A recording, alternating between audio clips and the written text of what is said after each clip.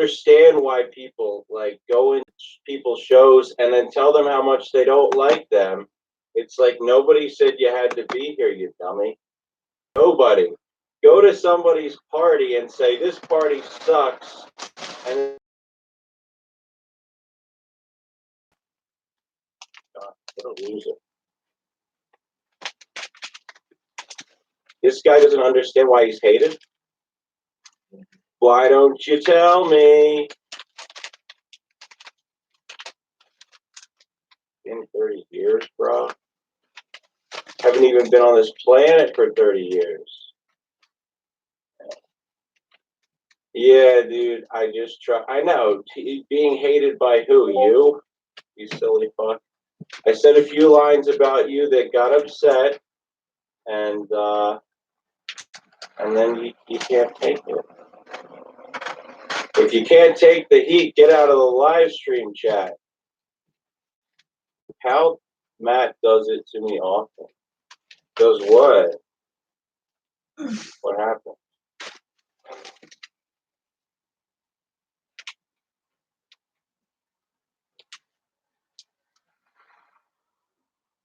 I don't usually do this, but I'm actually going to block.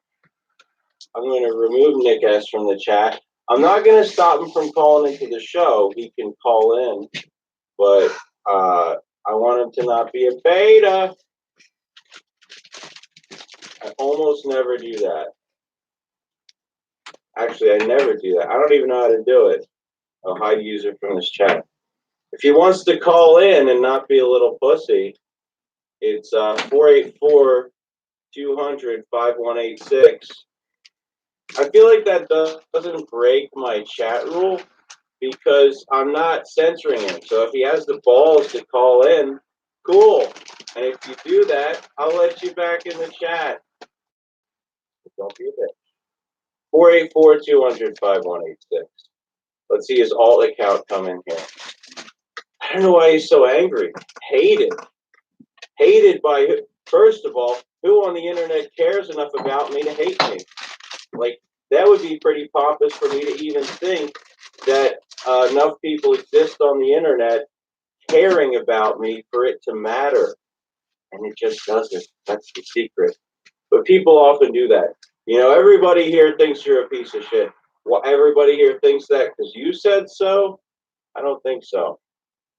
But anyway, it's probably, I will admit that I probably didn't need to get as annoyed with him as I did, and possibly as I've experienced in the past.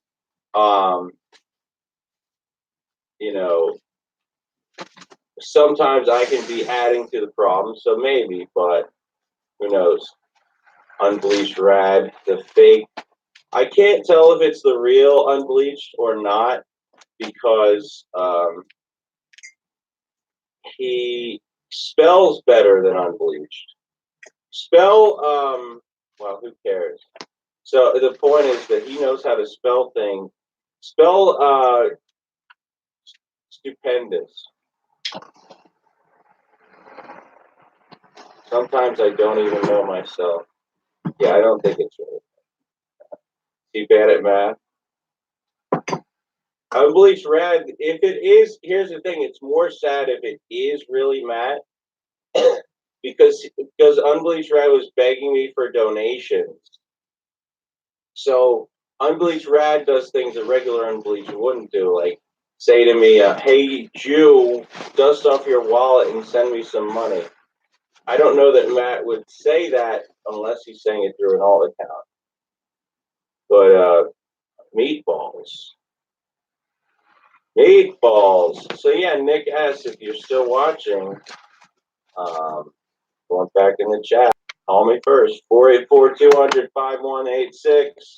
But I assume you're going to be a beta. I can't help that. So Matt's not funny enough to say that. What did he say? I missed that part. Nick S my D, you beta bitch. I don't even know him. He might just be going through. He might just be going through something menstrual right now. Yes, it's for Satan, his daddy. Satan is your daddy, and all thoughts are lies from Satan. I like that Lando remembered that line. Yeah, look, I mean, if anybody has seen my streams where I have drank some stuff, I certainly got into a more angry mood, which some people actually seem to prefer that. But in terms of the person being spoken to at the time, I don't think they enjoy that too much. But that's kind of a no shit thing, right? Who wants to be around a drunk person who doesn't know what the fuck they're saying? People want me to go on his show with Joe Booney. That might be interesting. But what were you saying about Matt's not funny enough to say? Oh. It looks to me you have an addictive personality, Hosty. You might be right. Do you have a point? Are you still unbleached, co-host Hoxie? Are you fired? No, I'm not fired. That was just a joke. I don't think I'm fired. I mean, it sure doesn't seem like it. Addicted to Donnie. I don't know. He doesn't have like a long-term co-host thing. Like it seems like it's kind of a it switches up all the time. But I'm certainly not like I don't know. What I kind of want to do is like have some ideas for bits for the show, obviously, or topics or something that I can bring because I kind of feel like if I'm just going on the show and I'm just hanging out and not doing anything, making my presence on the show in service of the show being better, then I don't want to do that, and I don't feel like free, how do you say it? I don't know. I think it gets so freeform sometimes that I'm left just like not knowing what the fuck to say. And some people work great in that. I mean, some people really thrive in a freeform thing, which I kind of do on this show, but I don't know how to do that. I missed Mrs. Doug. She was like abusing him during the stream. That sounds a little entertaining. Sad, but entertaining. And was that stuff with Dez beating up Kyle, was that fake? He sent Doug to bed for being too loud. And then does she fuck somebody else while Doug's sleeping? I feel like that must be how that goes. Just makes sense. But I don't know Doug. I guess he's a guy that you guys know. You do shows with him or something. And who's Bo Bandy? Who is that guy? I mean, it sounds like everybody knows who he is, but I don't. Is he like some like Howard Stern or Opie Anthony super fan, or is he some famous guy? I don't know. Are you back in the cabin? Yeah. Did any kind of slasher try to get you the woods? That general's dead, right? You probably just escaped barely with your life. Who?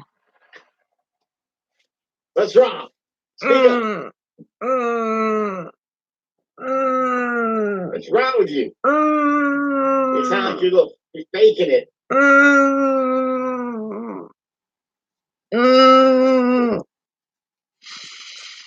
When they cut your tongue out, is that part of the torture? Bethenny.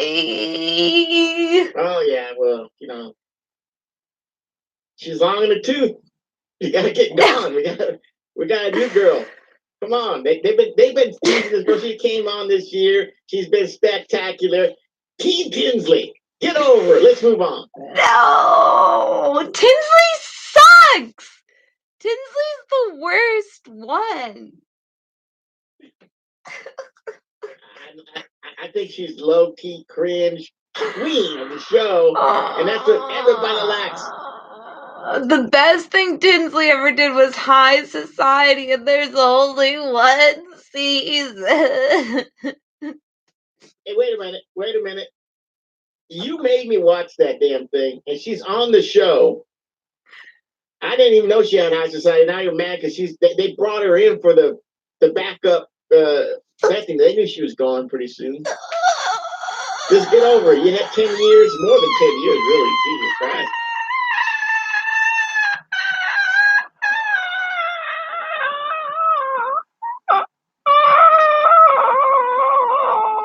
Hey, this is real. Come on. It's real.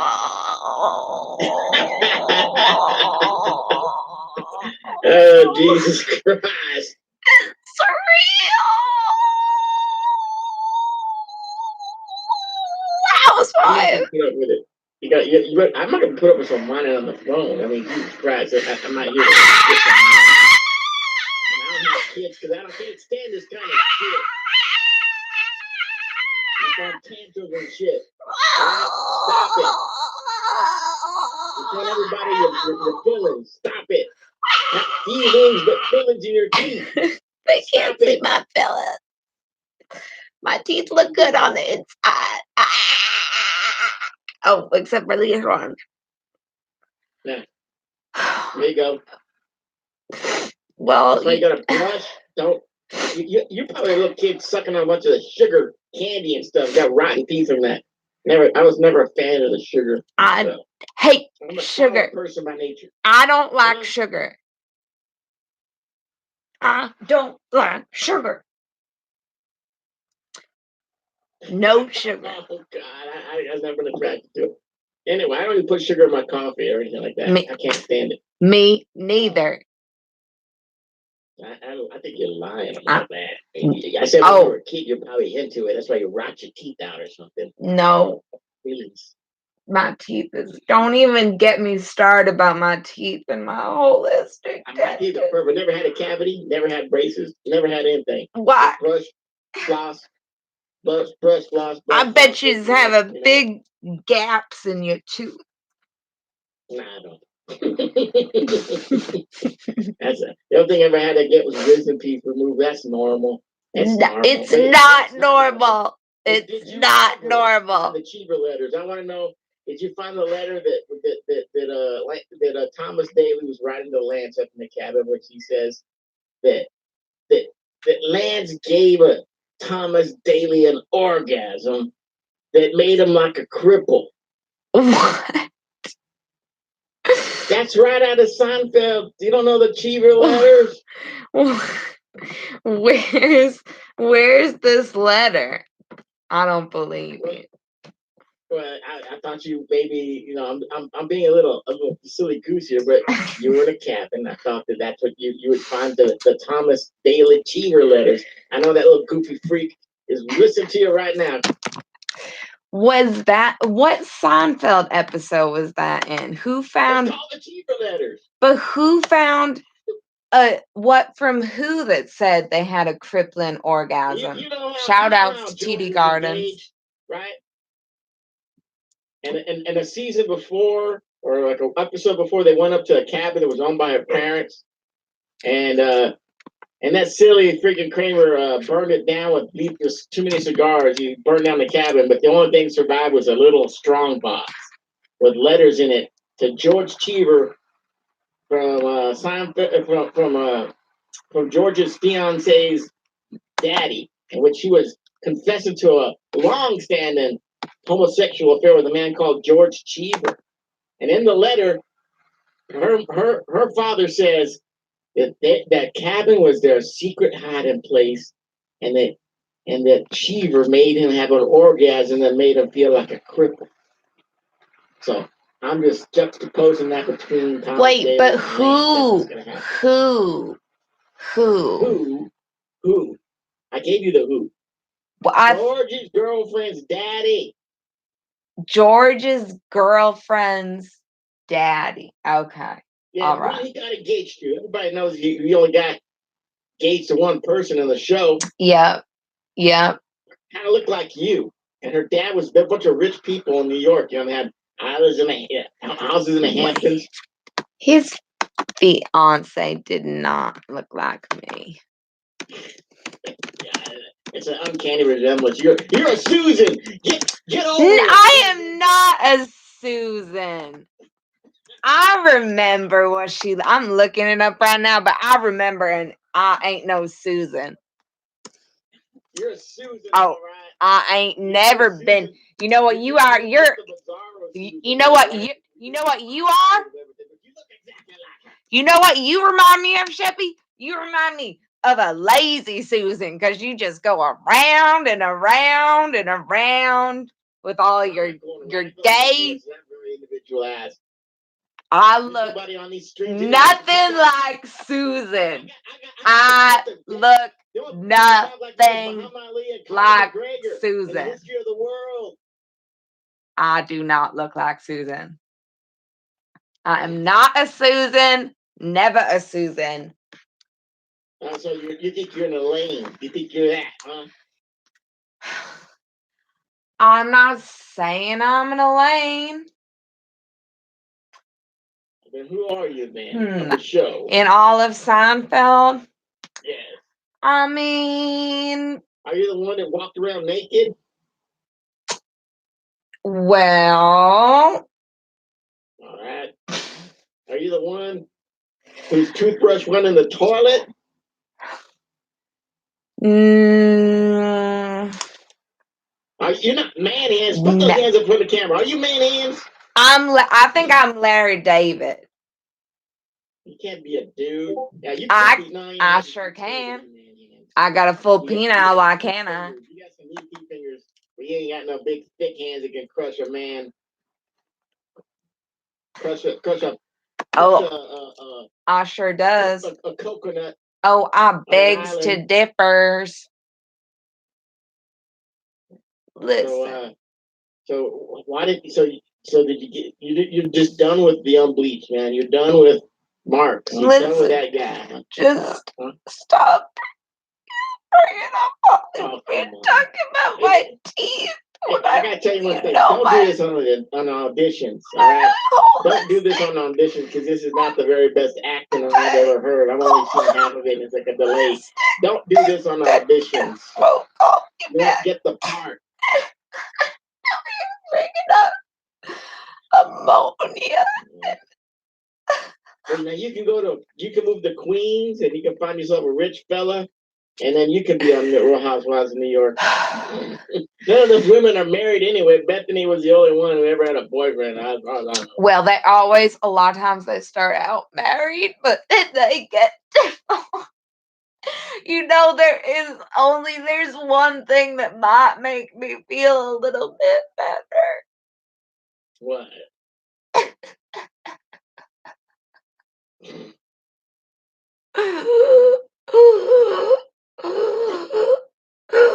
God, this is horrible. This is the worst. I can't stand it. I've only been listening to 10 minutes. It's already 10 minutes too long. Just as this whining like a man. The other thing that make it worse is the actual snot bubbles are coming out of your nose. I guess there is one thing.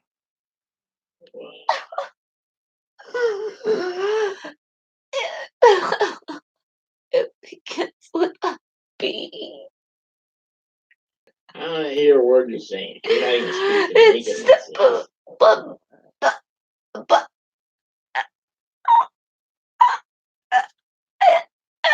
I know there's nobody watching this on Twitch, but if somebody comes across a replay of this on Twitch,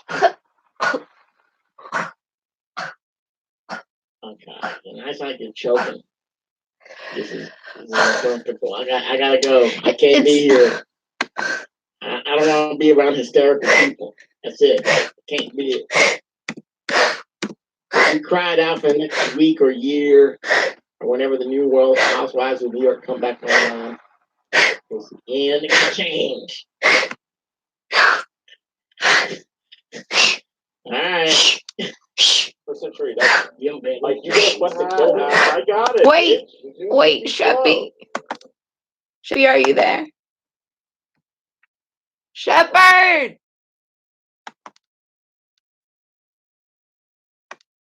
Shepherd!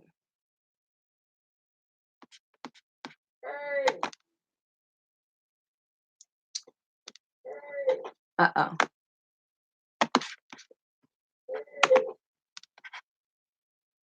Shepherd.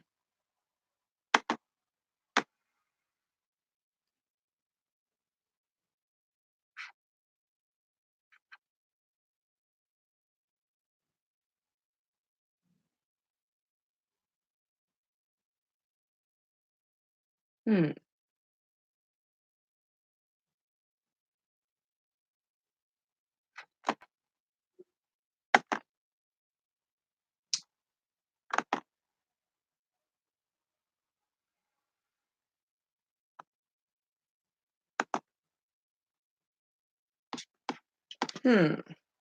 What happened?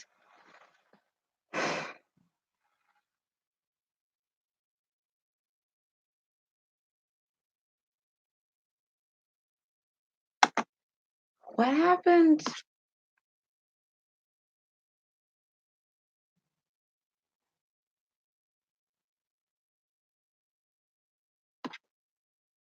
What happened to my in-bleached reveal?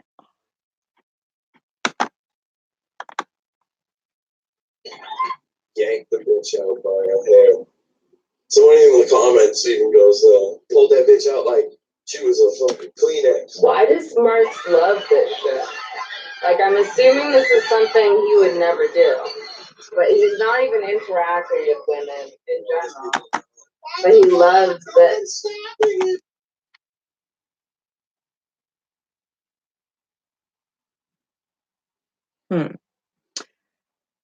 So I guess this is it here. But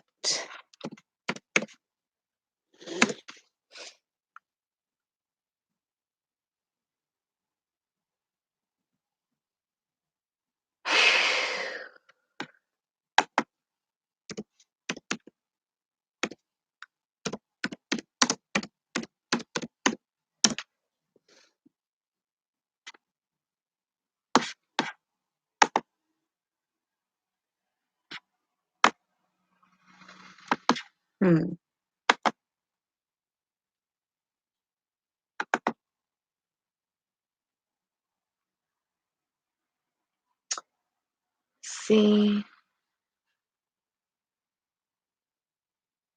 what happened here.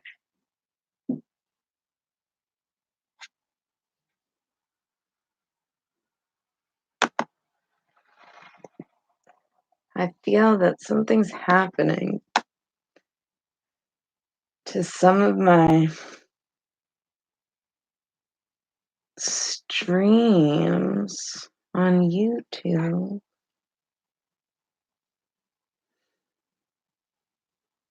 And I don't know why.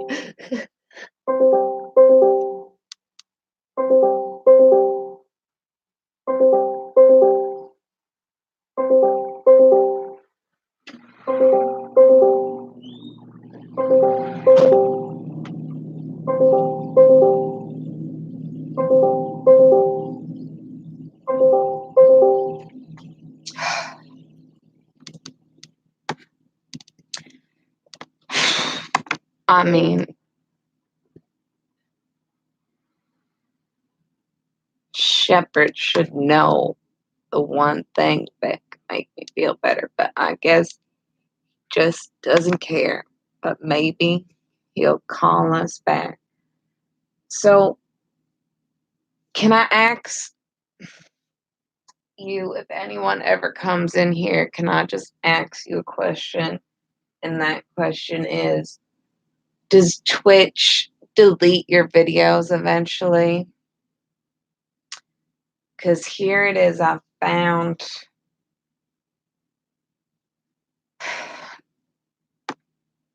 a video that has completely disappeared for some reason from my YouTube page.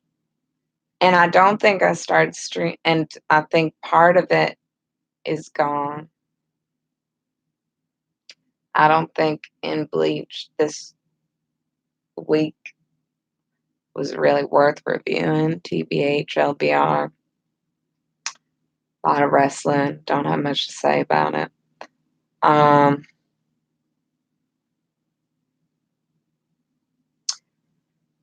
But I guess I have to download this pixelated video now.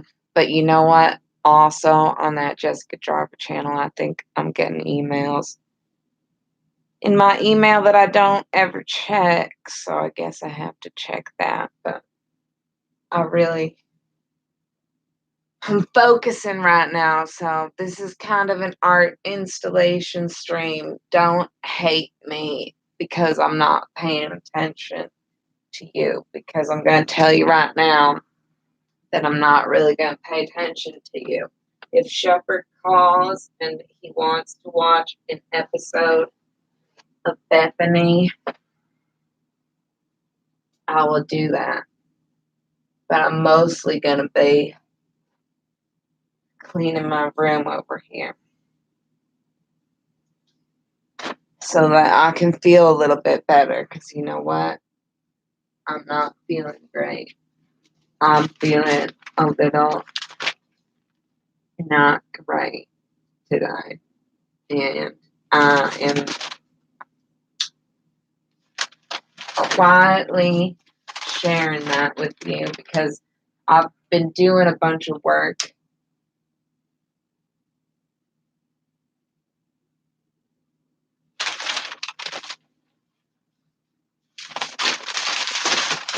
in this room, and I feel that if I keep going, I can do it pretty much, get things done today. And then I was thinking, because at first I was thinking streaming while doing this stuff was helping me, and then I started thinking, you know what?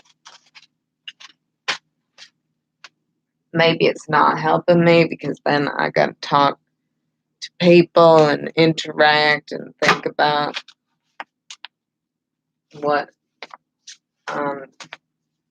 but so this is just an art documentation stream, and you just really shouldn't expect too much out of it.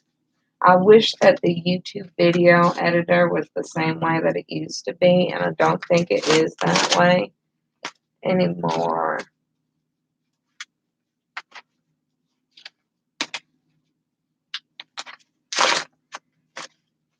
I really can't talk about nothing else because I'm feeling like, I think it's just because the sky got dark and I should have gone outside, and I haven't really gone outside too much today, and I should have, but whatever, not. And I don't know, there's a whole, I don't like, it sucks when everything changes and gets darker and you just have to get out of here, and I just want to get out of here, but I think that making everything neat and organized and everything here will make me feel better, so I'm gonna do it.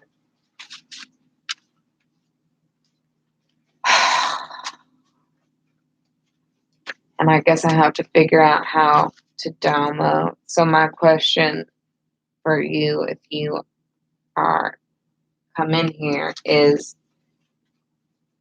Does Twitch delete your videos? I have it on the setting because I know that it doesn't even save them at all unless you ask it to. But then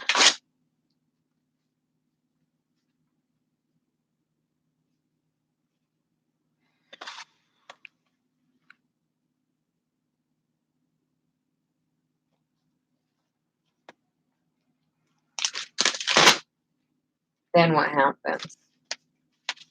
When does it delete it? Because I feel like it does delete it. That's my question. I'm sure nobody will answer it. I don't know why.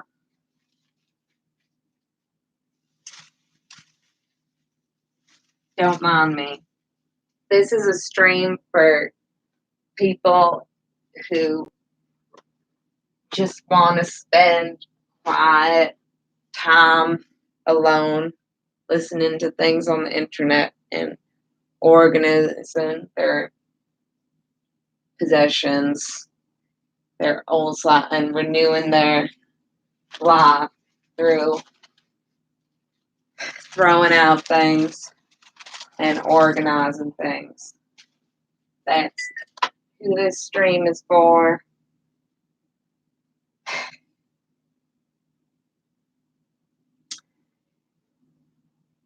That's what it is.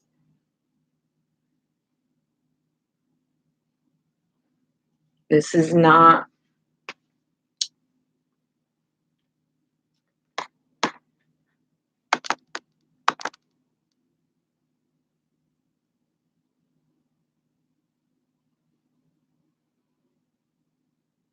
it's hard to read things on my computer because of okay, I got friend requests on Twitch. I'll be your friend. You want to add me on Twitch? I'll be your friend. I don't really understand Twitch, but I'm there. I'm twitching it all the time.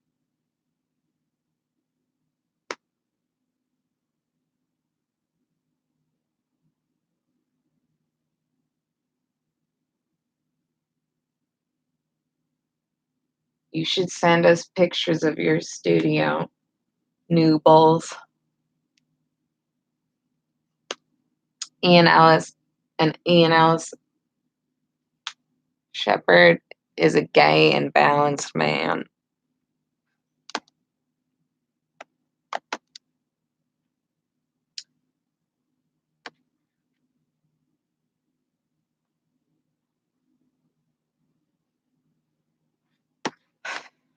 What are we listening to?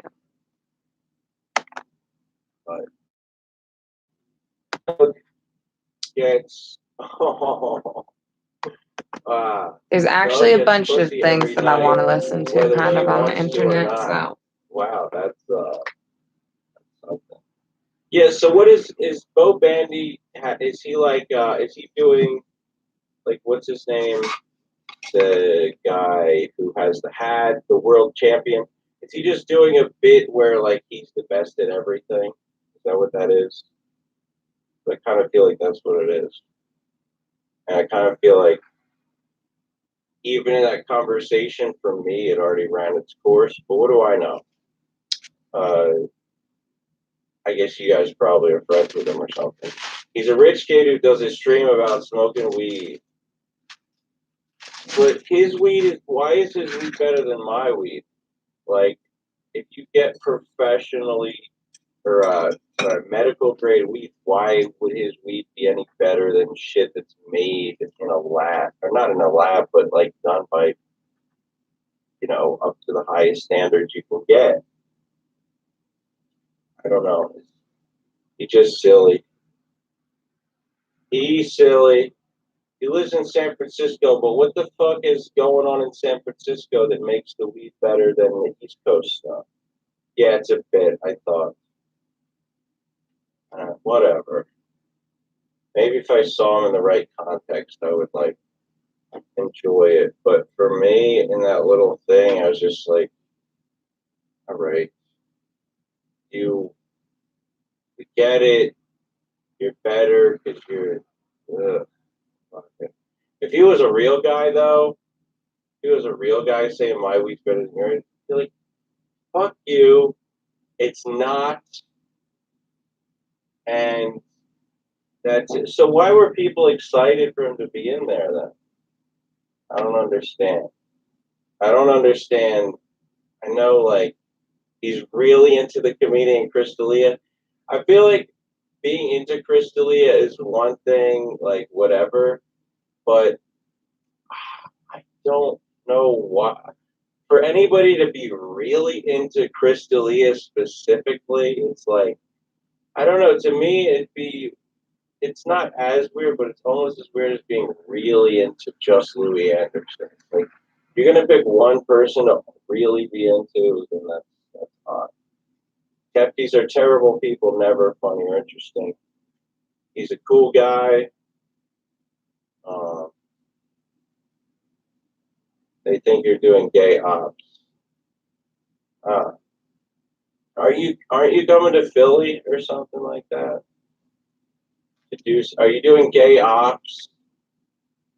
Are you doing, what is gay ops anyway? Is that like doxing people? I forget what that's all about. That's a Mersh saying, right? Almost. I missed the notification. Oh, it's J King, aka Sam Hill. People were liking that clip, I think. We're enjoying. We call him Jam Hill. That's their whole existence now. All infighting and virtue signaling, never trying to be funny. Yeah. So I don't know, but I don't know what gay ops are. Can someone give me a definition of what the hell gay ops is? Does it have something to do with doxing or like sending creepy things to people's houses? I feel like I've been a little bit of on the receiving end of some gay ops. Okay, so it is like doxing. But it's gay. So they show up to your house and they ask to suck your dick. I don't know. I don't think I don't think they mean gay in a literal sense, do they? In all the test services, the service, I'm blatantly doing gay ops. Wait, you are doing that? You are. Ellis LLC is doing. I don't understand why there's 50 different Ian Ellis accounts. Not really. There's like 2. Emily is hot. Remember that pic we saw of her Alex 19 filters and shit? Can you even do 19 filters? Oh, do you even filter, bro? Wait, what are Ian Ellis is Legion. Good. He's a movement. Interesting. Is he like the San Diego mindset? Like at one point, I was attempting to I don't know be him. in contact with Ian Ellis. Is he cool? He wanted to do he invited me onto a stream or something. Maybe I'm thinking of someone else. But I tried to contact 2 people, and one person said this is Ian Ellis's manager, and the other person said, like, I don't even know, this is Ian Ellis's CEO or something like that. Has your family tried an intervention yet, hosty? Yeah, but I said, I don't want to lose my edge. And they're like, that's cool. We love you, Alpha Son.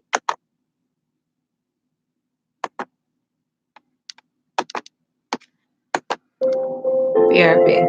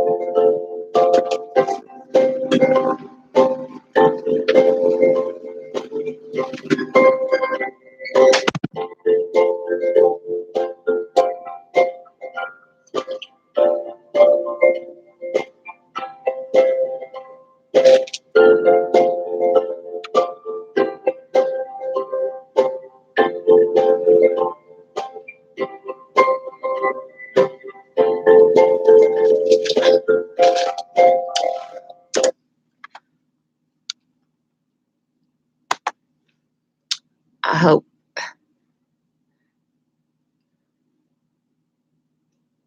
Oh no. What was Gilbo doing? He is a maniac. And last night I had all these dreams, or today, really, today in my dreams, there were several hamsters. Okay, there was Gilbo, but then Gilbo got all his fur and came off of his, and which is a trauma. Some of that could come from traumatic memory, but his all his fur was off, and then I got 2 more hamsters that looked just like Gilbo, and then 1 hamster that was white and long haired and different looking. And I was just looking around for these hamsters, and I couldn't remember how many hamsters I had gotten, or if Gilbo. It's like I got all the other hamsters to replace Gilbo, and then I saw Gilbo with all his fur, and then I remember one of the hamsters was like laying on the ground and twitching and stuff, and I was like, oh no, like what did they eat? I had a whole trauma stress, but still I was so happy being asleep. I just stayed and kept dreaming about it because I felt good just being asleep and not awake. See, that's why getting everything organized is hopefully going to help me feel not like, ugh, the minute I get over here, I just feel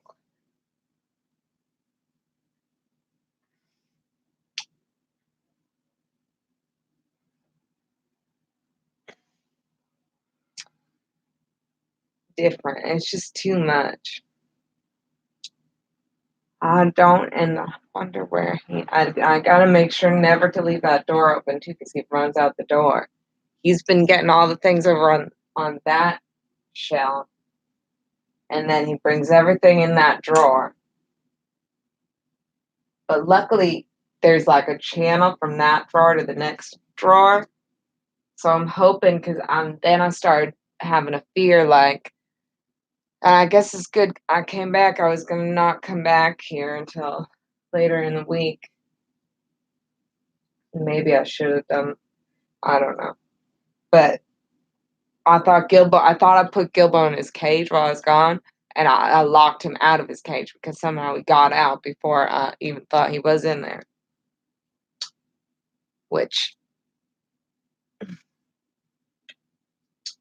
But so my fear is that someone could push in the drawer and then accidentally crush Gilbo, but he's got a little, sometime I'll show you. It's kind of hard with I need a table in here that's high for various things. My dog loves him. But my cat has killed before, and I haven't been trying to build a relationship with them. Now you got me worried about Gilbo because I don't see. He's acting a menace. He's being a menace, and I don't. Oh, I see you there, you little fat bottom. I saw him. He's getting a little pungy. We might have to put him on a diet, but it's hard when he's chewing. Like, who knows what he's eating and what he's fond of. But I don't think he eats stuff that is not eatable. I think he has. I meant to research that about hamsters. Okay.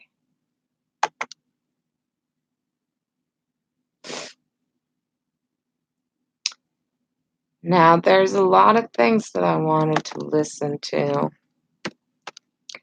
online. Should we keep going with this Hawks box, or should we listen to something else for a second?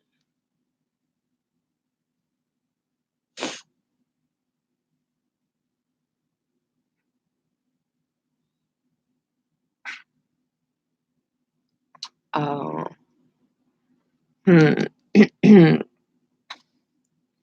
See, this doesn't have as good recommendations for me, this channel. But I'm afraid, I guess, if I sign out that I won't be on anymore, even though I bet I could do. But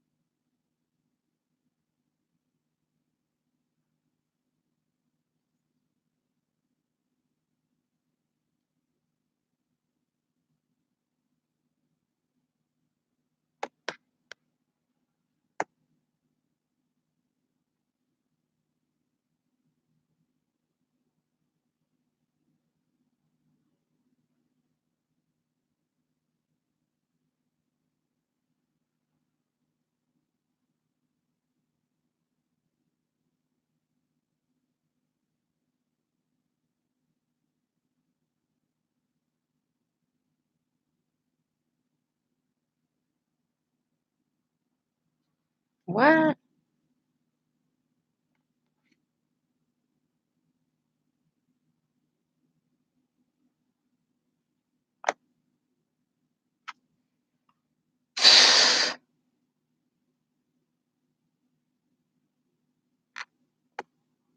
Okay, what's this? We gotta take a look at this. Huh.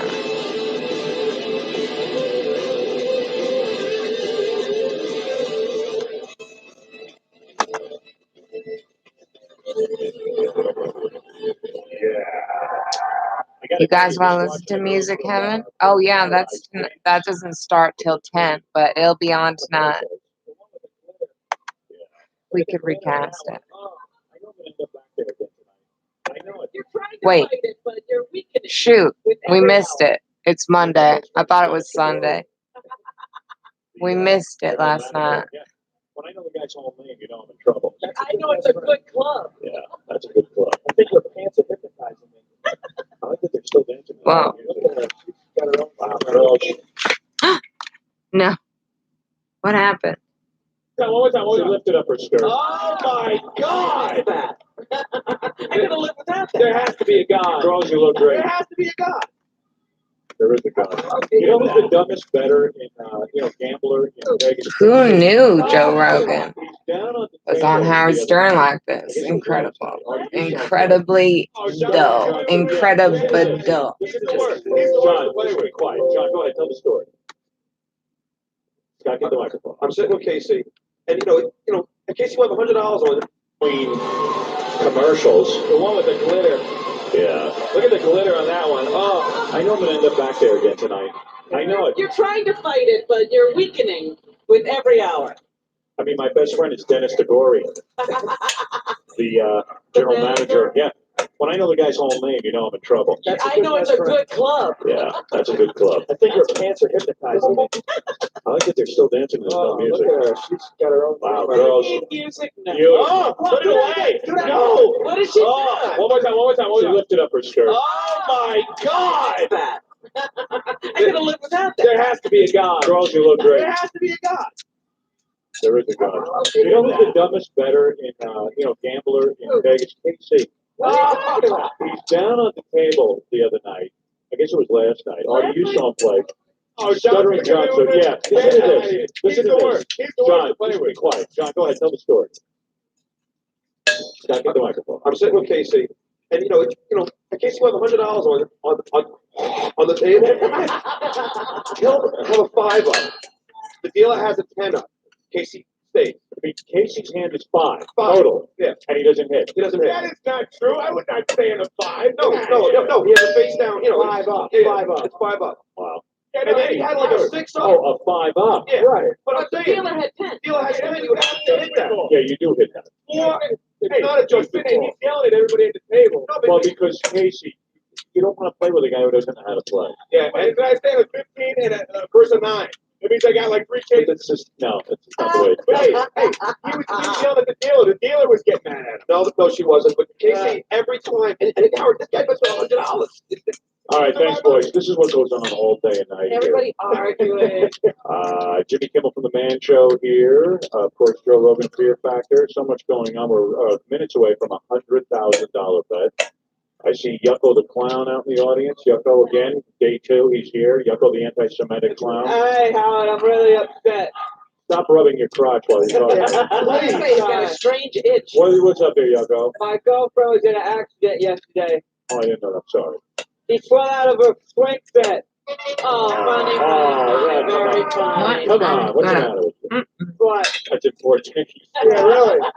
Nothing worse than a pedophile clown. Does somebody You know? never tasted one before, have you? All right. What? Does somebody know? John Wayne Gacy in our I have midst. a little echo. You got to worship that. Okay, listen. We got a lot to get to. His own Schwarzenegger on the phone, Gary. Not yet. You can take it. I'm so glad you're Just let okay. put him on with Yucko and let him do the interview. My dream was There's so why don't we put Arnold bad. Schwarzenegger on with Yucko? Can we do that? You don't want that Oh, eggy? that frickin' muscle-headed crowd. I can't believe you don't want that eggy. It would be interesting. He's a Jew, Yucko. I don't like clowns. Well, Arnold's promoting his new movie, Collateral Damage. He was supposed to come into the studio, but we're here. Right, we're we're here. here. He's over there. Yeah, so he said he's going to call. I got to ask him a couple of things. First of all, I want to ask him about the fact that some priest is What trying about to this? close What about down this, Gilbo? Collateral Damage. He says it's still too soon after about this? September 11th to have a movie that. No, you don't like September that? 11th. Really? Yeah, You don't but want I that? don't get it all. I don't agree with that. His movie involves Colombian terrorists. There's Right. nothing to do with it. I'm going to. I know. Mix it up. It's Yeah. Colombian terrorists, yeah, and the Colombians are mad at the movie too because Yeah, I did hear some Colombians were protesting because they thought I it didn't mean made to the make whole you. I was Colombians trying to look show off bad. your Ah. cuteness. They get over it. What I is am that? going to tell Arnold Schwarzenegger that Robin thinks it's a bad idea to make Terminator 3, and I think it's a good idea. I think it's a horrible idea. It's going to be great. It is not. She thinks only Jim Cameron can be the director of That's right. Terminator. I don't agree with that. I'd rather have a shot at a bad Terminator 3 than no Terminator 3. I believe even Arnold knows this. No, no. You think he's doing it just for the $30 million? Who would do That's that? right. You don't think he has integrity? You just need Schwarzenegger and a motorcycle. You got to get Terminator. What- Need the money. I got to get paid. Answer me this. Why is he making another Terminator and another Conan the Barbarian? Make another Conan? Yeah. Oh, I love that. Great idea, right? That's a great idea. I love Conan. I'll pay you that no matter what. What's wrong with doing another Conan the Barbarian? That's a better Oh, idea. all right, let me get All over right, this okay. now. Conan still. Arnold. Yes. Hey, great to speak to you. Hello, how are you? Good. We're having an argument about you now.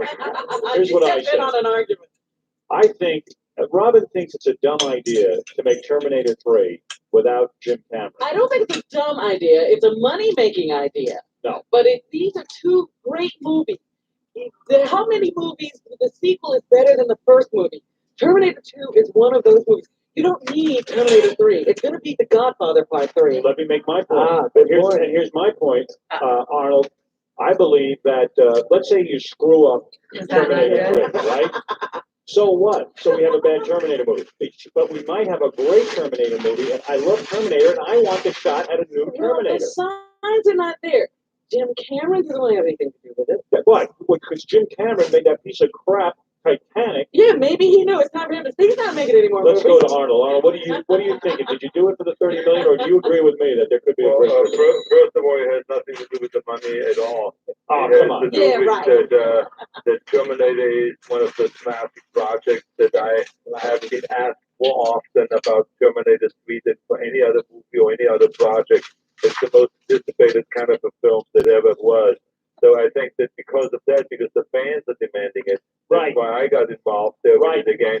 And Jim Cameron, yeah, He's a pussy. He turned it down, but he also at the same time, he's not doing anything right now. Yeah, he's sitting at home scratching his ass when he should be out there. He's doing some great work with the IMAX theaters and with all that stuff, with the underwater movie. He's doing terrific things. He's on his 17th wife. That's his problem. He's so busy with the broads. The thing is, Arnold, wait a second. he doesn't have to direct everything that I do. So I don't Right. understand it. Terminator is We most real. likely doing, True Lies #2 together. Let me We tell were you doing something, other Arnold. projects together. Let me tell you something. A, you don't need Jim Cameron for the project. While he's a great director, he's Is so this busy with the really world, getting Arnold married in the Schwarzenegger? I 475 guess it minutes, is. that he can't concentrate on his work.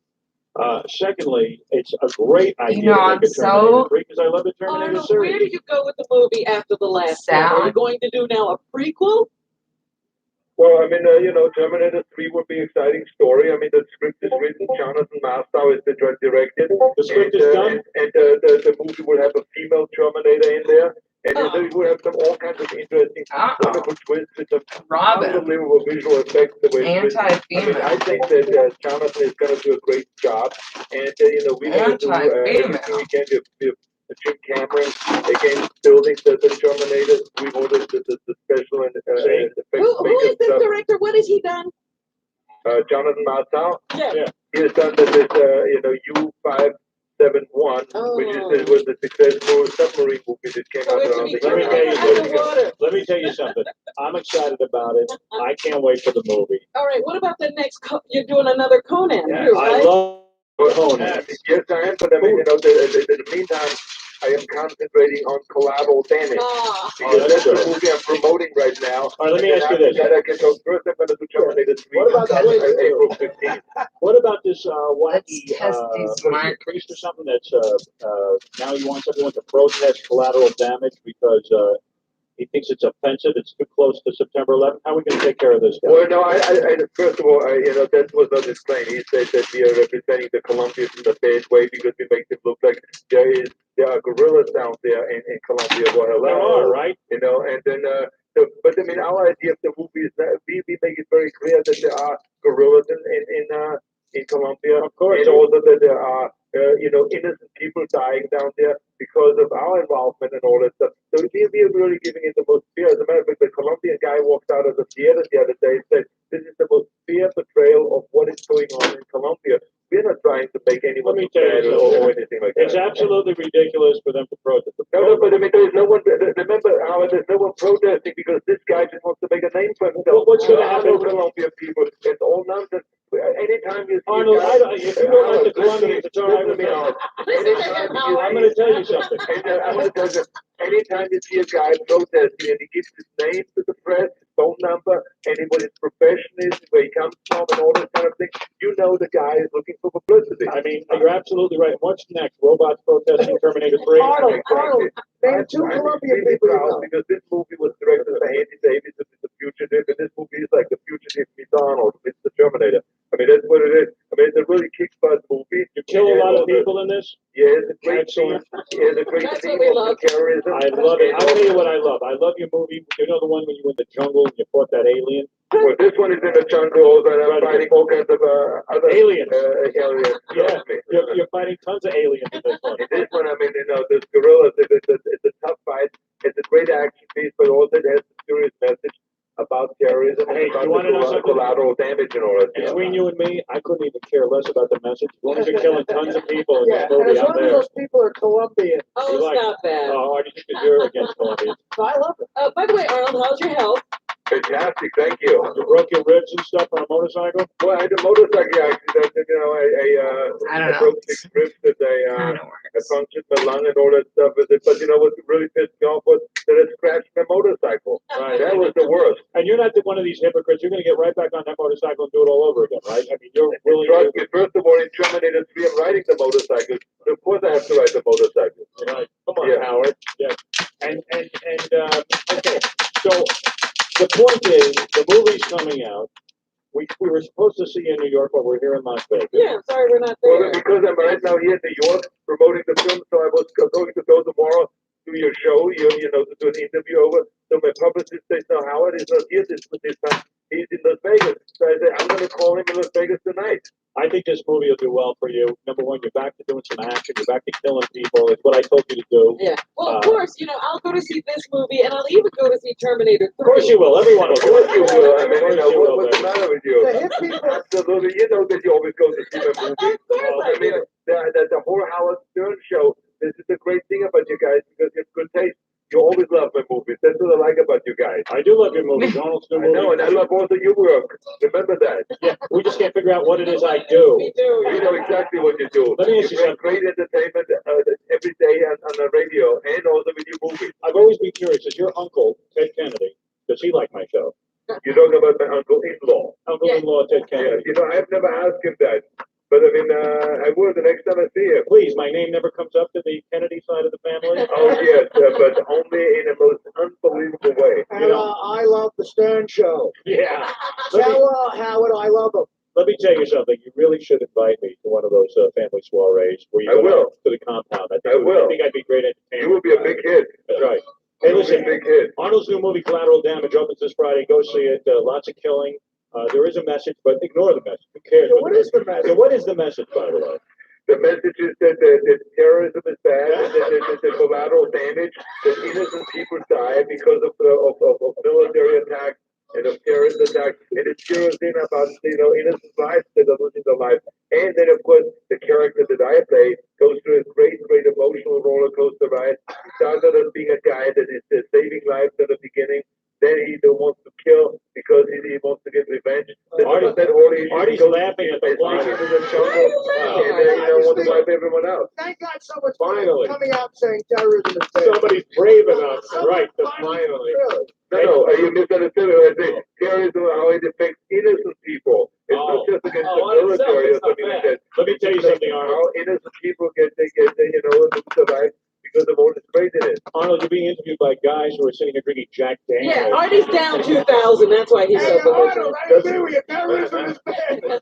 Hey, anyway, Arnold's new movie, Collateral Damage, opens this Friday. Go see it. The great Arnold Schwarzenegger. Thanks, Arnold. Absolutely. All right. Nice to talk to you. All right, See you take care. next time. Everybody. Just so you know, too, Howard, I turned down $5,000 for dirty work too. They should really make bumper stickers that say terrorism is bad. Let me tell you something. Yeah. Does the accent ever fade? What's he been in this country? 45 years. That's the hook. My maid can now speak English after 2 years of coming to my house every Wednesday. Do you think he puts it on just so that? I don't know. I don't think he's even from Austria. That's what I was going to say. He's Yeah. an American. He put that on. Yeah. Joe Rogan told me he's attracted to Arnold Schwarzenegger. Not anymore. No. Got over it. He got older. We can't do commercial for it. Trump. I like the way he was. Didn't you used to weight lift with Arnold Schwarzenegger? Yeah, but it's got to give you a little Didn't he once thrill. go to your house and you took him into the basement? He says terrorism is bad, right? Your ass. Good. He told Arnold Schwarzenegger his dad looked great while they were buying. Wow, muscular. Yeah. Anyway, listen, guys. This is a very big moment in the show. We've been advertising this. We've been talking about it. We did it last year, and it was one of the most exciting things we ever took part in.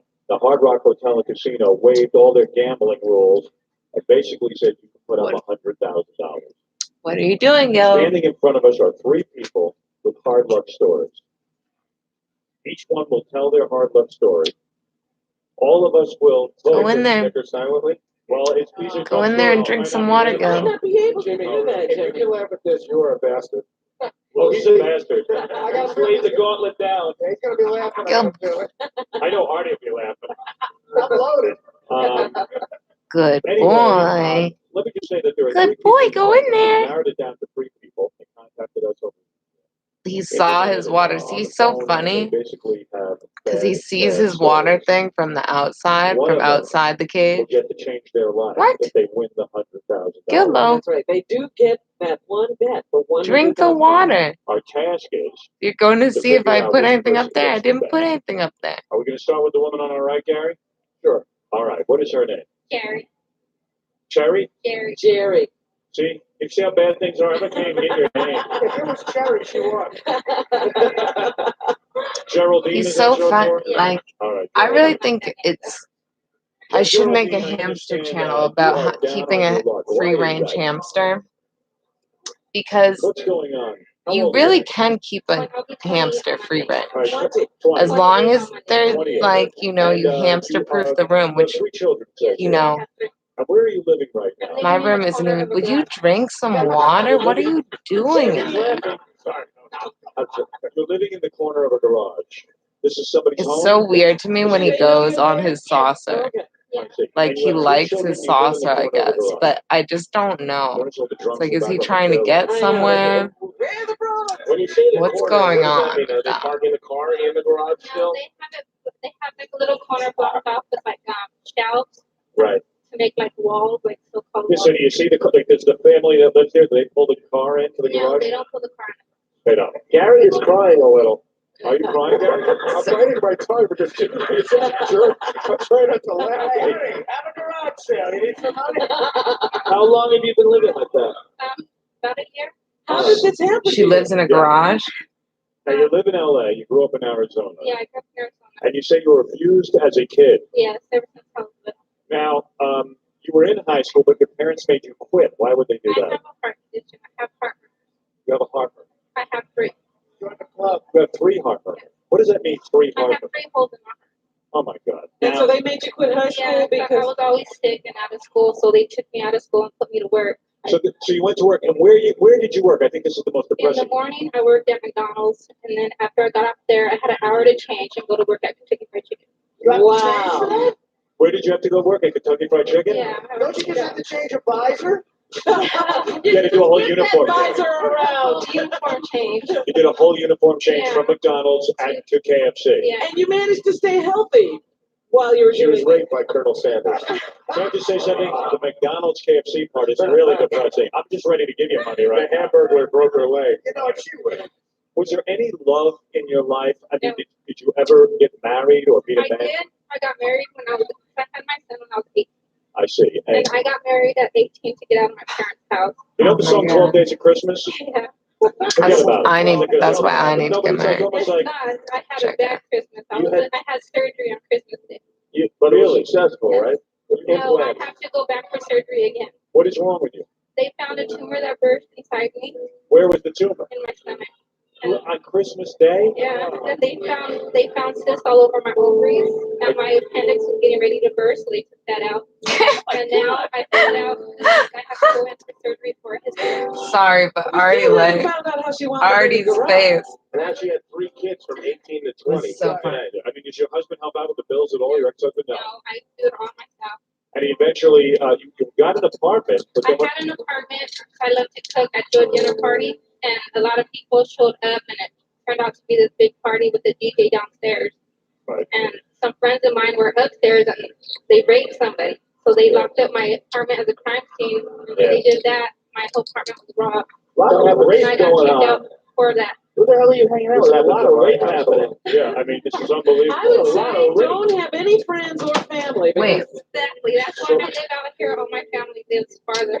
So, Jerry, you Wait. can't work because of your medical problems. What was You have the other cyst all rape? over your ovaries. You need to get the hysterectomy. You also have a heart condition. You have no money, 3 Three kids, children. and you're in the garage. If I wanted to Tony Robbins things. You got to work. Yeah, that'll work out. Let me tell you something. This is a really, really sad story. I don't think it can Yeah, get worse. Artie, don't make light of it. Is there any way you can make it work? She lost I $2 grand on the was Super Bowl. already in a car accident. I lost one of my jobs in an accident. I couldn't walk for 6 So were you on disability there? months. Yeah. Sucking the, you know, if you win the $100,000, we can get you out of that garage and maybe to a nice shed. A lean-to, something with a roof on it. All right, Jerry, you told a very moving story actually, and I know that's a rough story. We should probably let you play, but there's 2 other people here with horrible Anyone stories. can top that. Well, he's wearing those pants, so I think he wins. Meanwhile, this guy, the whole time she was telling her story, contestant number 2 is pointing at her breasts and at her ass. I'm only a man. I'm only a man. All right, barely. What kind of scumbag are you? Brother, I'm the scummiest of scum. All right, let's meet Andrew, who's contestant number 2, because the judges, we are all the judges. And we You know have what? to How decide. about you just call me Andy? All right. What's in your mouth? You got a marble in your mouth? What's the matter, Gary? I won't say. Let her tell a story. I want you to call me Andy. All right, let me interview Andy, because this is important, and this is $100,000. And already, why he talks funny is part of the story. Exactly, Artie. Smart ass bastard. God damn it. Hey, you know, Artie, you're a fine guy. I love you. Thank you. All right, Sorry Andrew, for them by. Andrew, let me interview you, because Yeah. I'm trying to help you here with your story. I'm there. Okay. Andrew is going for the $100,000. Trust me, I need it, and you'll know why, baby. All right, let's It's get. not hurt. Why do you need the $100,000? It says here you have rectal problems. What Yeah. that's about? I'll tell you why. What? All right. You wear a diaper? Is that true? Oh, absolutely. And you said, what would you do with the $100,000 if you won it? Well, I would fix my ass, but you know what? Let me just tell you something. Right. I want to know one thing. Is Robin a Redbone? Because you know what? You look awfully good tonight. And where I'm from in Louisiana, we have Redbones. And you look like a Redbone. Are you a Redbone? Andrew, let me tell you something. We're trying desperately. I'm trying to get him to tell us. I'm just saying. Andrew, you're blowing it here. Andy. Yeah. Did you get oral the Bell Tillage? No, come on. I don't know about this. No, it's Robin's very good. I'm so annoyed with you right now that I can't talk to you. Kick you out of the contest. And then you're filibustering. I'm desperately trying to talk to you. Look at me, Andy. Yeah. Focus on your story. Okay. Gary's here. Okay. Focus on your story. Yeah. Start from what happened at 18. Okay. All right. Let's just answer my questions and we'll be okay. Yes, sir. So at age 18, you and a friend got into trouble. Gilbo, I can't believe you go in there and run on that saucer when you have a hamster's paradise out here.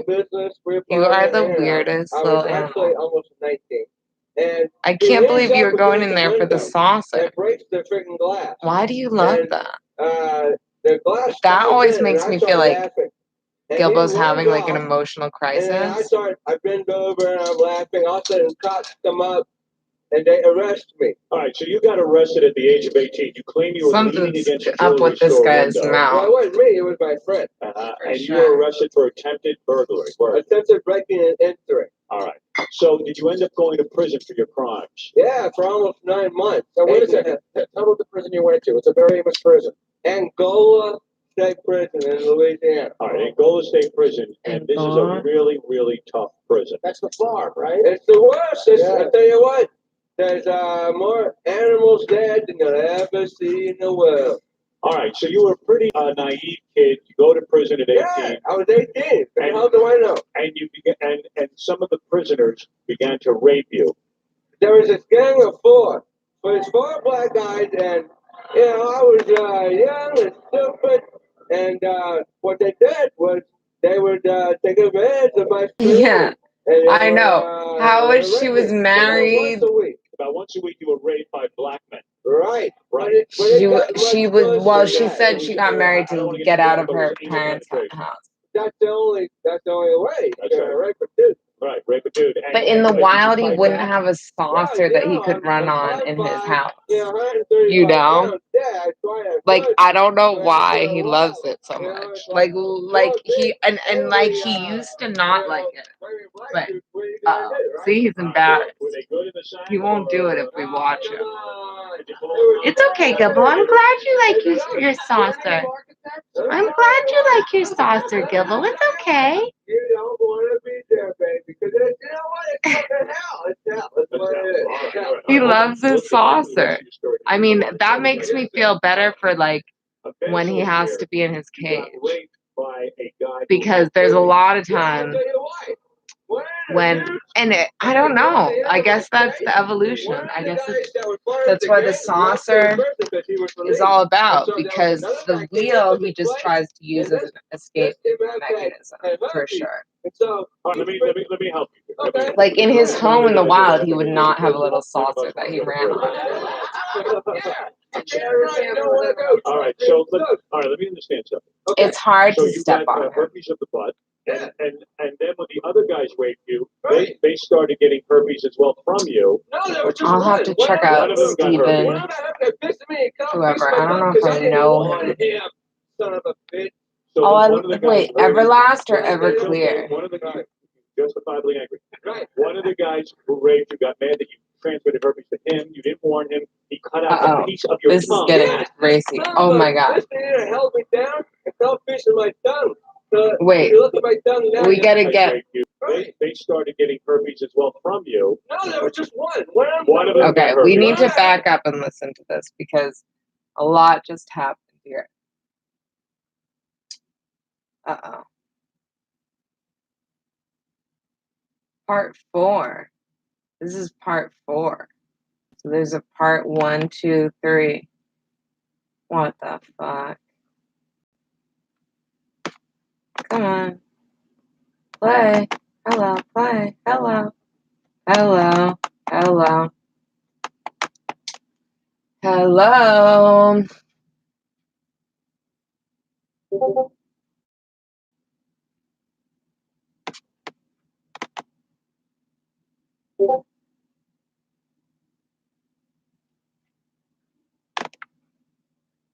I guess Unleashed is all about chicken One sandwiches. of the guys that was part of the gang left the prison because he was released, and so there was another guy came in, took his place, and this MF had herpes, and so. All right, let me help you here. Let me Okay. help you, because notice none of the guys are laughing at you because none of us want to go to prison.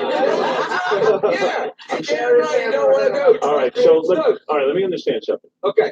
So you got herpes of the butt. Is he and live? then when the other guys Is who raped you, they started getting herpes as well from Hawksbox? you. This is No, a they were nice just one. Hawksbox One of portrait. them got It's not as good as mine though. I don't know where I mine didn't is. warn him, son of a bitch.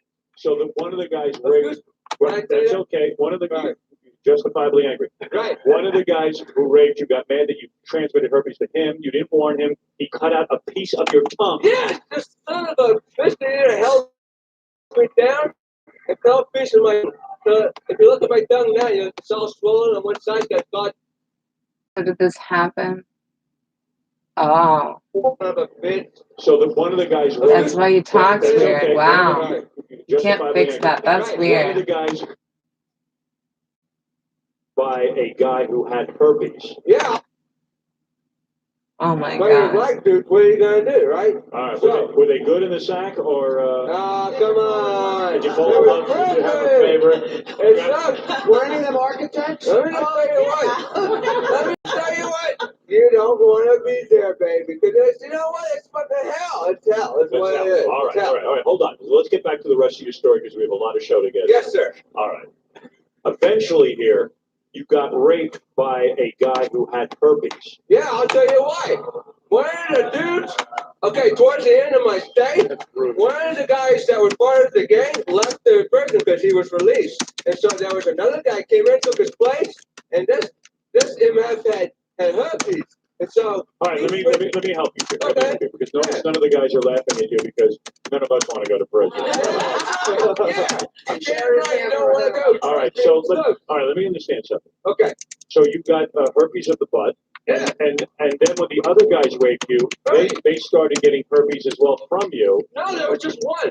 One of them got herpes. One of them got pissed at me and cut a piece of my tongue because I didn't warn him, son of a bitch. So that one of the guys raped.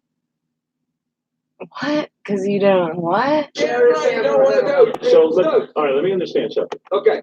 So you got herpes of the butt. Yeah. And then when the other guys raped you, they started getting herpes as well from you. Herpes of the butt. One of them got herpes. One of them got pissed at me and cut a piece of my tongue because.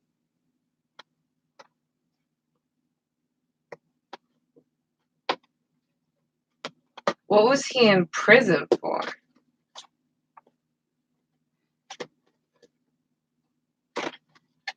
Okay, I've got this box.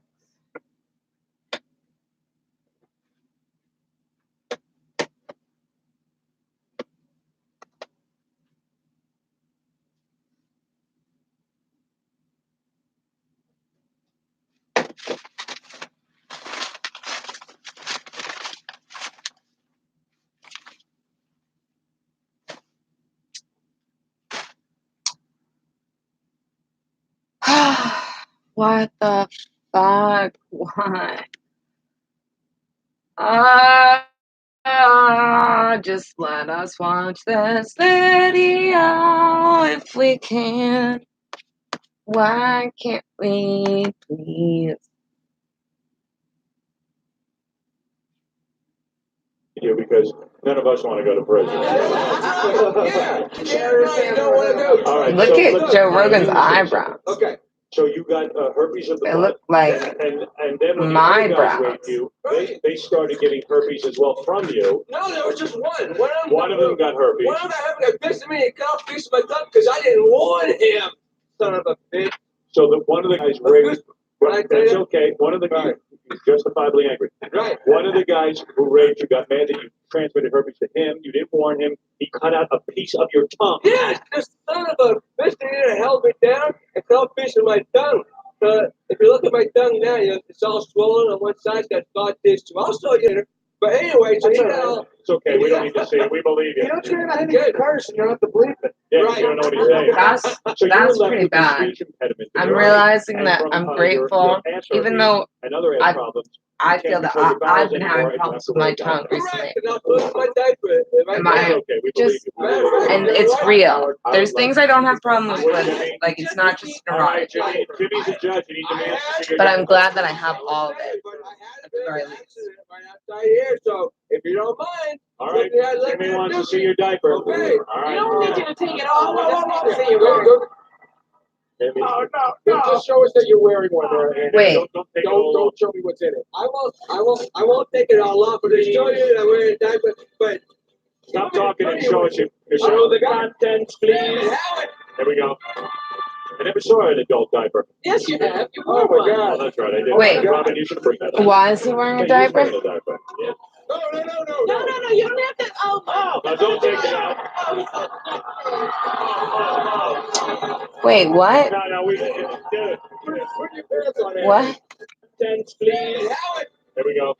Oh, if you don't mind. All right. Jimmy wants impediment to be Right. And from your ass herpes and other ass problems, you can't control your bowels anymore, and you have to wear a diaper. Correct, and I'll put on my diaper right That's now. okay. We believe you. Matter of fact, you know what? Howard, I would like to see the diaper. Wait, Jimmy. the judges need. All right, Jimmy. Jimmy's a judge, and he demands to see your diaper. I hate to say it, but I had a bit of an accident right outside here, so if you don't mind. All right. Jimmy wants to see your diaper. Okay. All You don't right. need you to take it off. I just need to see you wearing it.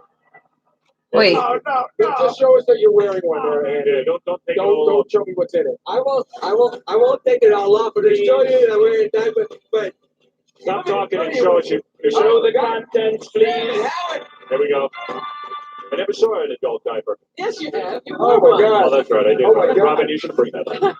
Hey, he is wearing a diaper. Yeah. No. No, you don't have to. Oh. Now, don't take it out. What's that? What is that? No, we did it. Put your pants on, Andy. What is that? That's like his pad inside of his diaper? Give him a towel so he can wipe his hands. Gross. Oh my goodness. He's got it on his fingers. Wow. Can you Stop the rap on it. Why don't you go? Nobody asked for that, Andy. Andy, go Don't clean shake up. your hand so fast. Andy, It'll fly out. go clean up in the bathroom. Really, go That's clean the up. number one thought she had a bad life. Oh, look at that. It is. It's bad. It's making me cry. All of a sudden, the chick who lives in the garage seems like Jennifer Aniston. Why don't you move Andy away and let him go clean up? Oh, yes. Oh, that's something else. That is. That is Oh something God. that you don't see every Joe, day. why don't you help? Oh, I want to cancel that meatloaf I just ordered. Make sure he gets some. That's right. Wow. I tried it. That's French dip sandwich. That's honestly one of the most disgusting things I've ever seen. He just emptied the contents of his diaper. I see a lot of disgusting things on Fear Factor. Nothing came close to that. All right, let's get to Fear Factor. Ladies, I apologize for that. That's unbelievable. Honey, you have a week to live to drop that. The I don't think that's going factor. to make it into the Hard Rock brochure. All right, let's go to contestant number 3 because number 2 really does have a sad story, but I think he's gone completely I berserk think from it really drove him crazy. He was so normal when I talked to him a week ago, but that's what I could tell you. He was really nice. Everyone, Amory said he was a nice guy. And then he got to Vegas and he got drunk. And he's been drunk ever since he got here, and he's a whole different guy. Yeah. I see. He seemed drunk, and then I was like, is that the voice impediment? You're on your own, Jim. All right, let's go to contestant number 3 who has a sad story. Wow. This is Cheryl. I'm Cheryl. impressed. Wait, is there Cheryl, how such are a you? thing as ass herpes? No, Cheryl does not have a diaper. Oh my Cheryl, God, I you don't win know. $100,000 Gilbo running for on it. that thing Well, because my makes me 15-year-old nervous, daughter makes me was feel weird. diagnosed with I a don't know. malignant brain tumor about 10 weeks ago. And Uh-oh. Well, where's she at? the only symptoms she was having before she was diagnosed was a headache that got progressively worse for about 4 days. So I took her to the emergency room. And I just expected them to tell me that she had a migraine headache. Right. It turned out that Was a tumor. Well, it was a good thing. tumor. That's They good did thing you went to surgery. the doctor. And the doctor Great told us job. that she has what's called a glioblastoma grade 4. It's as worse. It's as bad as it gets. Why do you? The survival rate after a year, or up to a year, is 4%. Wow. So, Long-term survival is 3 years, and only 2% make it that long. And anything Okay. after that, you're written up in a medical journal because it's just unheard of. Because I got to figure that with $100,000, then you can stay home with your daughter Yeah. and take care of her. Plus, we've also been in contact with a tumor center, a brain tumor treatment center in North Carolina that heard about my daughter's case because this type of tumor is typically found in like 40 to 50-year-old males, and she's a 15-year-old girl. So they contacted us and said that with the Cleveland Clinic has run out of options that that they could. So you're pretty much at your wit's end with this thing, and $100,000 could change your life in that you could at least Go to this new place? go to this new place and get medical treatment for your daughter. Yeah. Right. I mean, we're a typical middle-class family who live from paycheck to paycheck, and when I take off work, I don't get paid. Right. And the medical bills are starting to come in, and our out-of-pocket expenses are already in the thousands only after 10 weeks. And this is your only kid? No, I have a 24-year-old son, but it's my only daughter. Right. And he never had any of these problems. He had migraines the whole time he was growing up, so I just thought the same thing about her. Right. Uh-oh. Meanwhile, Sam Simon is Check. throwing $50,000 a hand out. Life isn't fair. If she Okay. loses, I'm giving her $100,000. Goddamn those Simpsons. I tell you what, all of you have sad stories. Yeah. This is really a tough one for me. But to only one decide. of you has a diaper. Well, Stop it. and he's out of the room. You don't Thank know God. that. But we have 3 really bad stories. Gilbo, we gotta choose you one are person. I hate addicted this to the part of it. saucer. Who knew? Better to play together. No, you see, No. it's $100,000 bet for one person. That way, You it'll gotta change make their sure you life. drink You know some what's funny? water. Jerry's standing here with a photo of her whole family that she's trying to Is help. that because of all your Sam. time Right. imprisoned at Hey, Travis's she's got a house that picture you of her like the daughter. saucer though? Beautiful 15-year-old healthy, vital teenager. And she was an athlete and a musician and a great student. And And then this happens, and you got to Sounds ask like yourself me. why. it's horrible to see what has happened to her in just 10 weeks. And this is something that it's not even a thing that's in your family, right? I mean, No. Back. well, the guy with the diapers back. Howard. Move away. Howard, Yeah. let me tell you what. Oh, dude, you got to calm down. All I want is to get my butt fixed so I can Yeah, we get know. a check, dude. I know. I understand. All right, calm down. It's called FDX.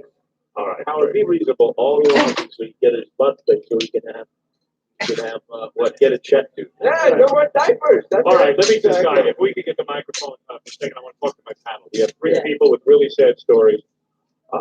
And, you know, they're moving. They move me, these stories, but we have to choose somebody. We have Cheryl, who just talked about her daughter in a really moving way.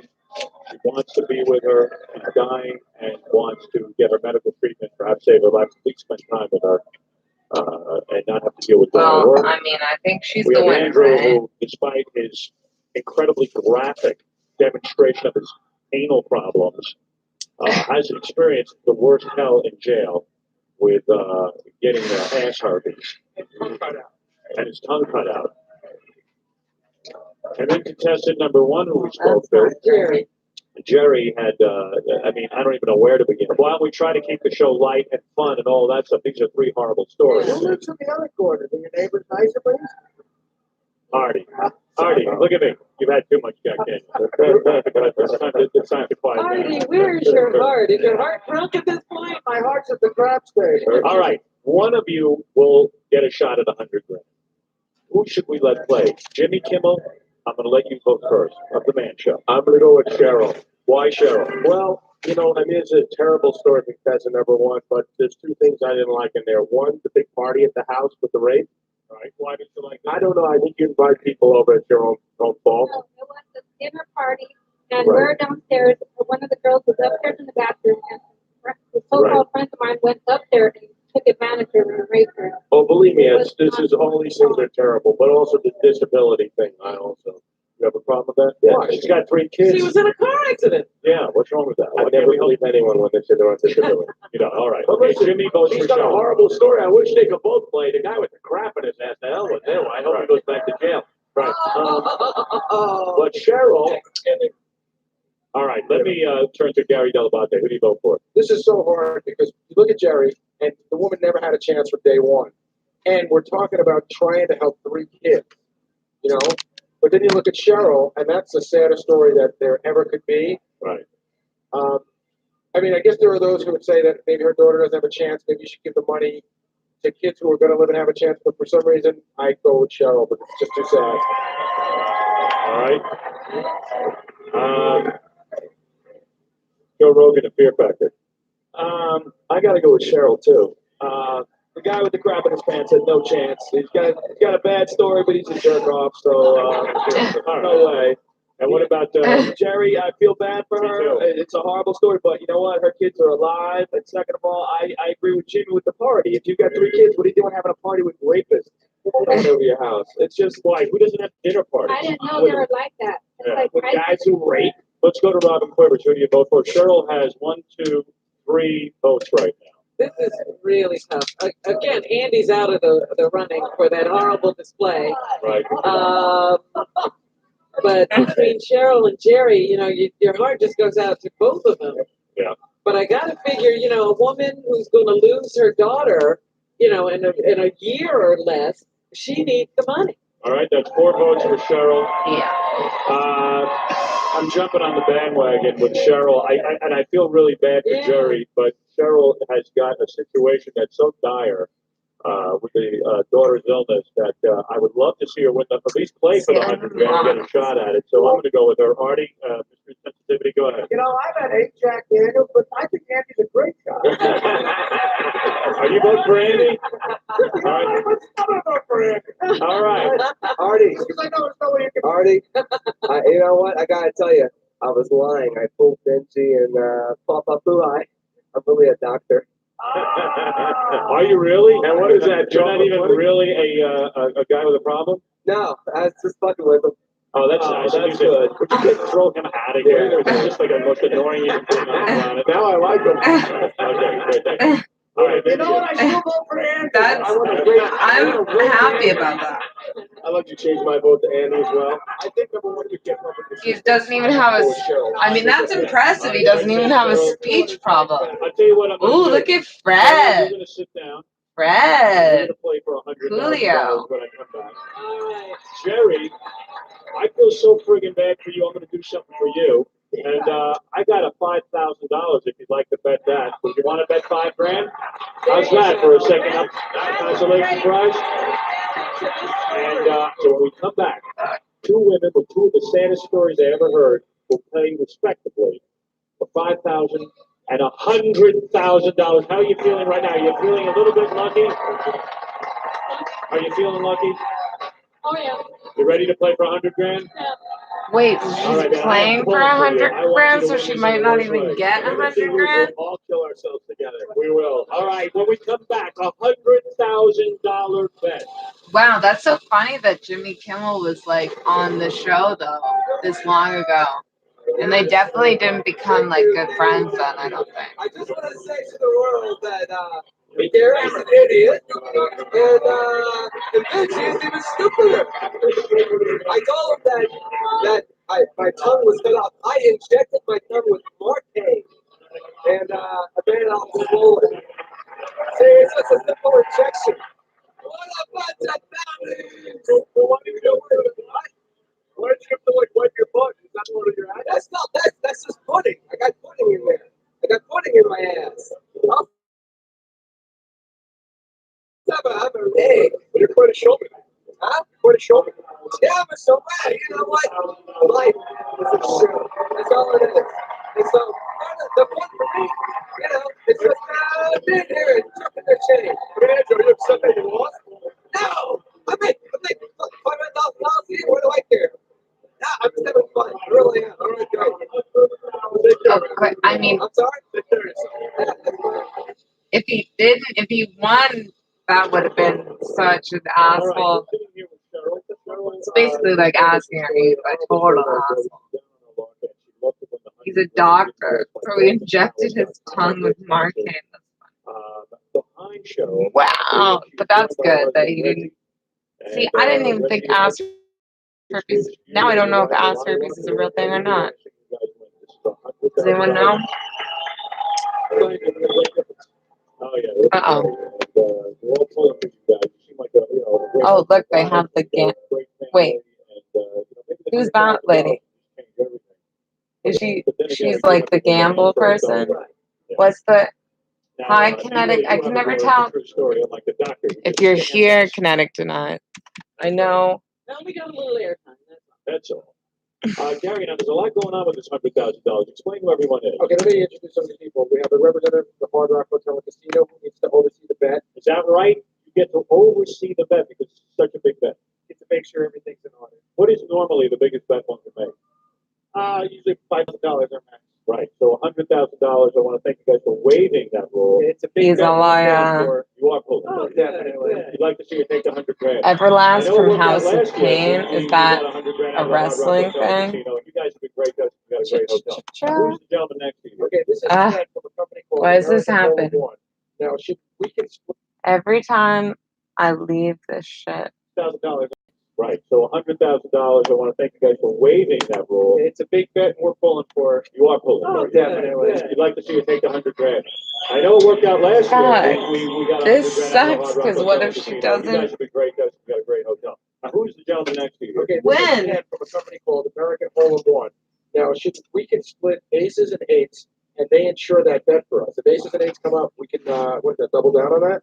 Okay. Split it. I think I You get split it. it. Split the aces or split I the think I eights. gotta Right. cut You don't my double down on string $100,000 bet. Right. here also. But we can split aces and eights. Split aces and eights. So that means we're insured that you can put up an additional $100,000. Now, what if she wins that? Does she get $200,000 from the casino? That would be fantastic. Right. $200,000. Wow. Wow, that would be amazing. Amazing. Aces and eights you can split. Aces and eights, we'll be That's watching. the only split you're allowed. What if Okay? she gets blackjack? That's her winnings. There you go, baby. Yeah, there it is. You'll be able to make more than $100,000. Who do we have here? I'm Mark Kelly. I'm the vice president of table games here at the Hard Rock. And you're carrying And you're what? carrying Where should we $100,000. I'm carrying $100,000, which we're going to bring up in just a minute for the big bet. I got to tell you something. I love your hotel, man. You guys have been great. If you come to Vegas, you got to stay at the Hard Rock Hotel and Casino. That's right, baby. I really do. You guys have been unbelievably great. Not only that, you're across the street from Club Paradise.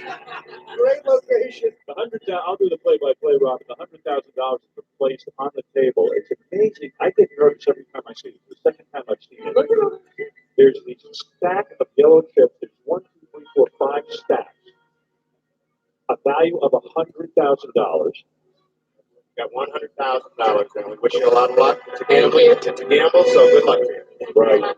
This is the largest bet, I guess, aside from the one we did last year, because they don't take this kind of action at any casino. Right.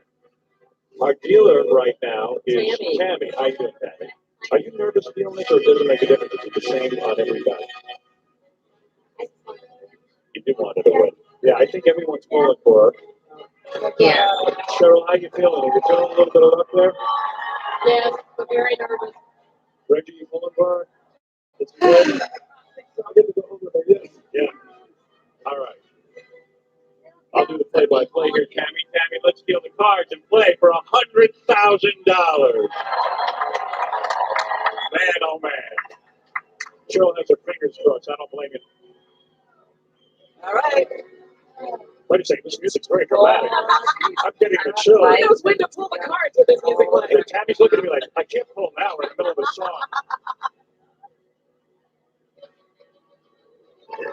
All right. Yeah.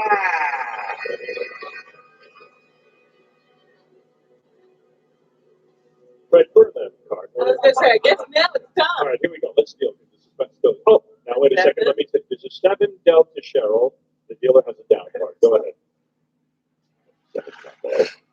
And an 8. 8 and a 7 is what? 15, Robin? Yes. The up card is a 10. The dealer has a 10. And Cheryl has an 8 and a 7, which is a 15. Now, what they tell you in the books is to take a hit on 15. You got $100,000 up there. I don't know what you do. Let her see if she's got You got to check to see if you got blackjack, County. Go ahead. You do not have it. She doesn't have it, but she does have. Oh, God, what do you A do? 10 showing to a 15. Let me talk to Cheryl. Cheryl, what do you think you should do here? We're Hit just it. talking now. You don't have to do it. Hit it. Are you feel confident taking a 15? You have to pull a 6 or less to stay in the game. What are you thinking? No, you're supposed to hit, but I don't know. I want you to decide. Oh, don't do that to me. I need you to Reggie, win. do you Reggie, have what are any you plans? thinking? I don't play the game. And what does the book say? The book says to take a hit, but I mean, man. Hit. Sam Simon up here to rub against her. I gotta tell you, you know what it is? Take the It's safe hit. for you to take a hit because the dealer has You know his what, I'll hands. take the Odds are she can have a picture under there. There's no pictures. You got a full deck. But I swear you. Even though I think I'm gonna be the next person that goes down for mysterious long relationships.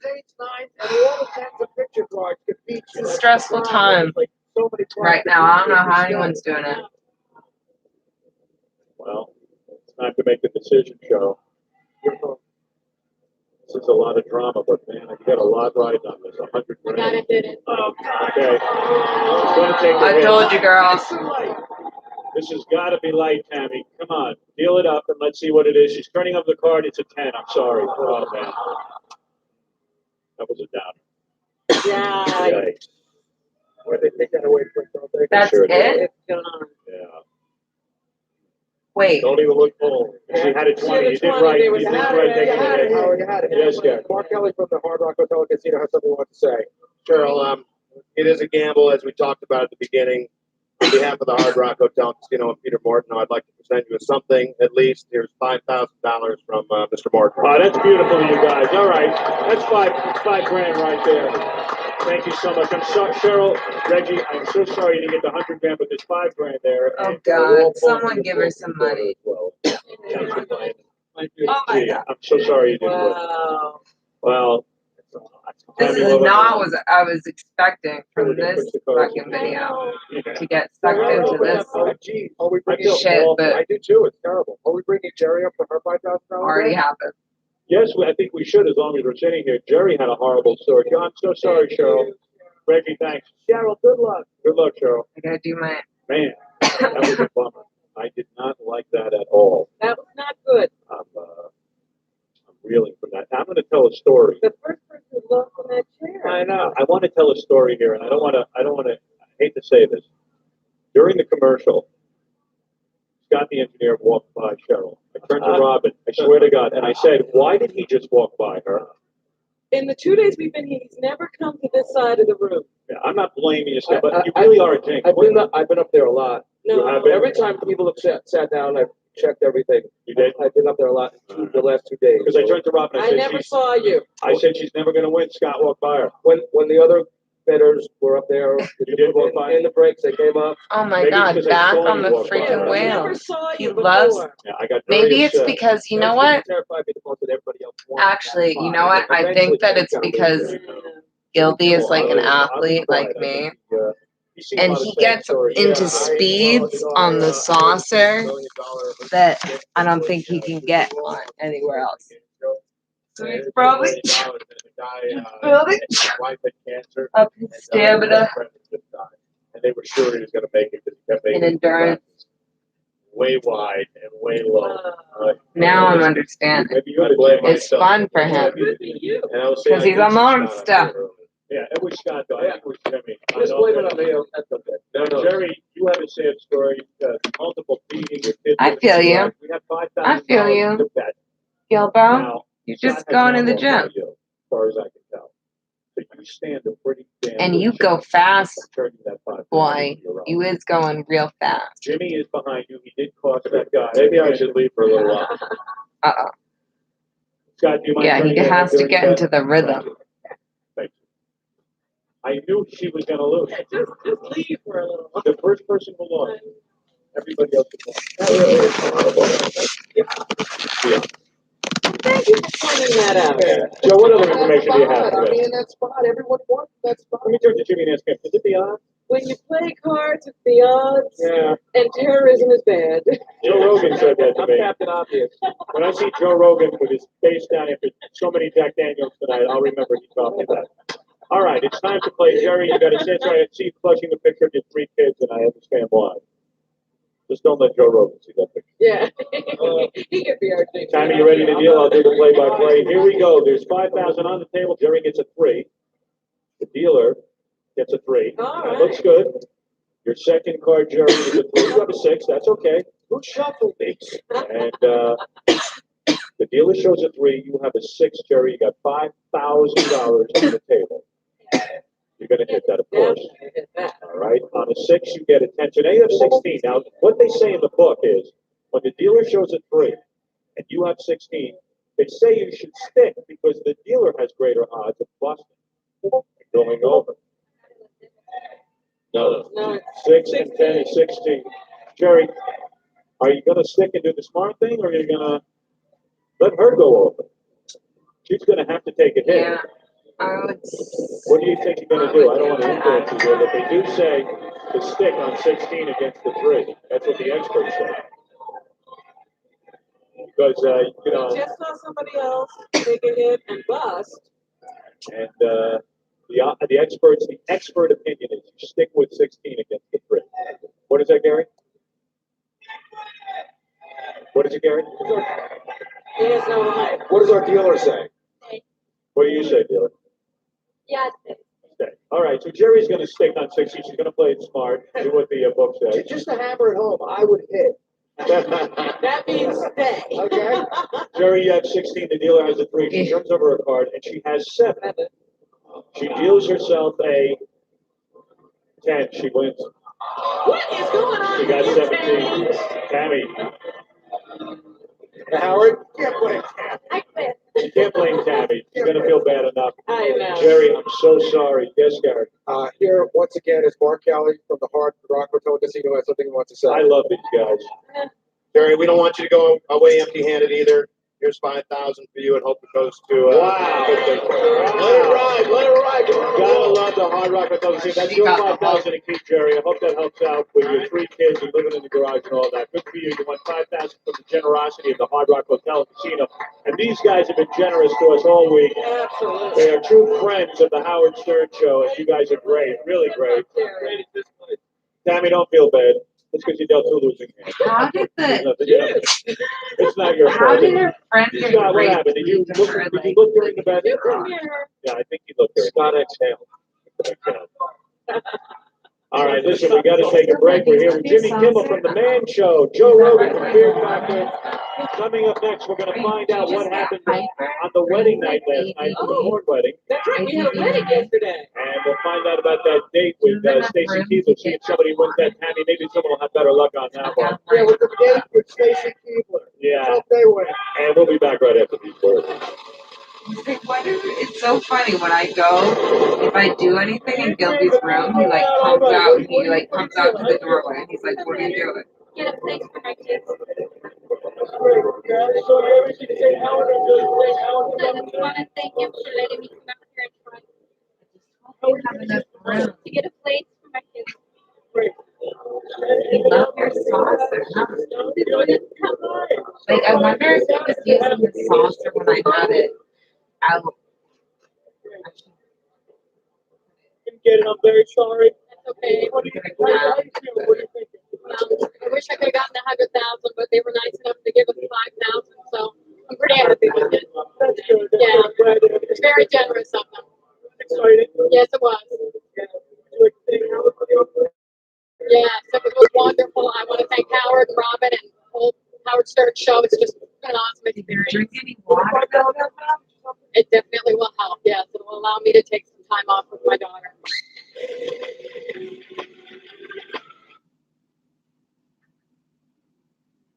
I need you to drink that water. I don't hear you drinking water, and that's my biggest concern. I don't know why. Like, I don't really think that, like, Gilbone knows how to drink his water. He doesn't need me to, like, obsess for him about that he's drinking enough water.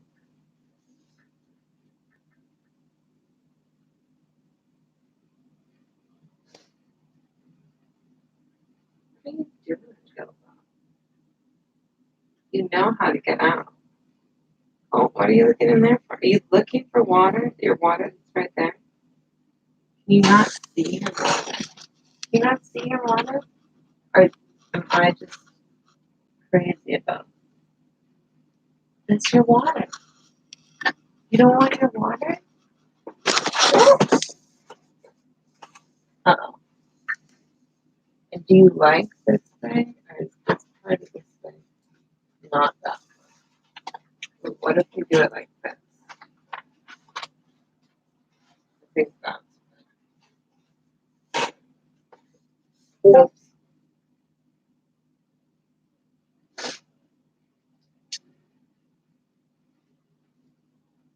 Actually, I know how to do it. We're gonna improve Gilby's cage over here. Do you guys want to see how to improve a hamster enclosure?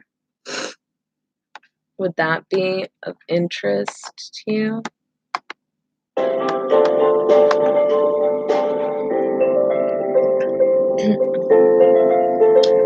Marijuana, I don't use an e-cig ever, so, and I thought that was the thing that is but apparently not checked, not verified, marijuana cartridges could be killing people. Doesn't Joe Rogan look so weird?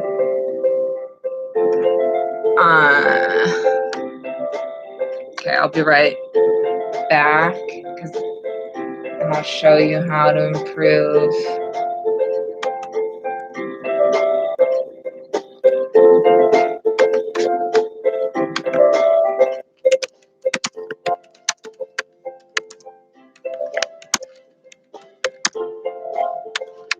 This guy's a madman over here.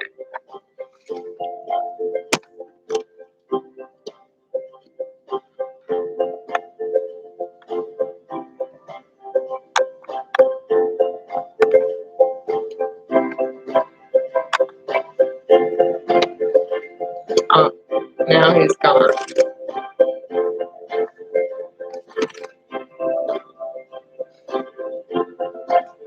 Gilby loves Happy Bubbles.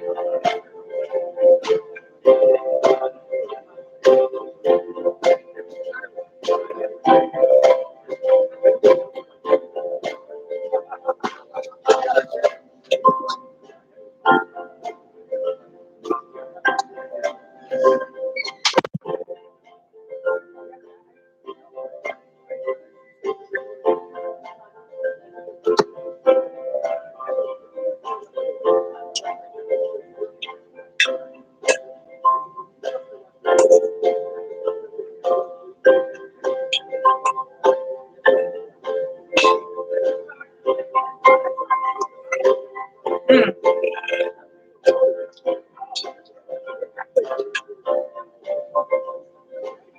forgot.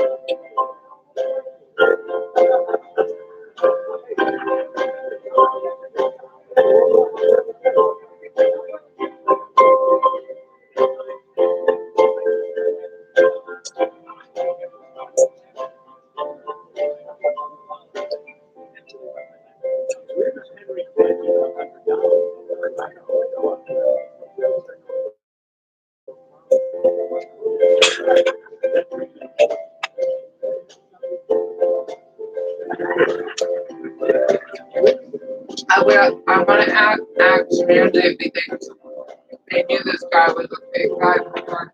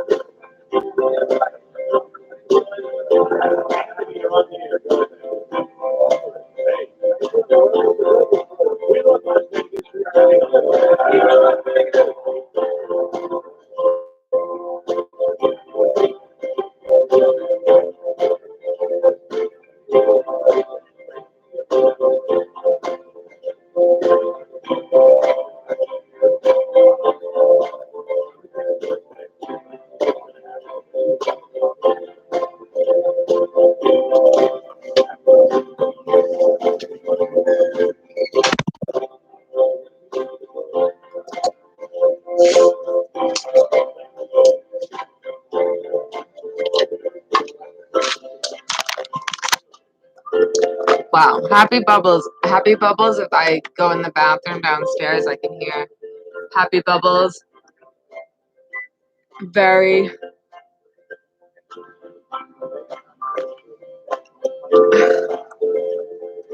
Kinetic, I'm sorry I keep missing you. And I think, and I will. I'm gonna get back to you.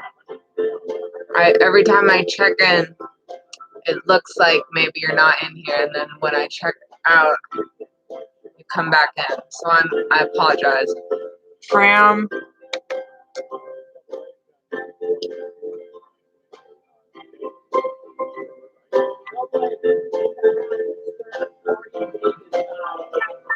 Okay. Okay, Happy Bubbles. Pausing Happy Bubbles. Do you guys want a pro tip tutorial? My ears are being weird. On how to fix a hamster cage? Well, I'll give it to you, Graham. So if your second floor on your hamster cage is getting a little ratchety, let me show you how you can fix it up. Well,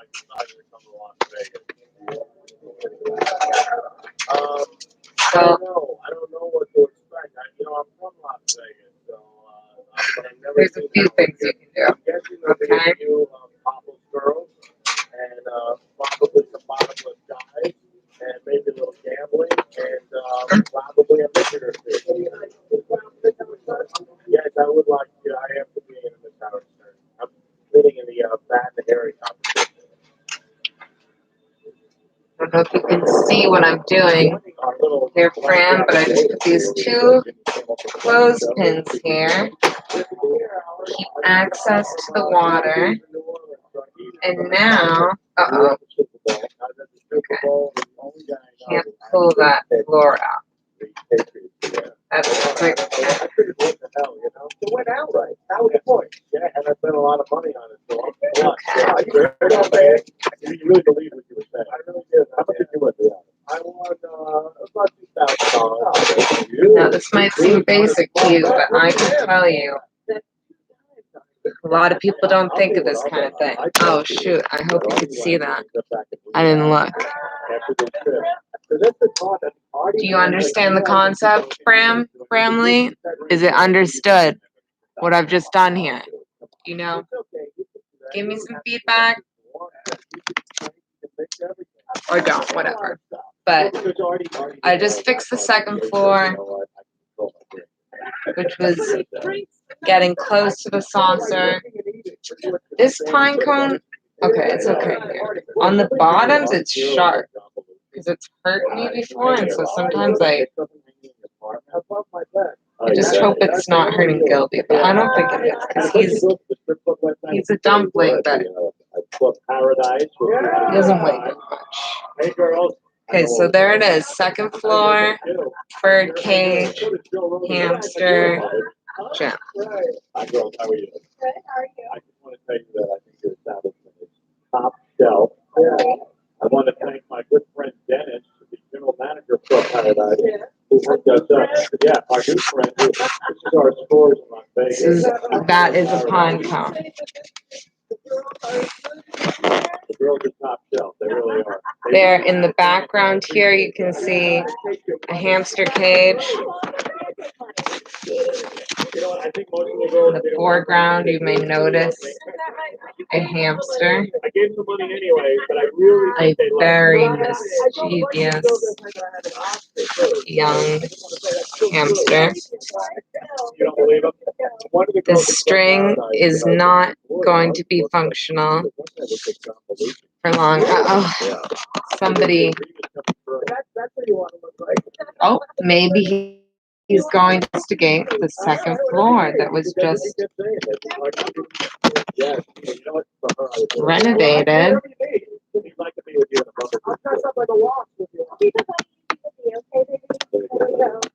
Anyway, the girls of Club Paradise, we have such a good time. Right after the show, I went out to dinner with Richie Notar and Stuttering John. Oh, Stuttering John? Yeah, and Ralph. We went to checking around the base of his home. Maybe he'll drink some water like I've wanted him to. Oh, immediately investigating the new second floor. Not really know anyone. Everyone was there from the show. I wonder if. Oh, how about some of that water? Oh, yes. Please drink. Still not drinking water. Now consumed by the second floor renovation, I believe. He might. Oh, that's what I was thinking you were gonna do. Oh, there you go. See, and I feel this is an exercise. Now, I'm thinking maybe we're gonna need to add to the home there. Maybe do a full floor plan. Oh no. Yeah, I think, well, we've just gotten some intel. The water is not too high for him to reach. It really isn't. Trust me on that. But if it were, maybe I'll put, just to test your theory though, let's put some paper towel over there so he can get in there if needed. This is stupid because I don't know how to use this for him. Maybe change the pine cone to over here. The pine cone is like, I don't know if I don't know how he feels. Like he uses the pine cone to get up definitely onto the second floor, but he's like, what are you doing in there? But he's got multiple homes throughout this room designed to his. See, that would help him, boost him up if he needed help with the water, which I don't think he does. I think he's just not drinking water right now. He had some cherries that he's been, so I don't know. He just doesn't, I can't force him to drink water. He's good at drinking water. He probably drank water when we weren't focusing.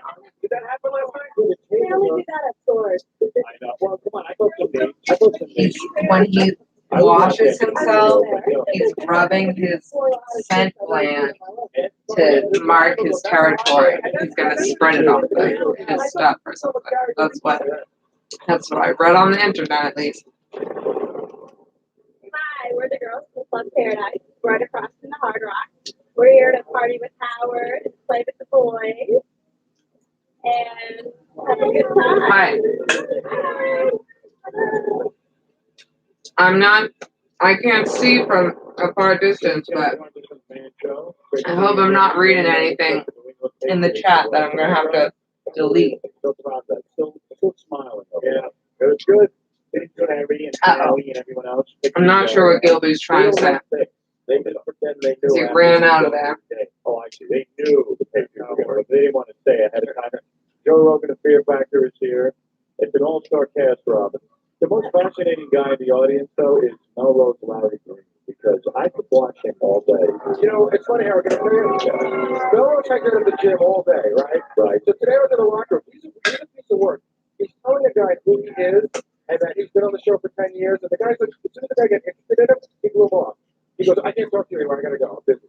That's not even half of it. I understand that Melrose is angry about other people in the audience who make signs. Is he told them signs the whole time? Well, there are other people. I'm angry with Beetlejuice, number one. Why? Because on his website, I don't want to even give its name. You know who I miss? $25 when you write something and he writes it on a piece of paper. But I'm angry about that. But You're mad at him because he writes songs? $25. I charge him $25. And most importantly, what about the people who get over 20 hours? Are you mad at other people here who are holding up signs? No, well, the double A is holding up signs. Right. I miss Crazy Alice. Holding up signs. Don't you know Melrose holds up signs?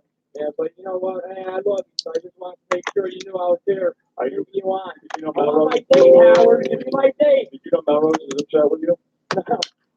Uh-uh.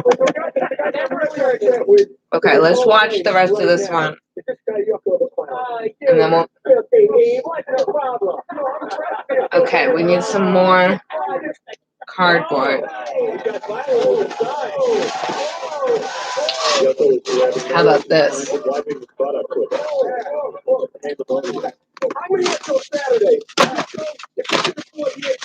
Gilda's gonna love this. My prediction. Because it's not. Ah!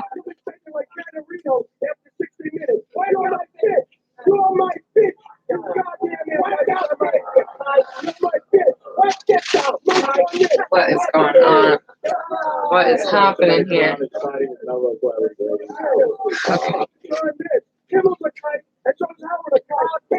Uh-oh. Kimmel wants to say he's not a kite. I'd just like to say for the record that I am. I'd like to say that too. You're a kitey Catholic. If you don't shut up. Listen up. Who are you, sir? I'm part two, baby, part two. I'm supposed to come from both their asses. I'll kick his ass and I'll kick his ass. I don't do it. I don't do that. Well, let me turn off your microphones and turn down the heat here because you guys are clearly out of control. Yoko, Melrose, Larry. I mean, where is the sanity in the room? I don't understand. They sound like a bunch of drums. Let me say hello to a couple of people who are listening live in Las Vegas and Los Angeles. John, you're on the air. Hey, Alex, what's going on? Hey, man. It's Jimmy. What's going on today? I want to play you, John. We're having Jimmy here, and it's getting very confusing. Hey, Alex, what's going on today? I want to do something different tonight. I was going to go to dinner and gamble, but I know I'm going to end up at that Club Paradise. You want to get some drinks? What? Gamble. Gamble. I'm at the Club Paradise. How can I gamble? I wish I could gamble and get the Club Paradise. That's a gamble. No, I'm thinking I'm going to stay at like the Hard Rock Hotel and casino tonight and gamble a little bit. You ever tried to stay? I'm up $400. Yeah? I am. How did you get $400? I was up $1,000 until See, it's hard. Oh, no. my hand. I said, no, I'm going to lose No. every hand after that. Now we're having issues. Gilb is like, have I approved construction on this? I don't believe I've approved this. I can tell my clients how they are about things. And Gilbo is like a back seat, front seat contractor over here. He likes to build his own design. Oh my god. He's like about, I think he's gonna come up and bite me on the hand. He's so upset about The this. hottest chick Guys, Gilbo, I'm trying to help you with things. And then you're so insane that you're crawling up on the outside. Like, that's one thing that Gilbo, like, I don't know what his relationship is, or is he's just looking at it from the outside. Like, it's like, how aware is he of outside versus inside? And now he's off. Like, is he pissed? What is he thinking? Some really hot chicks. Two hot chicks. Okay. All right, enough with the hot chicks. Okay, now let's Don't want him to talk to eat them. this cake. All right, let me start off. Anybody want to make out with Artie Rocket? No, no one volunteered for that. Damn it. Gary said he will too. Well, everyone will. Let me talk to the girl here that Gary has the microphone on. Hi, who are you? Oh, this is that tape, like, and plus, if he stepped, remember? I don't know if anyone remembers when he stepped on the tape, but that was Yes, they are. You look great. If you would be willing to make out with Gary, that we've worked to do $2,500 back. Yes, I would. You would. Let's see. Yeah. Wow. You know who Gary the retard is? Say hello to Gary. I love him. All right, Gary, you'd like to kiss her, huh? Okay. All right, let's go Now we to need a few more close. clothespins to complete this. I see. And you're a beautiful woman. Are you an exotic dancer? Yes, I guess at the Olympic Garden. I see. And you're very good looking, and you don't mind kissing Gary the retard? No, Wow. really, look, one question. Does he brush his teeth? We didn't have any teeth. True? Say that he's brushing his teeth. You'd be willing to kiss him? With tongue? Wow. Wow. His teeth are back in Oregon. Don't worry about it. And you're a hot chick. I guess your other friend here, you dance at the same place? Yeah, same place. What's the garden? I see. And you go there tonight? You're not? Night off. Well, then neither are we. Yeah, come on, baby. Yeah. Where are you going to be tonight? And then we'll kiss each other. How's that? Wow. So if we choose you, you would. I'll tell you what. We'll actually kiss them together if you guys like. Really? Wow. Well, you'd have to bet the 25. Let me go to the girl on the left here. You're a hot chick. You get the nice belly. Everyone gets the belly. Oh my god. You would fish and make out with Gary Daly for I wasn't $25? on it until these police. I thought if I did to you, I could have done it. Well, this is like Fear Factor, isn't it? Wow. It's way better. It's much scarier than it is. It really is. Really, That there's no amount of money. that's terrified factor. I can't believe how hot those girls are. They're really good. This is the recharge factor. I can't believe they're only that's insane. I got up here thinking after they got up here, I figured I probably wasn't going to have to kiss them. Gilbo, can you get up to that second floor? How do you feel about that? What you make you do it? Well, I'm gonna let Gary the retard pick the girl. You gotta go up the pine cone on the All of other. them are willing. Gary, you can only choose one. Pull them out. The blonde. Now, hold on. You're no retard. You're no retard. You know the right one to pick. How big are your breasts? You are really. I'm 34 triple D. You're an incredibly good-looking girl. Do you have a boyfriend? Yeah. You do. Well, that's too bad. You're getting retarded. It's gonna be jealous. Excuse me? We're gonna be jealous. No, not at all. All right. Well, give him a kiss, and then we'll bet the $2,500 for you. Okay. All right, here we go. How long am I kissing for? A good 10 seconds. We'll tell you when it's over. What's your name? Crystal. Okay. Here he goes. She's kissing. She's unkissing already. The crowd is going nuts. It's on her dad. That's really low. Okay. That's good. Not the presses. Oh my God! How did I not get away? It wasn't that bad? Jimmy Kimmel, when's the last time you got kissed like that? This kicks the crap out of the Special Olympics. I'll tell you that. She just got less hot. I was the next year. I was the next year. Wow. How come I can't get girls to kiss me like Really? that? What the hell? You're not paying, I guess. I don't know. So come on over, Crystal. You're going to get to play for $2,500. We're going to call in our dealer. Her name is Bethenny. Everybody has won their bet so far. So far, yesterday we had all winners. Nothing but winners.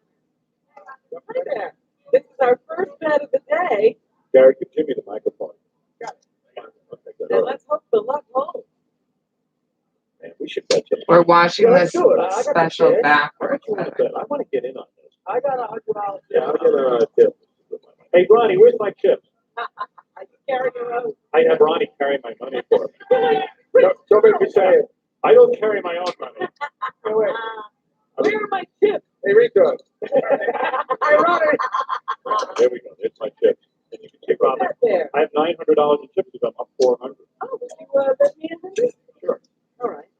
Yeah, I'll go for 100 too. All right. Yeah, there's a lot of left over. What should I go for? I think I'm going to go for 200. Ooh, okay. All right. Can I put it up here? Is that okay? Where do we put the money? Right there. All right, on these little things. All right. The very beautiful Crystal has made out with Gary the retard. Oh, who hasn't? We have $2,500 on the line for you. If you win, you get to keep the money. If you don't, well, just get You the just card missed the again. reason. And I'll tell you what, she made out with him. Oh, yeah. Yeah, yeah. She Am I a did. bad person now? No, you're a good You're person. the best human being. Gary, how was it? It was good. I liked it. Thank you, sweetheart. There you go. Yay! He's like, so now, It was good. That's the end, Gary. There won't be any more. all right, what do you got? You got up 100 I bucks got too? 100. You know, I'll go too. Go to. Look at Yeah, you go already. to. You love Come on, go to, Jimmy. You're from Vegas. Joe Rogan, very cheap. Not going for it. I don't anything. You don't gamble at all? Gamble on Mike. That's it. You can't just play while you're here. I hate cards. So we have it is dumb, but so what?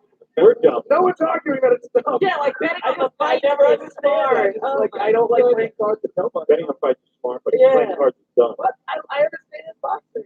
All right. Jen, you are the very beautiful Jen, and you are our dealer from the Hard Rock Hotel and Casino. Are you ready to deal the cards, Jen? I'm ready to go. Joe, what makes you think I don't understand blackjack? I'll do the play-by-play. If you deal them slowly, I can do a very slow play-by-play.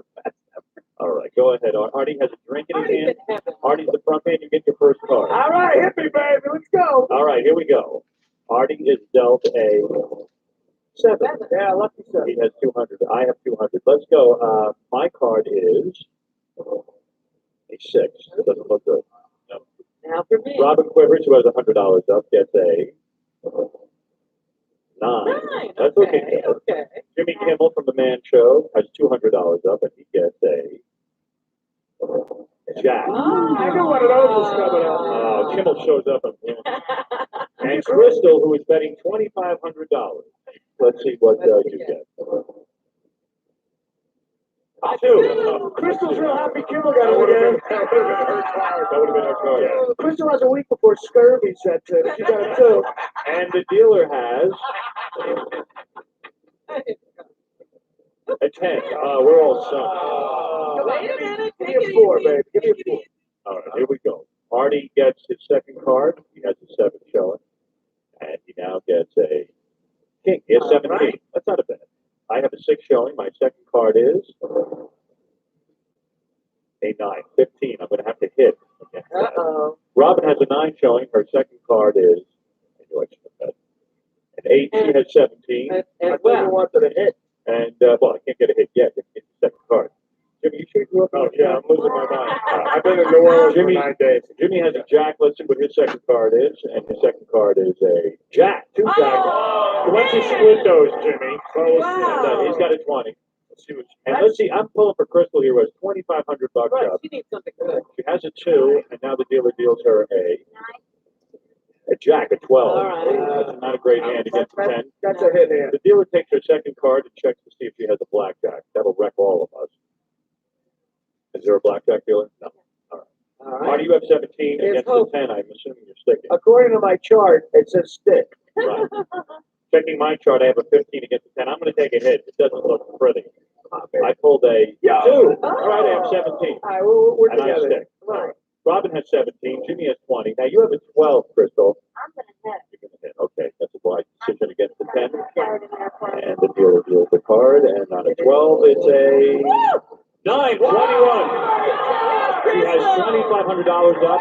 All right, the dealer's going to. Let me remind you that Artie has $200 up. He has 17. I have 17 with $200 up. Gary. Robin has $100 up at 17. Jimmy Kimmel has a 20 with $200, and Crystal with a $2,500 that has 21. The dealer turns over her 10 and a 2 of 12. Wait a second. Robin, calm down. There's another Robin picture. thought she won. There's another picture coming up. Got it. Let's see what it is on a 12. Just hit with a picture and we're all happy. And she deals a 3. That's 15. And Jen now turns over another card. She has to take a hit, and it's a 2 of 17. Artie, the 3 of us push. Yeah. Right. Artie, Robin, and Howard push. Jimmy wins $200. And guess what? Chris has won $2,500. $2,500. Congratulations, Chris. Well, I guess it was worth kissing Gary the retard. It was worth it just to have you and me on the Well, show. great to have you. And Gary, you look confused, but all things turned out well. You didn't win I like anything, the Gary. picture on your face tonight. Well, maybe would you go out with Gary tonight? Yes. Come on. Sure, why not? Go. I mean, I won $2,500. Why would I not? Go, baby. Well, I love it. there we go. Let's we're gonna take our money. Can we get Crystal a bucket to vomit into? Well, Robin will have to save our money for another Yes, bet. another day. I'm ready. You ready to bet again? Not yet. Well, I'm on a binge now. We're gonna go with bet.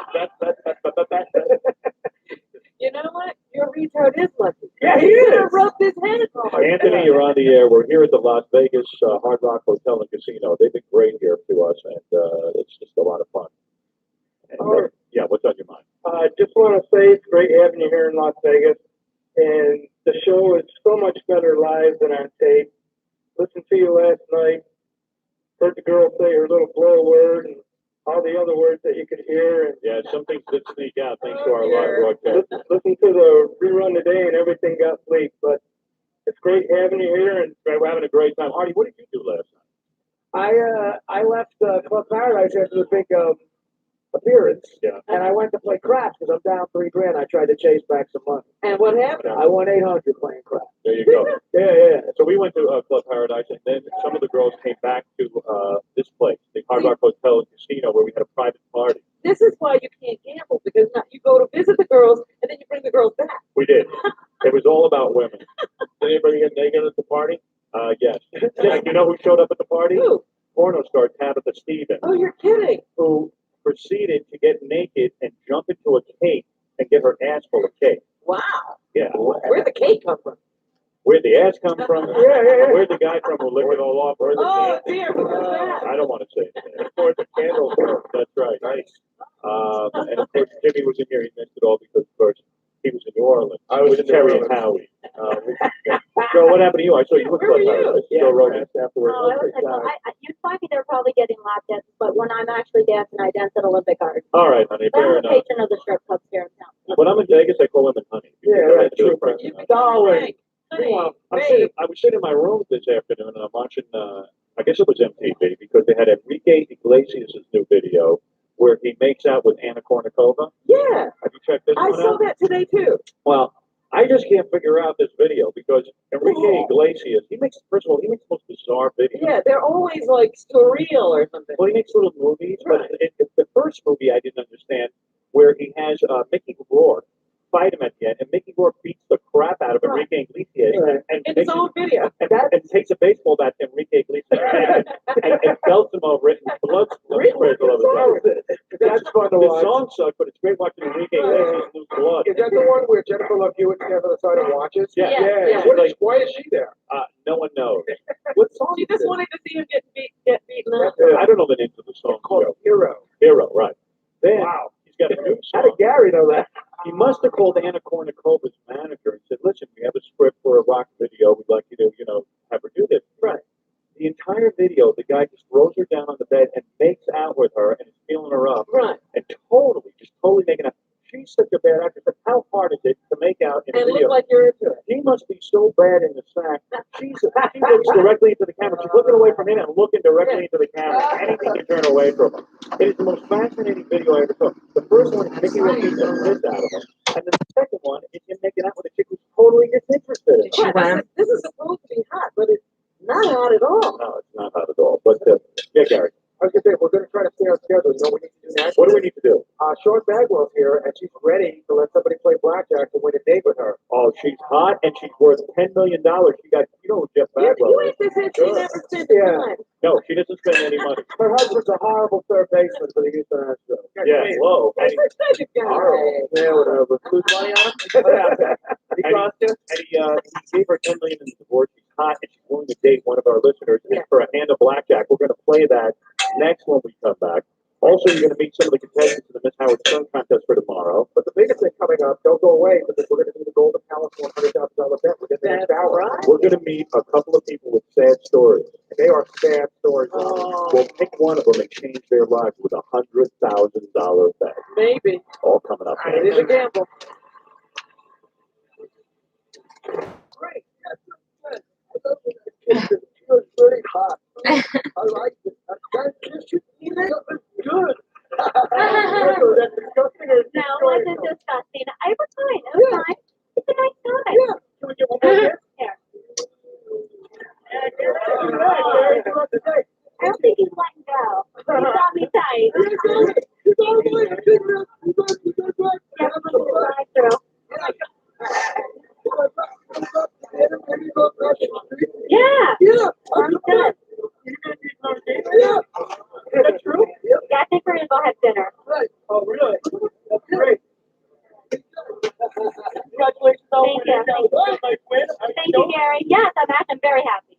Very happy. We want to thank Gary for the opportunity. Well, I'd like to thank Gary because he picked me, obviously. And I'd like to thank Howard and Casey because Casey pulled us up to the front, so we had no problem getting in. But I want to thank the whole show. Okay.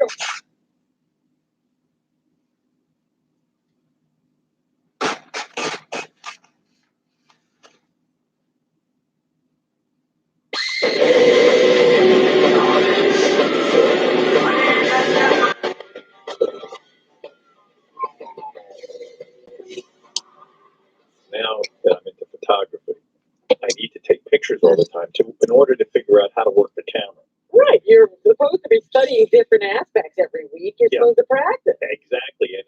And since I don't go anywhere. Well, that's what I was saying. On my vacation, you would have had tons of things to work with. Yeah, I know, but I don't want to carry a big, heavy camera around. That's the problem. Especially walking around in that altitude. Yeah, I was reading. I'm fascinated by Annie Leibovitz's book, and I think her name is Leibovitz or Witz. I'm not sure how she says it, but she was talking about at some point lugging around a camera, and she said, no pictures are ever going to, I'm a photographer, no pictures are ever going to get taken unless I carry my camera around. And it's a big revelation because you got to carry it with you everywhere. Yes, otherwise you'll see plenty of things you would have taken a picture of, but you can't. Right. I mean, I would take a picture of Fred right now if I had my camera, because you can't go wrong with that.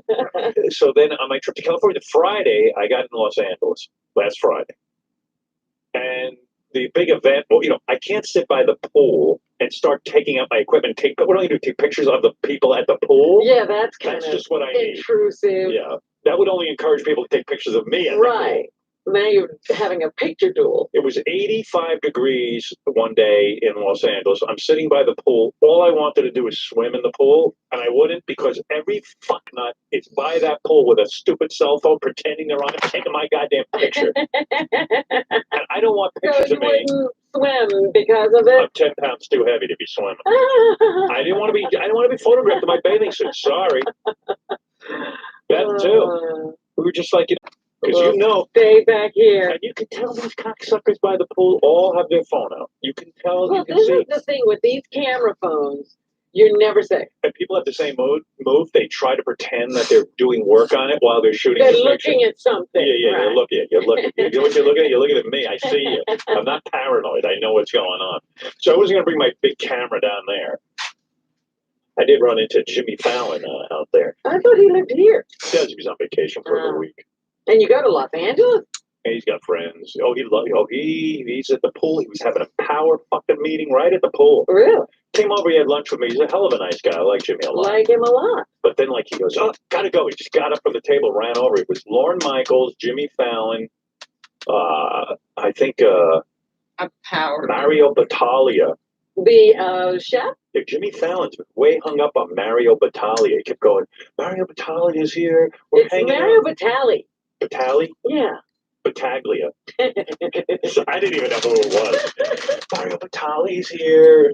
Oh man, and every minute Mario Battaglia and pizza and Mataro and Battaglia. I mean, it's just like I don't know what you're talking about. But all of a sudden, like he was having a drink with us, and then boom, he just got up and he ran over to his power meeting. Wow. Oh, it's David power Beckham moving. was by the pool. That fucking guy. I didn't even know See, who this he is was. why I don't think I know that who he is, but I didn't fucking recognize him. But I see this heavy tattooed guy running around with his shirt off, and he's super fucking ripped. what's it called? That must have been amazing to see. Summit video is surprising at all because he always has this that kind of attitude about any other like celebrity or near celebrity. You know? She's usually good at spotting people. And she went, no, I don't think so. I go, no. See, my throat is my throat is fucked up. 85 degrees. He's sitting by the pool, but he wears one of those heavy wool ski caps. Why? Yeah, I don't know. He's got like he's so effective. He's got such a look. He's got a look like he sits by the pool in a fucking ski cap. It's pretty weird. Is that really worth it? But you know what? He's a good-looking fucking Yes, guy. I'm telling you, there was I a wanna look like billboard that. of him in Times Square. It was breathtaking. Yeah, I wish I could look like that. That's who I want to look like. And I mean, he just Eggs. came out All that way. the only thing I eat is eggs. You know, like he never had to do anything for that. He just came out that way. Yeah. I mean, really. Really. Absolutely. Yeah. Piece of shit. What's he do? He plays soccer? If I played soccer, I'd be ripped too. I mean, you know, I don't play games. That doesn't even look like a game you could rip at. I mean, but the other I guys love to they're play not soccer. ripping. He's gorgeous. If I had friends, I'd play soccer he's too. good-looking Just dude. kidding. I'll probably be Makes quite a playing scene by soccer the on pool. Thursday. Probably. All the chicks were staring at him. I was staring at him. And he's been that good looking for a long time. Yeah. We've known him for a long time. Yeah. Well, anyway, so I wasn't going to have my camera down by the pools. That would have been fun to shoot back on. Yeah. But what a douche I'd be. I know it's inappropriate. And then I realized I was planning on that. Friday night was Jimmy's party. Mm-hmm. Saturday night was the wedding I went to, the wedding of Brad Gray. And then Sunday you couldn't even take pictures of the wedding. Are you crazy? Go to someone's wedding and bring out my camera and take pictures? The funny thing is, I knew the photographer at the wedding because she was my wedding photographer. Oh, really? The woman who took pictures of my wedding.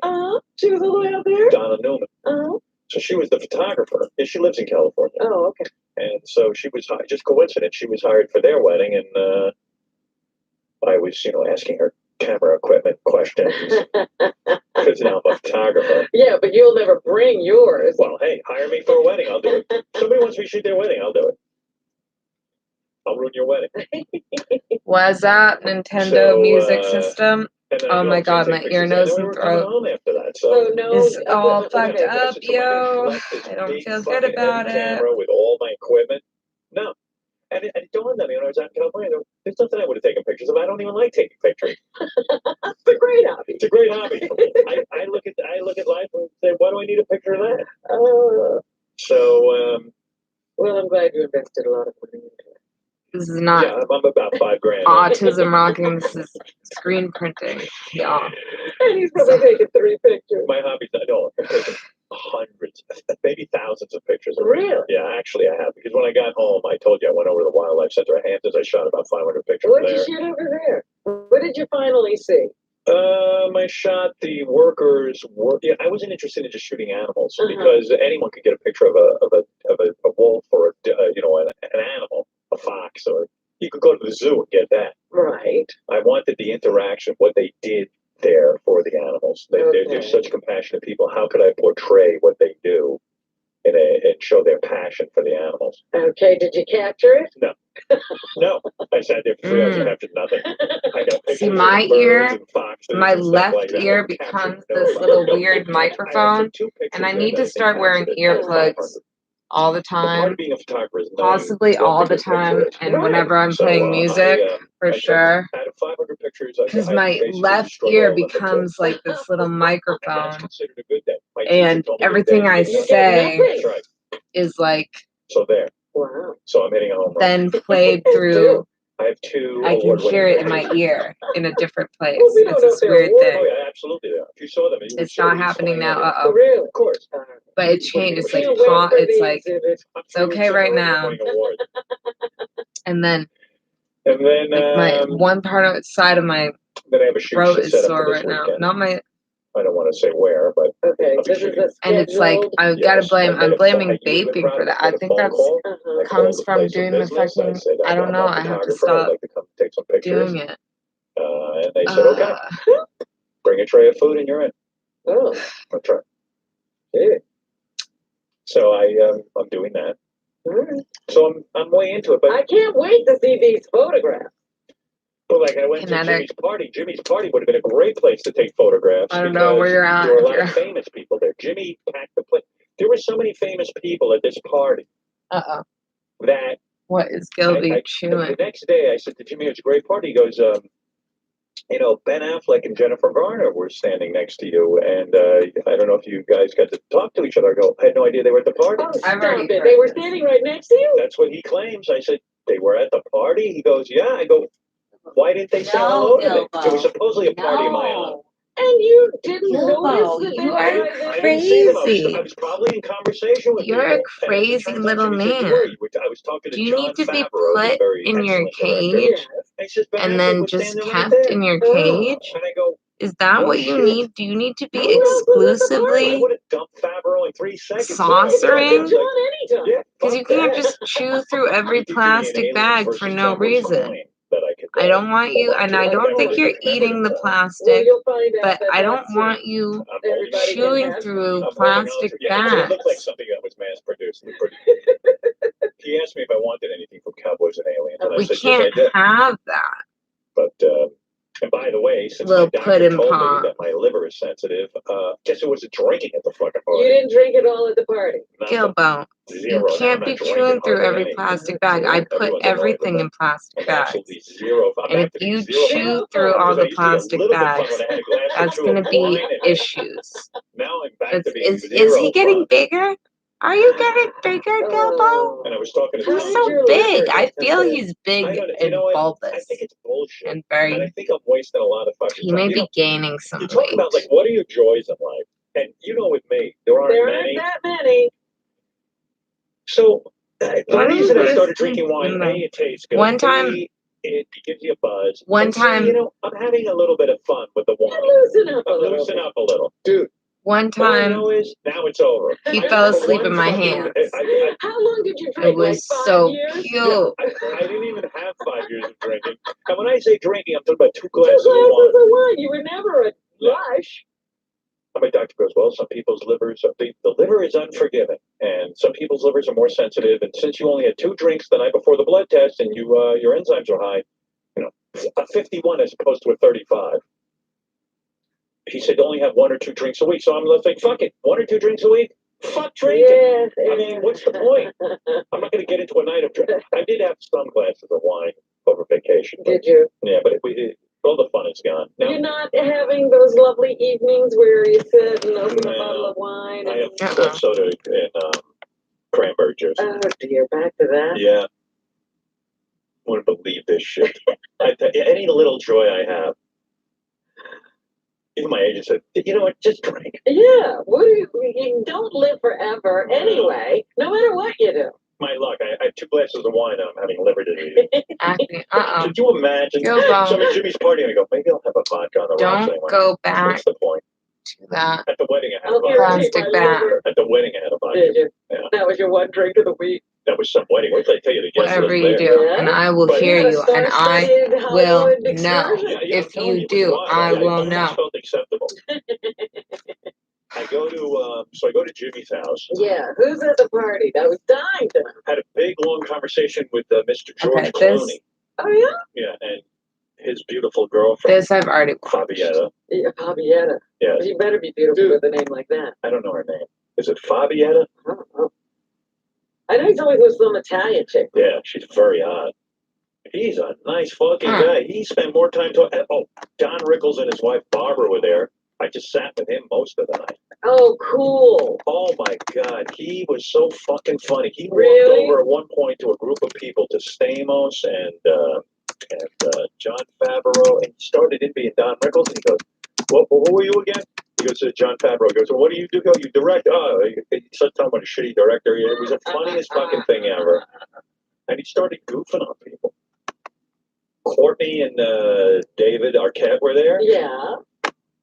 Demi and Ashton. So were Courtney and David together? Yeah, they together? walk around the party holding hands. It's the freakiest fucking thing you ever saw. I go, what the hell is with you 2 maniacs? And she's so cute. She was wearing a little tight dress, skirt, whatever you call skirt.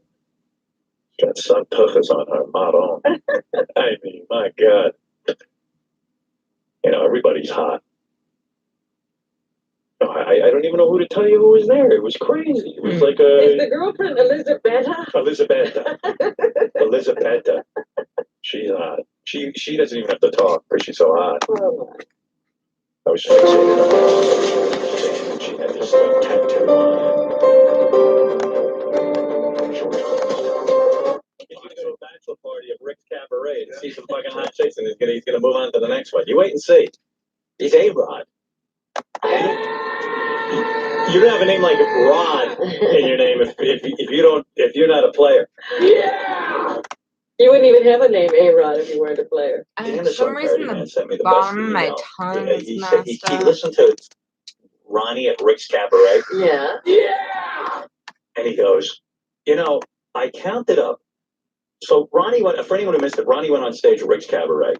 And Where was it? In Tootsie's it's called, in Miami. It's owned by the same guy. Oh It's my a strip God. club. He was hired to make an appearance. I mean, he gets up there and he screams, yeah, fuck, yeah. He's not back in there Dan, yet. the song But man, listened to I'm it, he said, sure he's if thinking you must be count back. up all the minutes of I the bet you that yes is what and the he's fucks, thinking.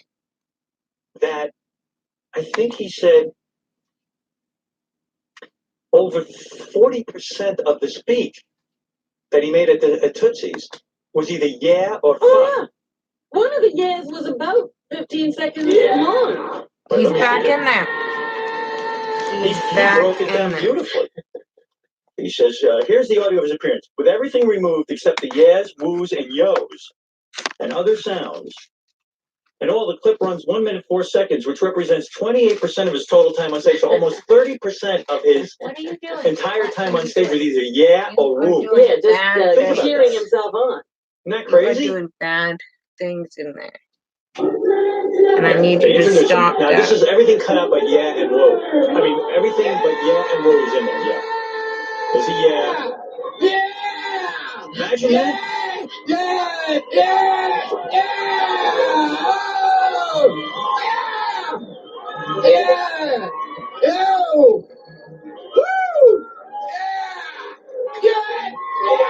Yeah! 30%. Woo! And then if you add in the fucks, it goes up to 38.8%. Oh my God. In other words, everything he said on stage, 40% was either yeah, woo, or fuck. What the fuck? Wake up! Wake He's up! got a problem. Look at this fucking What? guy, man. Are you calling me? What the fuck is going on? Then he wrote me a note. He said, toward the end I of the don't hear appearance, no I think about phone ringing. Ronnie was getting a lap dance on stage. He makes the Shepherd. funniest sound ever, and I do agree with him. I was just putting on my acne medication. My acne is so bad right now. You see that? Don't look at that, folks. I wonder what was happening. Okay, let me find when he made you. that sound. I'm ready for you.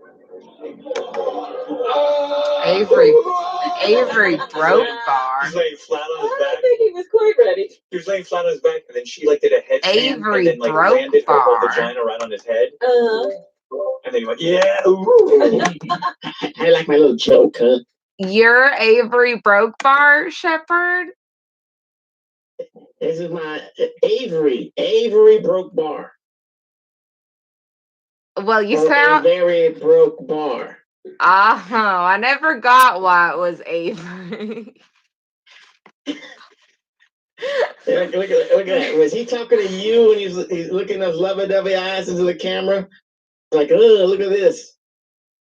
What? Now you get to see your, You're talking about your avatar? Yeah. That caught me off guard. Probably. Where'd you get it? Well, let's say I got inside sources about somebody that might have been. It might be. It might be, as you can say, AKA. What do you call them? AKA. KKK. Yeah, my boyfriend, who's really not my boyfriend, but AKA. Oh. Jorge? No. Jorge. Wait. Might have contacted and catfished a little Avery. I got friends too. They do things for me.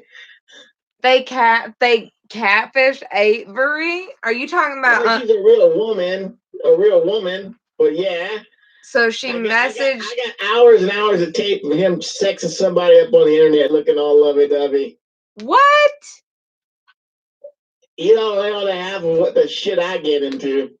I don't believe you. I'm not here for you to believe it. I'm here to cause chaos and mayhem. Wait, so then you'd be publishing this right away. Explain to me how I got that picture. I don't know. Why don't you just send me this so that I can know if it's true or not? No, you're not getting that stuff. I like the idea that maybe I have the stuff, which I do have the stuff, but maybe I have this information. I choose not to explore. But the sword of Damocles is always over these people's heads. You know, the sword of Damocles. You know, you ever heard of that expression? Sword of Damocles. The sword of Damocles. Oh my God! You said. What did you study in humanities when you were in college? I don't think you're pronouncing that right. Sword, SWORD. Oh. Of Damocles. God damn I didn't think that was what you were saying at all. I thought you were saying one word. You know what it is.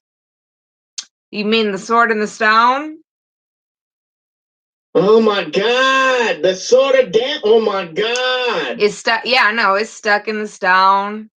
It's trying to grab it out. No, that's freaking King Arthur. Get to that guy with the pig nose. Oh my God! And he becomes a little. He becomes a little. Remember when he becomes a cat, and then he becomes a wolf, and then he becomes a frog, and then he's a little bird. And gay stuff. The sword of Damocles is a sword that's over your head. That's gonna fall down and hit you and kill you. The sword of impending doom. Oh dang! Oh, Gilby! Stop it! Stop it! There's markers in there. There's not any hamster food in there. You're eating plastic. You like that, White? She bent over for you. You can't be doing that on the camera. Oh no! Get a good look. Oh no! And, you know. Well, hey, what? The picture to last longer. Why is a respectable share? No, is it called cringy gay ops? I don't know what the hell gay ops means or what. I'm gay and balanced. Everyone's using that ops term right now. Okay, Shepherd. First off, it's a trend, stupid young and people then come up with, you know, and it does nothing to me. I'm gay and balanced, Shep Smith. So call me gay all you want. Anything I do is called gay ops. Jesus Christ. Second off, a lot of people are saying gay, Shepherd Smith, gay and unbalanced. And I don't, really? they're So writing me emails. Huh? I'm getting a lot of, I don't know, some people are just concerned for you. I know what I've done that's unbalanced. Explain it to me. I don't know. This is just what the Frams and the sluts, some of them be saying. And I want the Frams to say, give me an illustration. Oh, I've given you art contest, illustrate the unbalanced nature of the gay and unbalanced Shepherd Smith. Art contest for all the friends and suckers. Starting now.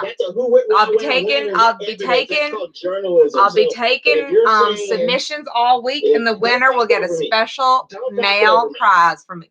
Don't talk over me. I'm just announcing the contest. Off the stream right now. Just announcing. Now, if somebody's calling me gay and unbalanced, they better come with some. Well, that's right. That's why we're going to do the illustration contest. Come up with it. Okay, Tom, Wyatt, which might be another alt of some other idiot, because look at this. I'm on an alt right now.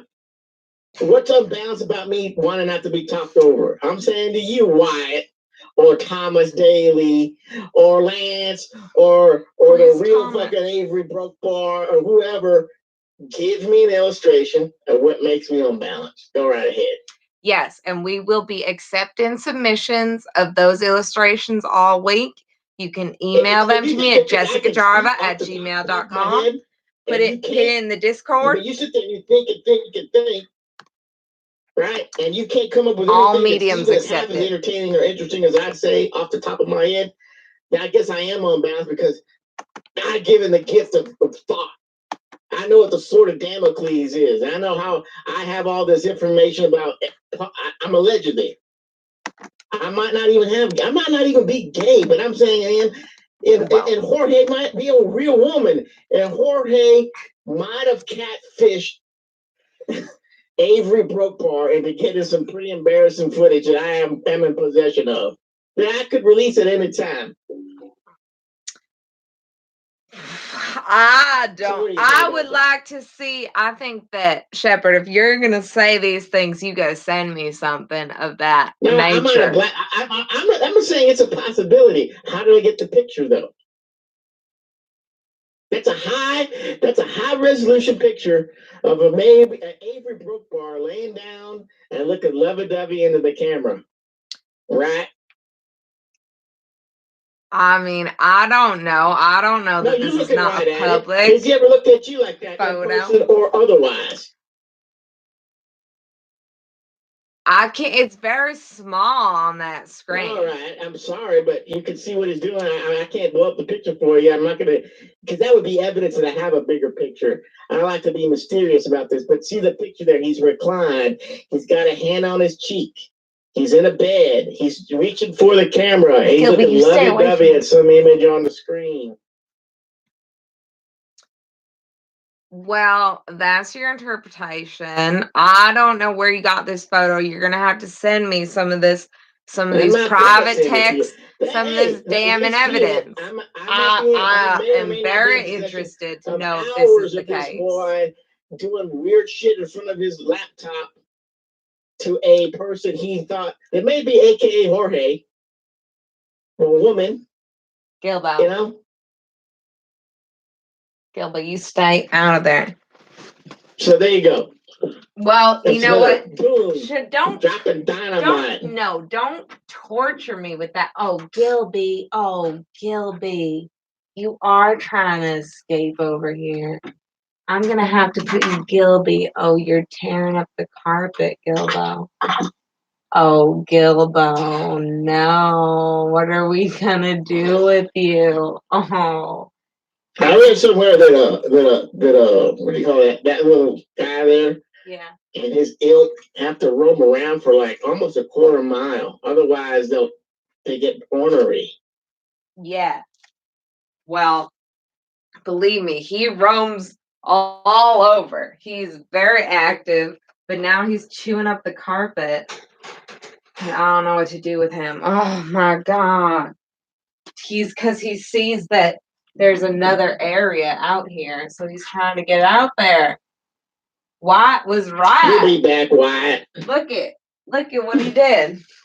Look at what I done doing. I got a question. Why are you wearing a black tutu? What appears to be a black tutu?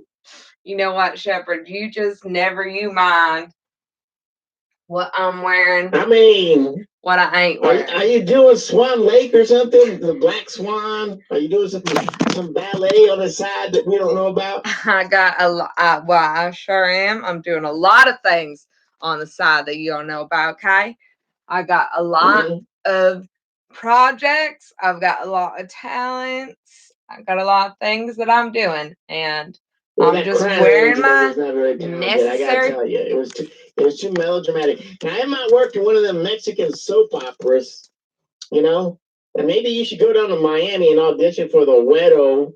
That's what they call white people in Spanish, Güero, in a Mexican soap opera. Do you speak any Spanish? Si se puede. Say again? Si se puede, Shepard. Mis amigo. Si se puede. Anyhow, that's like another avenue. If you want to be an actor, go do some Mexican movies. You know, they like widows like you with blonde hair. You know, you're like a god to them. You go down to Mexico City, you might be the biggest star they ever saw. Shepard, you done scared everybody on out of here. Chop your head off. There are cartels over there. Oh my God. You know, are you in that Thomas Daly? They keep putting pictures of that poor girl and like photoshopping it onto things. And I can't go in there. I can't accidentally see that anymore. He is a psychopath. I'm telling you, I hope you never make the mistake of meeting up with Thomas Daly, because you might be your last day if you ever met up with that man. Well, I don't think that actually about Thomas Daly. I think that actually Thomas Daly is a very balanced man. Say again? I think that Thomas Daly is very balanced. Okay, what's balanced about the boy? Explain it to me. Well, you know, it's like obviously he talks about a lot of different things, and even talks about things that would seem unbalanced. But his overall demeanor, I feel, and I ask you a question. Uh-huh. You ever heard of serial killers? You know how they kill? Okay, how do they kill? Well, they're above all, serial killers like to hunt. You know, and when you're hunting, are you making a ruckus while you're hunting? They're called predators for a reason. What? Okay, so how to say okay. There's prey and predator, right? Wait. Okay. So when a predator, well, you went from you said serial killers, how they kill. Now you're talking about animals. I'm talking to that prey and predator. That's what a serial killer is. Prey and predator.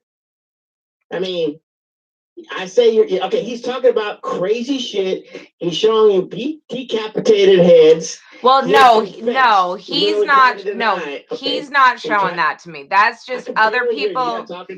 He's not showing that. He's not showing that to me. I'm saying other people post or have been posting that in his Discord, and he never. He never. No, I said, have you been in his Discord? No, it's just coming up in his Discord. He's not posting that. Discord. But you say he talks about unbalanced stuff. Well, correct. I mean, he's mentioned. You just said things. that he Yes. talks about unbalanced stuff. Well, but he appears not to be. And I'm trying to illustrate that the predator does not approach its prey in a crackly, highfalutin way. They sneak up on it and kill it.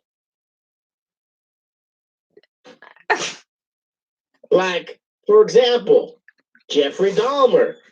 You think that Jeffrey Dahmer was able to manhandle all his victims into his room? No. He established some type of relationship with them and killed them. Ted Bundy, the same thing. Charles Manson, exactly the same thing. John Wayne Gacy dressed up like a clown to kill little kids. It's basic psychology. So I'm saying Thomas Daly is probably one of those people. He confessed and later denied that he was doing cam shows with a man called Lance, and he's on a cam show site that he does shows for men's. The man is unbalanced, and I'm just giving you a warning. Don't ever meet up with that guy in public. It might be your last day you ever see the man. You know, your last day on earth. That guy is a psychopath. Well, but I mean, he said that he's done cam stuff. Yeah, but he says he hates fags. Well, I mean, he says those kinds of things. That's this whole do what you want. If you're in a bed, hey, no skin off Shep's. I got AKA Jorge that I got to worry about. Well, I mean, what's Jorge doing catfishing Lil Bleachy? What's funny. Going on here? It's Big Bleachy. You're Little Bleachy. No, I'm not. You're right now talking. It says Little Bleachy 69. No, that's not me. Mine says Jarvie 86. Yeah, all right. That's me. Jarva 86. So, anyways. If you're born in 86, that means you're like 32 years old right No, now. that's just my number. That's my number on my screen most people name. use that number as their Lil birthday. Bleachy 69 wasn't born in 69. Yeah, dummy. So you gonna watch this? You want to see Bethenny? Yes, that's all I want. That's all I want. That's all I want. That's all I ever wanted. We get 2 episodes right now. Okay. Got some coffee. Right? Yeah. I got some iced coffee. Oh, cold brew. Right? And I'll give you 2 episodes. It might take 3 hours, but I'm gonna give you some time to prep. I'm gonna go to the, go get some stuff. I'm gonna do some stuff. I'll come back with my iced coffee. So I say take 10. Okay. Right now it's 10, 18 my time, which would be 11, 18 your time. True. We'll meet back here at 11:25 your time. Okay. 10:25 my time, and we will enjoy some Bethenny Frankel. Yes! Stay tuned. Oh my gosh. I'm so excited. Because I've been such a misery. So I'll be right back shortly. And Okay. I'm gonna leave the call on, but they might do something, and apparently it's not ringing when I call you. I know. I can't believe that. I didn't hear it. Mm-hmm. Wait, no, I don't think he accused Wyatt. Oh, are you accusing Wyatt of being Thomas? We get some Tomcat. Some people here who are here that want to look at your feet. The Tomcats. Have I ever once asked you to show me a picture? Put your feet in the camera. I want to see nakedness. I want to see anything. Say something nasty to me. I've never once said anything. But you might just be jealous of Thomas Daly's program. I see the truth, and I see a naive person. You're Bambi in the woods to these predators. All right. I'm an experienced gay and balanced man. What predators have taken over me?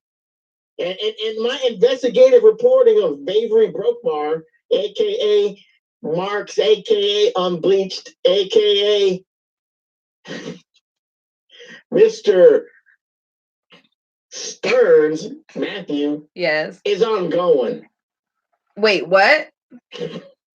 So we're back here 25 after, all right? Okay, 25. I got it. Oh, look, there's my other hair thing. Well, I don't think that was a fair assessment. I'm very interested in this relation. Sheppy does a bit of smack talk. He'll smack talk anyone really. He'll smack talk silly goose smack talk mostly, but he'll silly goose smack talk a paper plate. There's no one else in the room, so that's something. I think Shepard is on the attack when meeting any new person, and I don't know. I could see, because it's funny to me how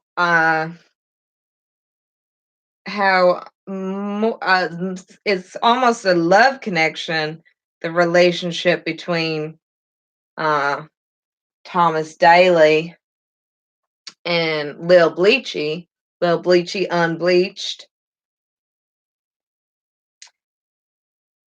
They seem to have a little bit of a love connection somehow, some way. But Shepard is not, I would say. I mean, he thinks that Thomas Daly is psychotic, and if that I ever met him, he is going to kill me. I don't think that. And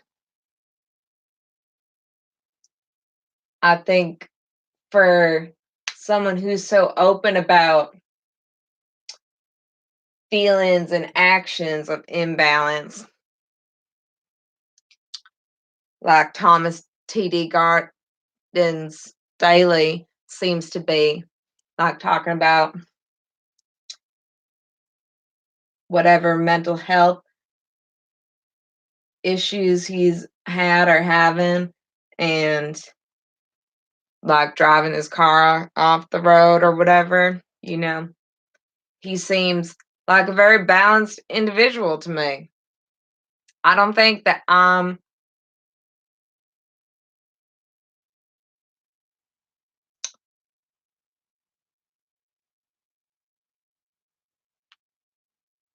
crazy or being manipulated into thinking that. But you know what? Maybe I don't feel that. I don't know. I just don't. I'm not worried about um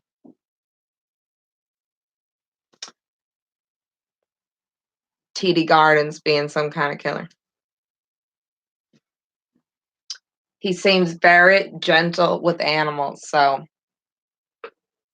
and animals is more important than people to me. But obviously, I don't want to be murdered in Canada. But I don't think that will be my story. I don't think that that's what is going to happen on this program. Now, excuse me.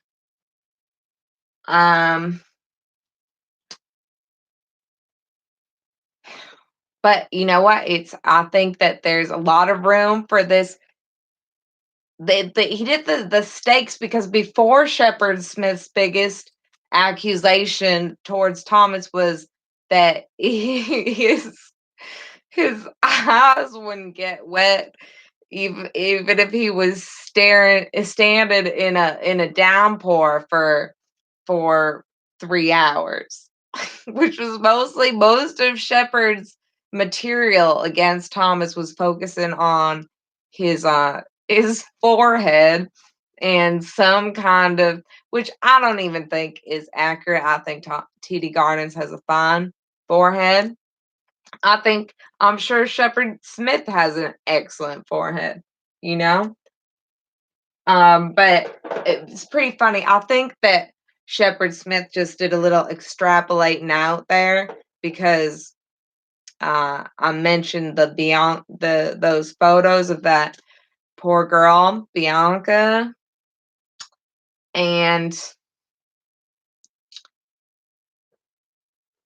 but I don't think that that's really TD Garden's fault. He's obviously adamantly okay with everything, which I get.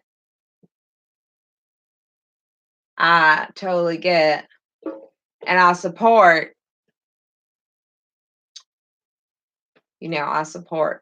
I support all my YouTube friends.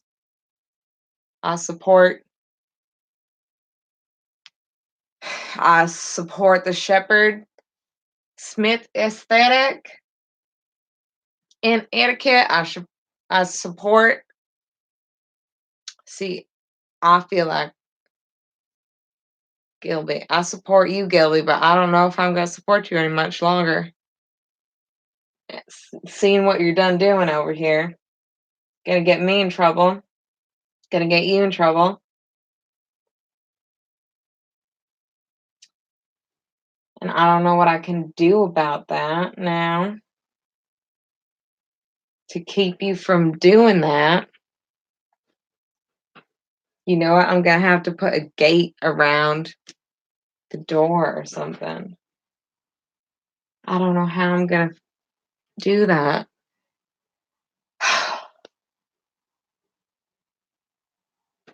Because it's like he wouldn't be doing it if he wasn't trying to get out. I support, what else do I support?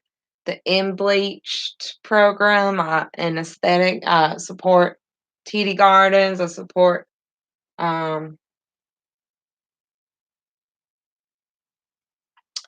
Jeremy Barn Grumbles, even though he took this dang video of the music fest and cut off our set at the end. But I support him. I support him.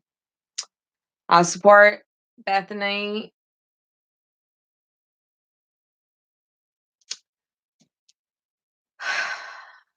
I don't know. I don't know how I can support Bethenny when she's leaving the Real Housewives of New York City, but you know what? I can if she needs a break. If they're going back into shooting and she needs a little break for her emotional well-being, then I support Bethenny taking a break from the show. If that's what she got to do, I support it. I will support it. Yes, we are going to be watching Bethenny Frankel. I think I should change the title of this so that people that really need a dose of Bethenny might be able to join us. Oh, I forget how to do it though. Okay, let's check back in with HB real quick while I'm figuring this out. Broad, Uh-oh. strong, what? Yar, strong, broad shoulder. Ian Ellis loves Hostbusters, but he's asleep during this time of night. Ian called in once as Dante Nero. He talks about you on the Ian Ellis podcast. I thought he called in. Wait, did you call in LLC? LLC, CEO, the manager, the fucking. You have a guy named the janitor, the guy who you have a character in that world where it's the guy who like collects your keys at the end of the day.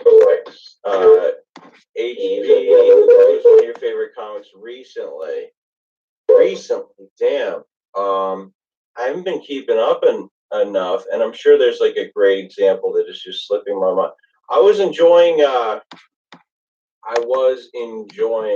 a Jimmy Carr special recently, of all people. It just came up on YouTube. How do you He's not like a new guy or anything, but I was enjoying it. But there was a Mitch Hedberg joke in there, like a joke that was very similar to a Mitch Hedberg joke, specifically the one about I was in a casino and a woman there said I was in front of a fire exit. No one is in front of a fire exit if you're flammable and have limbs. And of course, Jimmy Carr had like his version of that joke, but it was so similar. You guys do need to get a janitor. More Discord drama. I love it. You don't like the hot new comedian Ian Ellis? I don't know his stuff too much, but I did see some stand-up clip of him. He was, what the fuck was he doing? A joke about pedophilia. I was impressed with how little he cared about talking about pedophilia in front of this group of people. Now, in his social life, like in a restaurant, I don't want to be hanging out with somebody who's talking real loud about pedophilia, but I do think there's some balls at this point going into specifically in the way he did, because it wasn't like a edge, whatever, you know. I thought it was interesting. What you on, Hoxie? You sound like you got a goo buzz going on. Yeah, you know what we drink. Drinking some Kool-Aid.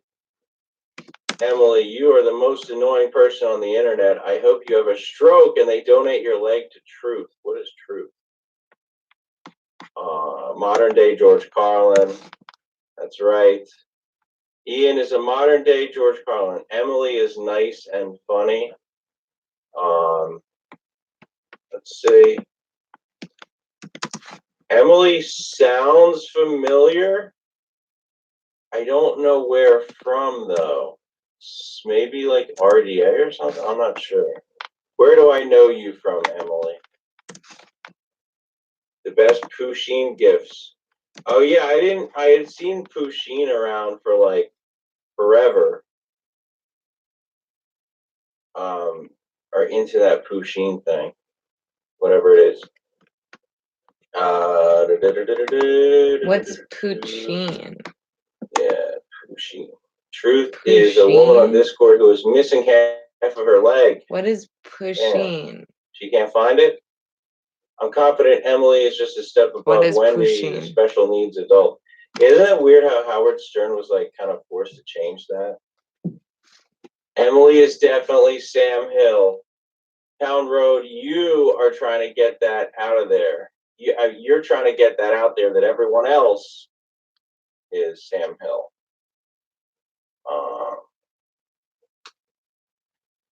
She's Sayan's mistress. Oh, I think I heard Thomas mention Emily. Not Tom, the other Thomas. Don't forget that. Sayan's Entertainment. Oh, you gotta check out the great Sayan's Entertainment. I hear that they just he gets cops called on him every week or something. Thomas Daly is a friend of Emily. Posty over Unbleached. We are allies in the world of podcasting, so we don't really compare each other. And look, he's got more subs than me, so I can't really argue with that.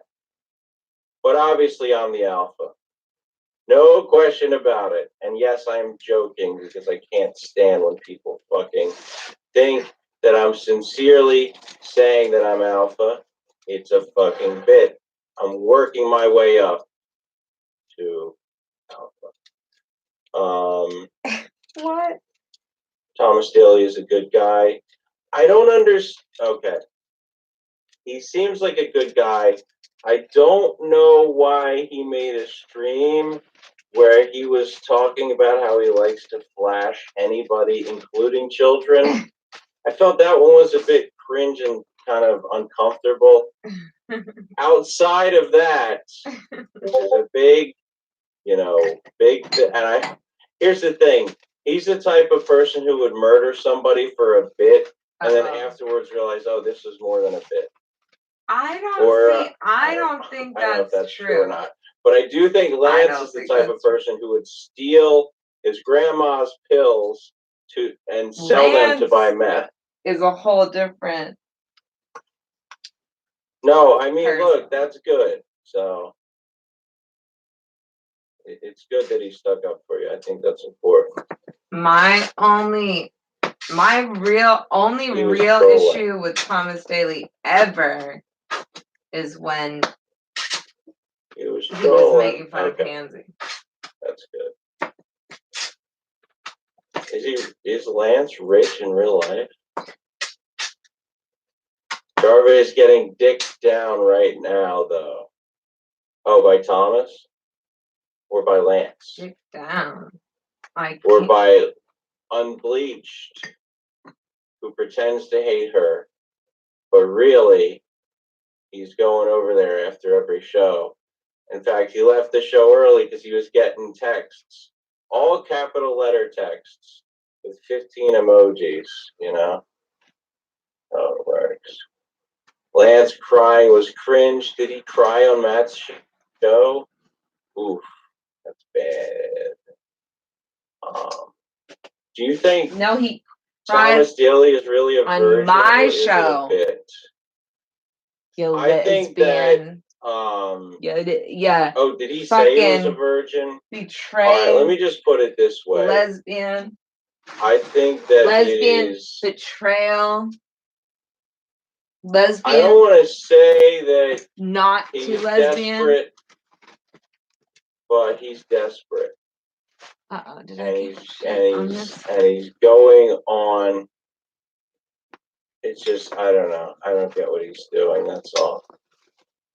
You've seen clear evidence that Thomas is not a virgin. Has he shown you videos of him having sex? Like I don't know what that means, but I'm sure he's.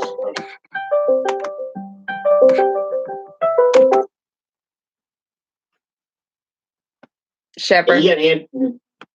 You gotta answer the other phone call from Avery Brokebar. What? Oh, why? That's I can't share a browser, and I'm not going to log off and log back on, so we're stuck with Avery Brokebar. I want you to look at his face the whole night. This is a sick world I'm in out here, I'll tell you that. Okay, well, for some reason, when you call me as Avery Brokebar, I don't get the call. There we go. Screen number 2. Shep. Can you do it? Now, why can't you do that on Shep Smith, your actual account? I don't want to log out and log back into the application. You understand that? Kinda. Well, it's not for you to understand. It's a technical thing, all right? So we're last right here. We're on episode 3. It says right here, from March 22nd, 2012. Okay, wait, hold on. It says right here. Wait, where? The second year of marriage is proven to be more difficult than the first for Bethenny and Jason. Oh, much more difficult. Much more. Bethenny confides in her hairstylist that she and Jason are in a fight and has been feeling as distant from Jason. And you, of course, you're going to talk about that to your hairstylist or your driver. On top of that, the new apartment design team is not getting along. Bethenny calls a meeting to get everyone on the same page, but Jason is hostile with the group, making things worse, forcing Bethenny to play referee. Emotions are running high with Bethenny's assistant, Julie. He breaks down at lunch. At a lunch meeting. When asked if she's committed to the company for the long haul. Oh my And God. Jason you know it's bad if Julie's breaking down for a couples therapy session on a boat with Dr. Amador. Oh yeah. And things escalate. Jason storms off, leaving Bethenny and Brand. What? We saw some of this already. Let me pop in the sound. Are you ready? I think I get some sound going on here. See where this is going. I feel like it's going to take you a few minutes.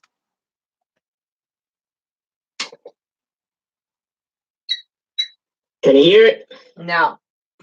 No. Cannot hear it. Can you hear it now? No. Cannot hear it.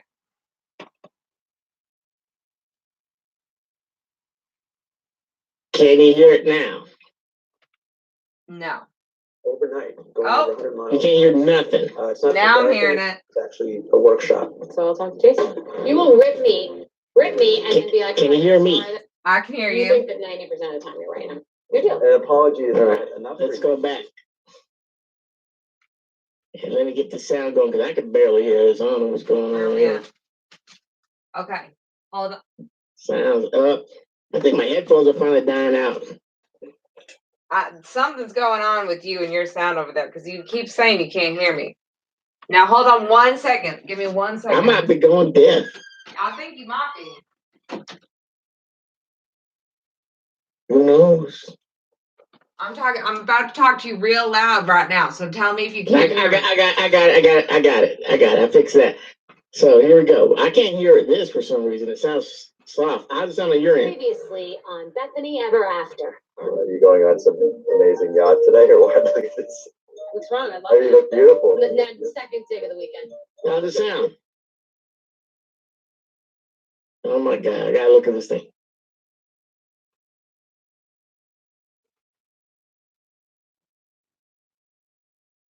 Big thing. No. At a lunch meeting, and asked if she's committed to the company. Can we make it? No. 90% of the time you're right.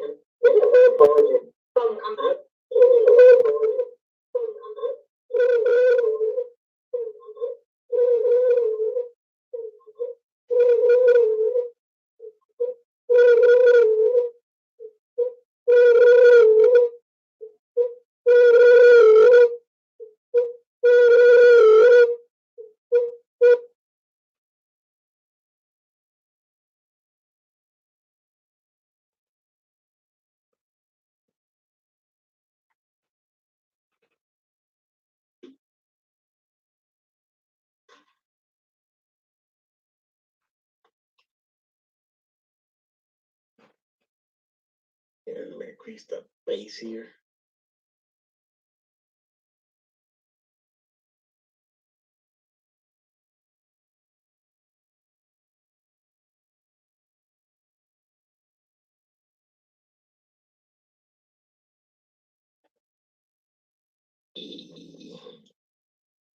Donnie.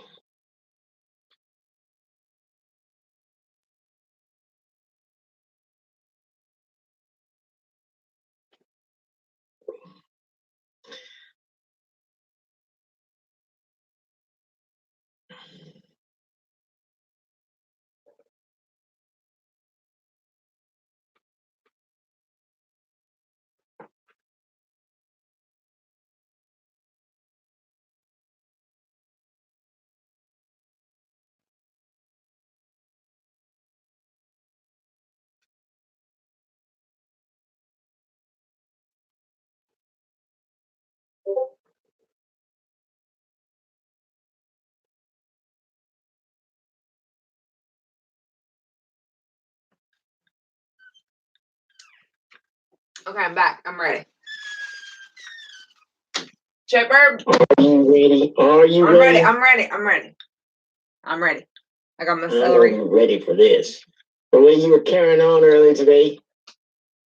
Oh, I'm so grateful. It might make it worse. I know. Like your acceptance of the fact that Bethenny is no longer with us. But don't even. Take a look at me, she's coming. They were the other gig. You got two strikes from this thing. You got to take it easy. Jason's a good boy that wants to be bad. You and Jason have had a lot of rough spots. There's something that I do with couples. We go out on these albums. Going overnight. I can't wait for the boat. We didn't get to the boat. Jason, you will rip me, and then be like, all right, I'm sorry that I ripped you. You think that 90% of the time you're right and I'm wrong. Good deal. An apology is not enough for you. You just keep it going.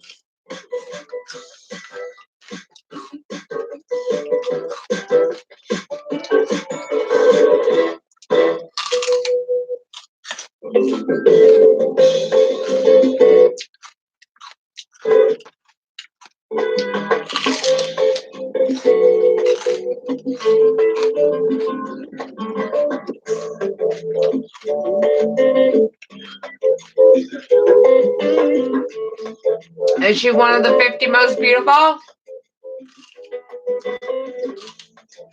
Not my style. Do you think or do you think it's because she's one of the 50 most beautiful? People Magazine Holiday Entertaining issue. Oh. And what decade? The 80s? No, it's Holiday Entertaining. Never mind. I invited Jake and Connie because People Magazine asked me to bring 2 friends, and I thought they would really enjoy it. I can see your bra, Bethenny. And Veronica is here for makeup. You want to say mom? Hi. Say again, ma'am. Pretty for during the day. Well, it's different. What? It's a little silly. You knew she cut her out the video. Say again, ma'am. Let's do something. I tried to do this last time. Let's try to do it this time. I'm What? gonna do something here. All right. You're a yoga instructor. Okay. You just sit tight. Okay. Yeah. Like this class, you blue color? Yeah. What are the odds? Well, I was doing one of the poses and I saw him look, and then I was like, what's he looking at? And then I went down the whole poop out. And then the worst is that he had a haircut appointment the next day, so I had to look at him. Should have said there's more where that came from. Bethenny. No. Wait. So everyone's talking about a drama that happened this weekend. It can't. We're gonna smoke that Wait. at home. Who told you it even happened? Well, I keep hearing buzz. Did you hear what happened this weekend? Wait. There were a lot of arguments just because his birthday didn't turn out the way that he wanted it to, and we did amazing things. I sent him on his private golf retreat with his best friend, and it was a surprise. We had a romantic dinner, and he said it was the best birthday week of my life, and I'll never ever meet you up again. And then all of a sudden he had like a relapse, and at 10 o'clock at night on Sunday, before he said, my parents should have been involved, and I said, but you just were at your parents' house the day 2 days before your birthday. Anyway, it was a whole drama. So we were in a big, massive argument because he broke my heart because I made his birthday perfect. And You did put a lot of thought into it. And made sure that there was a day that he would go home to his parents and said, I offered to come, but he said, no, you can't come for long enough, so then it won't work. It was a whole thing. I could wallow in this for days, but I'm here to work. So I gotta wash it off and go be professional. Do you guys want me over there? Yeah, I love it. We're not seeing you in this. Okay. Okay, so then?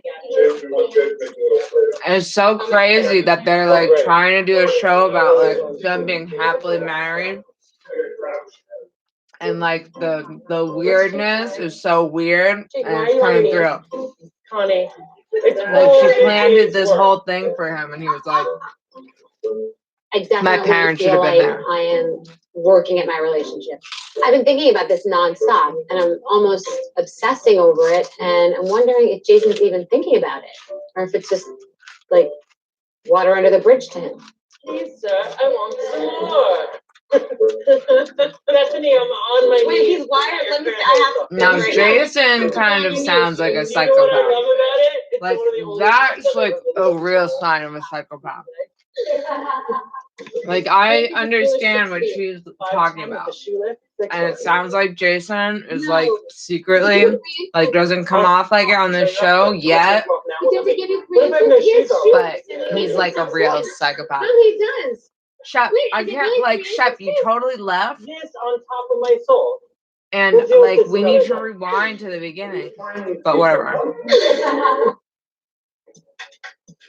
Because I need to understand what that story was about. Now I feel defeated and now.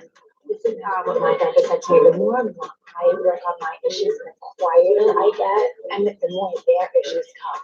His issue is not seeing all the good.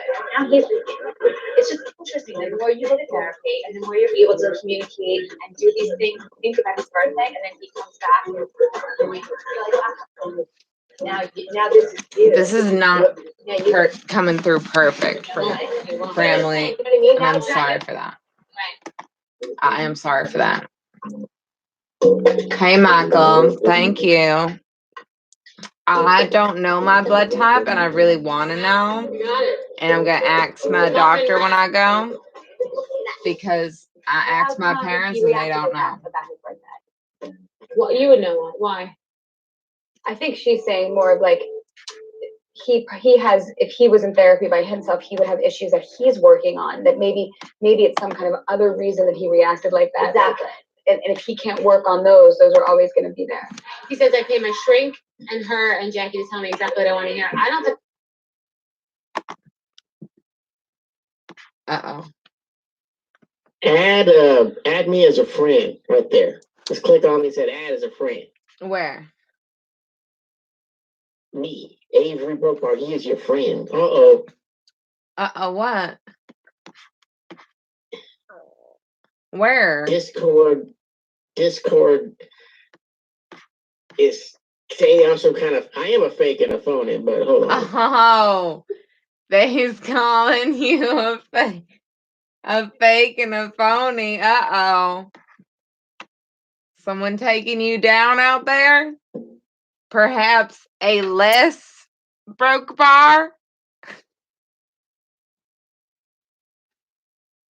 Discord gave me the kibosh. They don't like very broke bar. Can you hear me? I can hear you. Roseanne. Oh. You should be Roseanne broke bar. That's much better. No, it's not. Yeah, it is. It's good. I'm getting emails. The emails are pouring in. The people's is saying it is good. You still love that boy for some reason. I don't know what he did to you. Guess he bought you a toe and some Kentucky Fried Chicken, which you only ate I believe the mashed taters after that. I didn't eat any of it. In fact, not even the coleslaw. I didn't eat, not even the coleslaw. The only thing I get at, I think it's Kentucky Fried Chicken is a baked potato. Sometimes when I'm on tour and there's nothing else, I'll get the baked potato. No sour cream. You do know that imitation, that imitation meat or whatever they call bacon, it's really just soy, so you can eat it. It's vegetarian. Oh, really? It's gross, though. Yep. I'll have to look that up. Yeah, most imitation bacon is soy. But I don't eat soy. Yeah, but if you're if you're gonna give it to you, say, is that imitation bacon? And it's probably bacon. It is definitely bacon. It's soy, or you call it whatever you want to call it, right? All over the place. What's going on here? What? Yeah. There it What is. is going on? Because we had to back up and being, check I'm it being back. attacked by. There. All right. Can you send? I don't know. You might have. When I said ask me, I'm gonna send you a friend's invitation because apparently you're not gonna do it. So a little bleachy. I don't know how to do it. I'm trying. Okay, now I sent you a friend's request. It should be a red thing up on your screen. Just accept it. I don't see it. To the left, girl. On your screen. To the very top. Okay, the home. You click on it. Where? Right? Oh. It says friends. Friends. You click on friends to the left. Oh, friends. Wait. Status. What? It says impending invitation. Somebody sent you an invitation. So what do you do? You say accept. It says Avery Brokebar. I'm your friend, right? It's a double meaning. Shep, it doesn't say, oh. And pen. Oh, okay. All right. Okay, I accepted you. Thank God. Even though you're an imposter. Is that upsetting you? I just said, I didn't say it upset me. I just said that I accepted you, even though, nonetheless, as it were.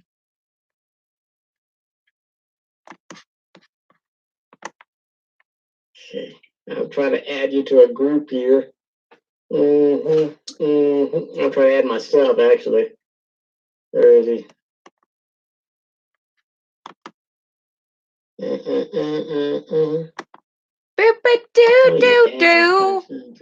And I'm too sad now, but we got to do our duet. Don't forget. Nah. Yeah, but you keep saying it wrong. Who's the duet? What's my motherfucking name? Yeah, but you I be pumping on this Mary Jane. There's only one J-Lo, and you're completely different. What? There's only one J-Lo, right? I don't know about that. Hansy says Hansy says there's two, and they're both escorts. You said Ashante. Oh, yeah, I did. And she's dead. No, she's not. Okay, well, I didn't mean her. I meant the other one. You know who I meant, that other one. Uh-huh. So what am I going to do here? Okay. Member list, little bleachy Darth Harris. Little bleachy. How do I even do this? I don't even know. Where the freak is it? I'm trying to get you in this group conversation so I can hear you talking while the damn thing's on there. Hold on a second. What do you got? Restart? No, it's just stick with it. Stick. Hold your horse. Hold your horses. Should we put on Happy Bubbles? I'll put on Happy Friends. Da, da, da. Do we need Happy Bubbles? I can't believe, Gilby, you be chewing that rug like that. I don't know what to do with you.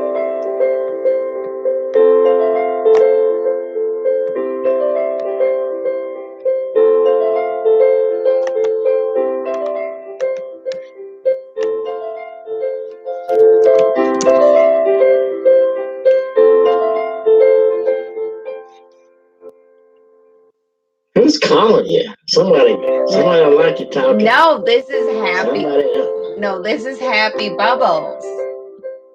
The Happy Bubbles are calling, and they're saying, "Be happy, be happy, be Bubbles. Don't worry. It's just Happy Bubbles. Happy Bubbles is here."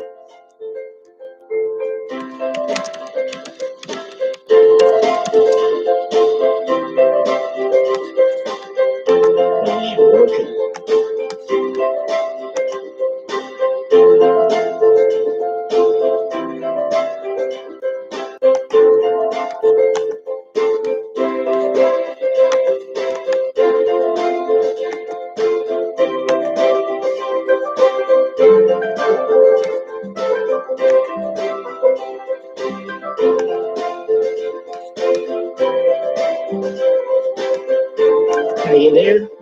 I'm here. Are you calling me again? Yeah. Hold on.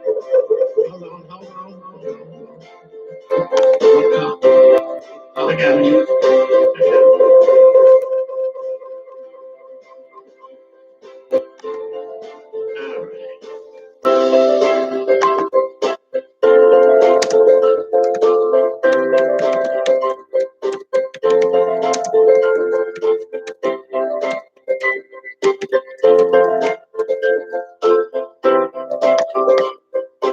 Can I ask a question? Okay, ask away. You hear that?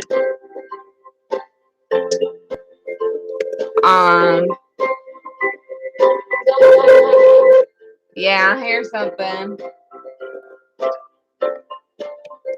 You hear something? You don't hear the show.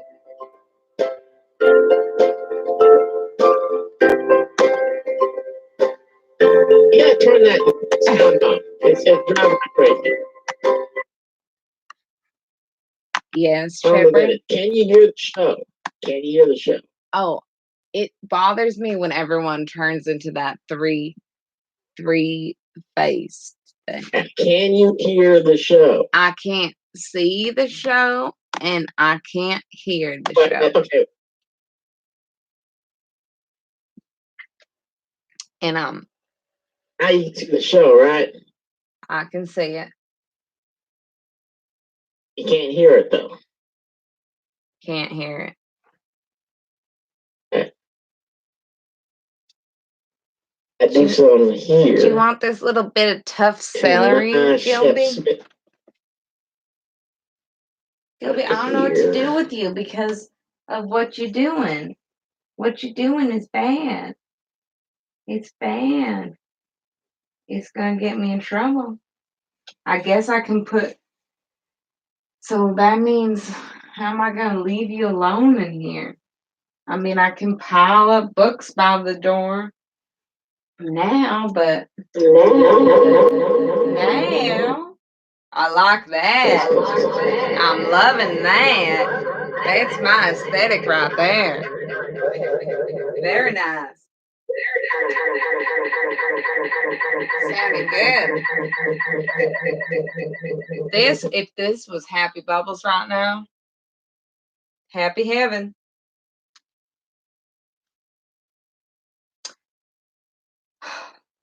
Look at where the sound's coming from. Hold on a second. You know, Shepard. Shepard, have you ever been? Hold on. That's a question. What? Go ahead. Go ask the question. Hold on. Hold on. Go ask the question now. What are you even saying? And why we gotta be a call with you and Avery Brokebar? That don't even make sense. I think you try and catfish me now. And I won't tolerate it.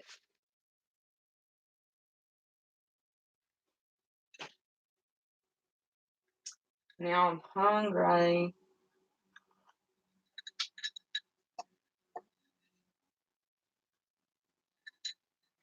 Maybe I'm not really. Gilby, are you hungry a little bit still? Maybe are we growing? Let's be going through a growth spurt.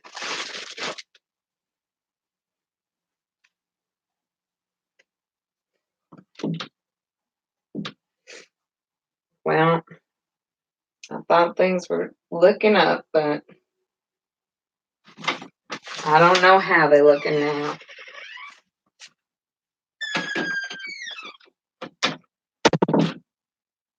Are you there? Yeah. Hello.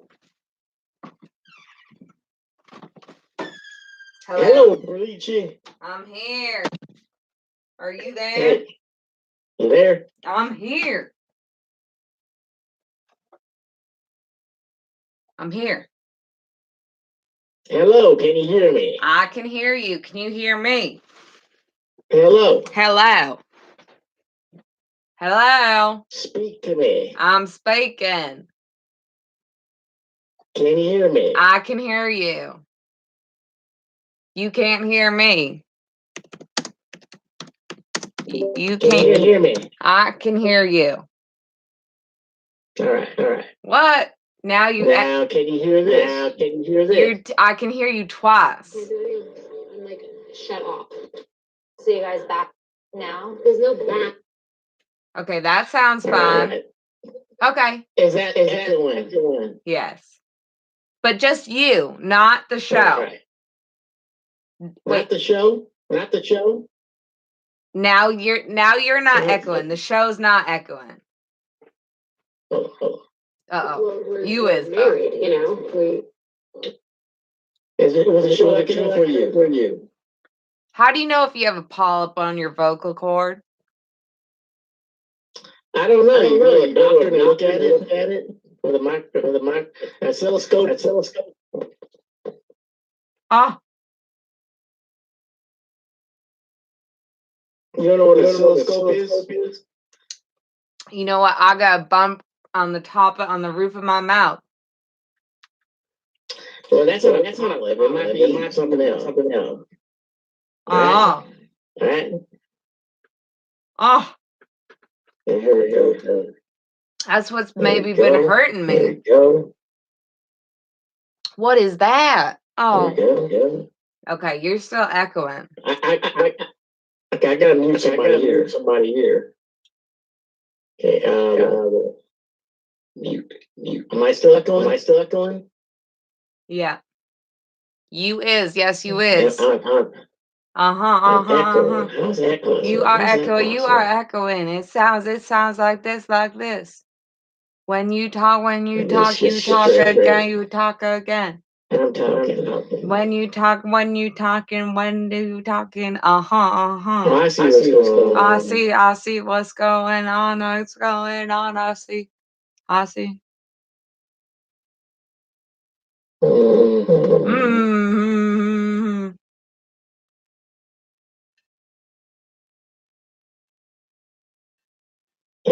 Yeah.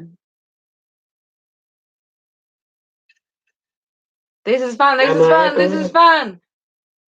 Oh. Huh? Am I echoing, right? Am I echoing? Am I echoing? No, you're not. You're not. You're not echoing. You're not echoing. Do you want to watch the show or not? That was a little joke. I just said it one time. You're not echoing now. You fixed it. Good job. You fixed it. Can you hear the show? No.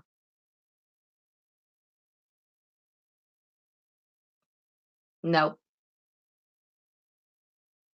Dang it. I can't even see that thing.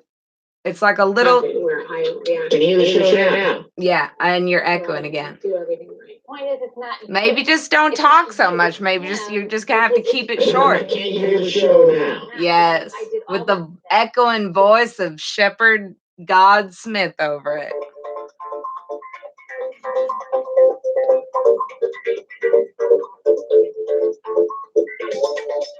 Hi. How have you been? I'm good. The good news is we bought an apartment. Is that Harvey Weinstein? The bad news is we have to do a full gut renovation. I've hired Mark Spector, the architect, Steve Fanuca, the contractor, the Gomez Her hair looks girls good. as the designers, and now we have to dig in and do the work.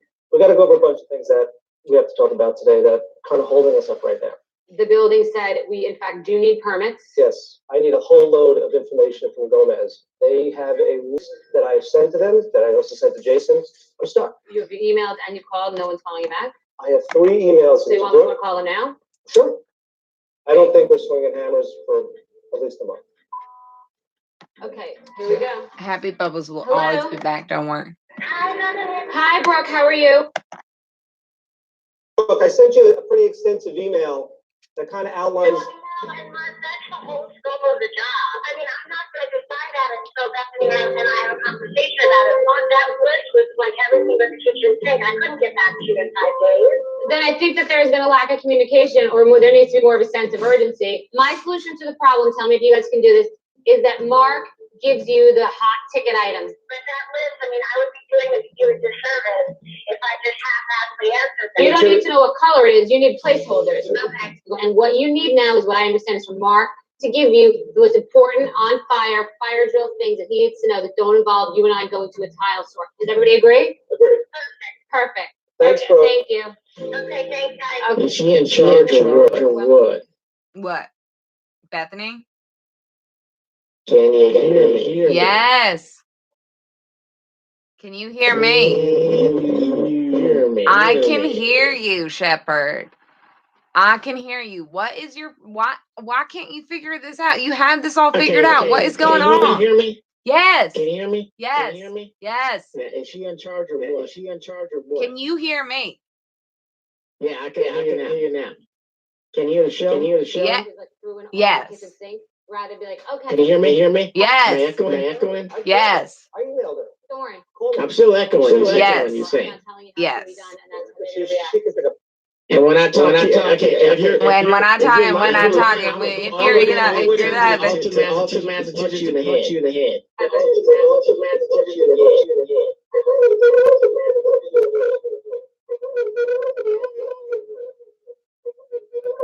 What is going on here? oh, is You like that? wait. You know what? I wonder. Let me. No, I gotta fix. I was not echoing. You're lying to me. Yes, you're echoing right now. No, I'm not.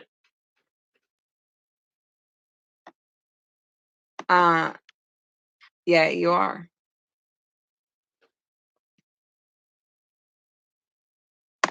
I think you should just not talk until the end of the show, unfortunately, or just keep it succinct. That ain't happening. Well, just then keep it succinct. I mean, you're echoing. I don't know what you want me to tell you. You're echoing, and if you watch it back or watch it on YouTube, you'll see that you're echoing. I ain't lying to you. Mad.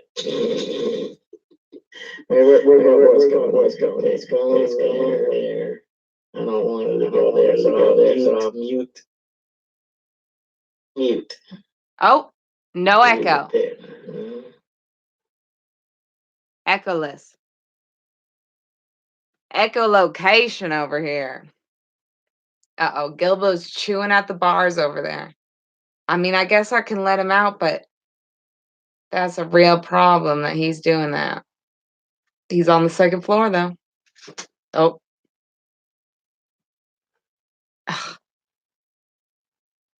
I can't have him doing that. And then I'll be barricading myself in. Well, I guess I can put just my... Actually, you know what? I have the perfect thing for it. Okay, Shep. I love taking 3 hours to watch a 40-minute program.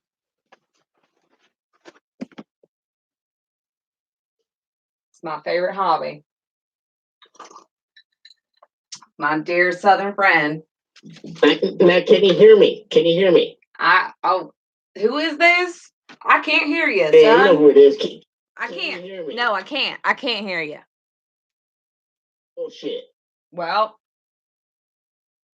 that's what you get. I don't want to be the renovation room. Can you hear the show? Yes, I can hear everything. You're not echoing. Don't you talk to each other? Don't you just like, why am I the one telling opera?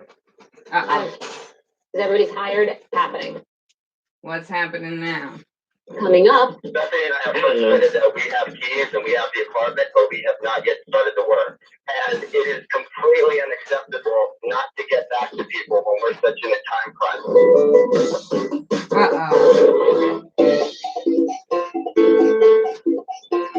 When we're such in a time crunch. We'll have professionally look at the plans. You're like Mike Brady. Yes, I mean, an architect in table. Hawaii. What's happening is I met with the architect who is everybody's Shui Plague. Everybody's top notch. Everybody is really. I'm telling you, everybody's. Are they top notch? Really? You're saying it. Well, she's saying I'm telling you that. So she's not even saying it's the truth. He needs the paragraph. We're going to the store? Yeah. Oh. What are you doing? Now, her assistant has. I got a last question here. What? Now, here's the fat guy, Hawks boxer. Well, this, yeah. Like. Hoxbox. Well, Hoxbox was someone else. The true Hoxbox that appeared on this program was somebody else. But now this guy here, she's got a flat ass. See like that? Too it's flat. A man's ass. She's very thin there. She's very thin there. She got to do something about that. She may have bulked up and said, "Wait a minute. Wait a minute. Wait a minute." What? And at the end of the show, we have to go back because he and this hairstylist were having a conversation. We'll wait till the end of the show. All right, we'll go back. No. How far back do we go? Here? We don't have to go all, like, here. We can go back ahead again. Here. This is why I was saying at the end. Here. No. Because. Here. No. Here. No. Where do you want to go back? You said go back. We're going back, right? No. I said at the end of the show, you don't listen to nothing. You just go on ahead.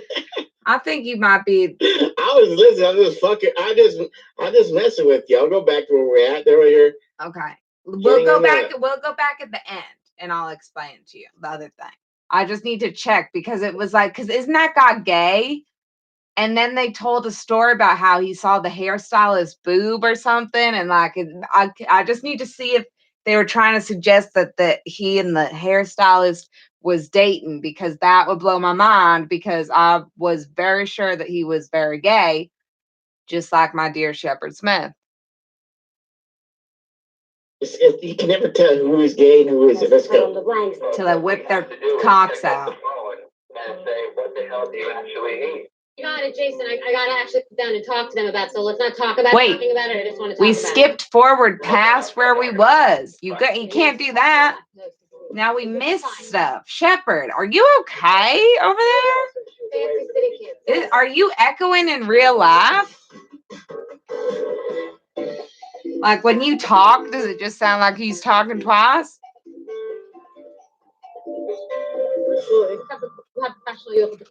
Are you sure? I don't even know if we haven't seen this yet. We got to go back to where we knew he was. We could have missed. Everybody's top notch. Okay, fine. You're right. I'm telling you, everybody's phenomenal. Like they could be top notch. Okay. Everyone's phenomenal. And the architect, I do really. Fine.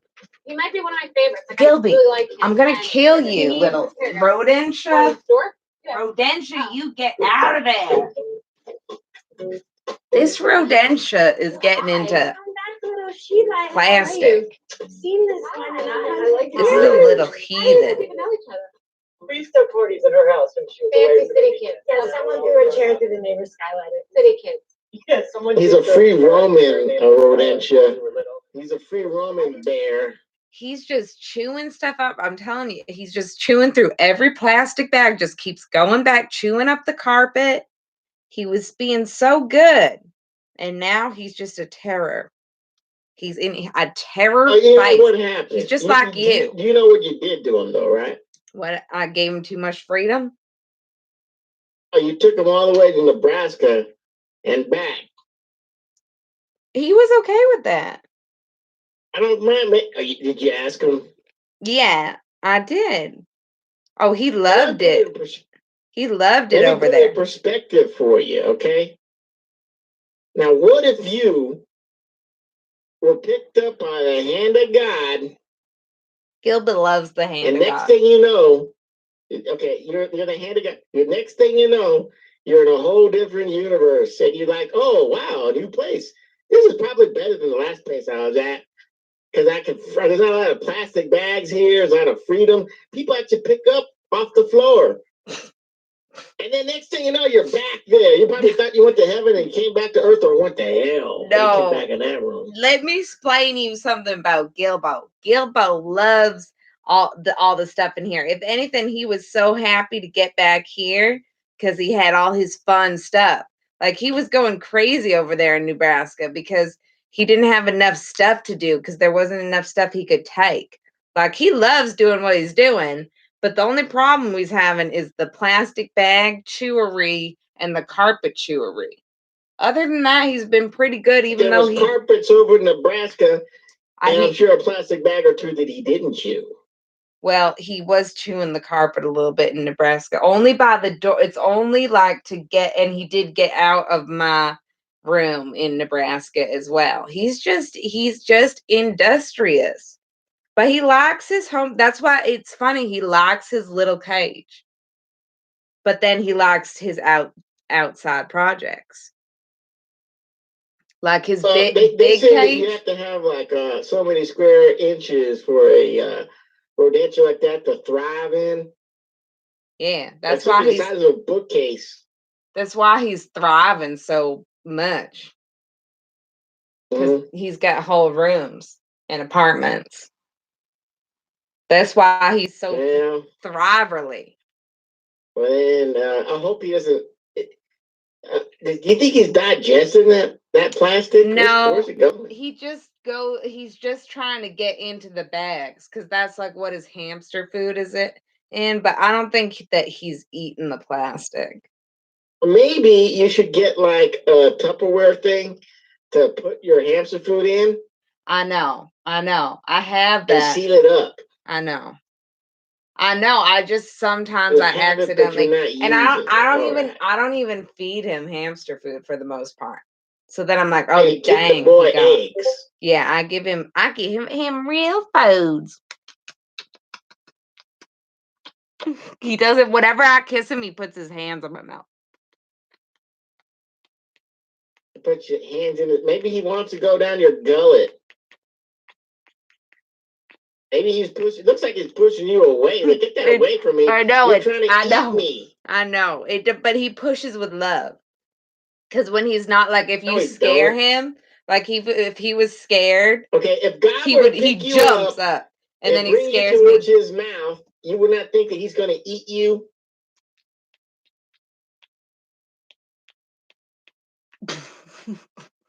No answer for that, do you? You have no answer. No, he loves me, Gilbo. He loves me. Let's get back to the show. We got these three women here. I forget why we stopped. And they're about to get smacked down by Jeff. I didn't know you were at that party. You remember Jason? the deny it. Okay. Mariette and Brooke, who call each other by their name, they are a mother and daughter team. They are Upper East Side, polished, impeccable designers that don't make any mistakes. Do you want to look around a little? Do you want to do that after? I want to see what you're comfortable sitting in. I don't want to get too fancy like that. No. I love it, but I want to also maintain where it is downtown. Hello, Jason? What's going on? Nothing. I just got to Mariette and to the Gomez girls showroom. We're just looking at furniture. Can they hear me? Yeah, they can hear you. I anticipate this being a frustrating process because we have such an aggressive timeline. So, back when we approached everybody, Mark included, we asked and said, can we all meet the timeline? And we all agreed to that. So, Bethenny and I are frustrated that we have keys and we have the apartment, but we have not yet started the work. So, all I'm asking for everybody to respect each other's timeline.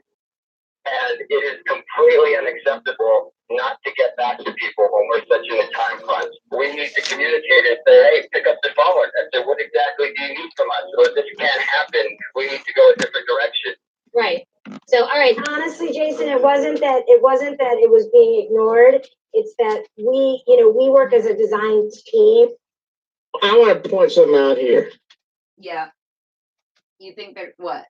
Gilbo, you get out of here. Right. So, all right. Honestly, Jason, it wasn't happening.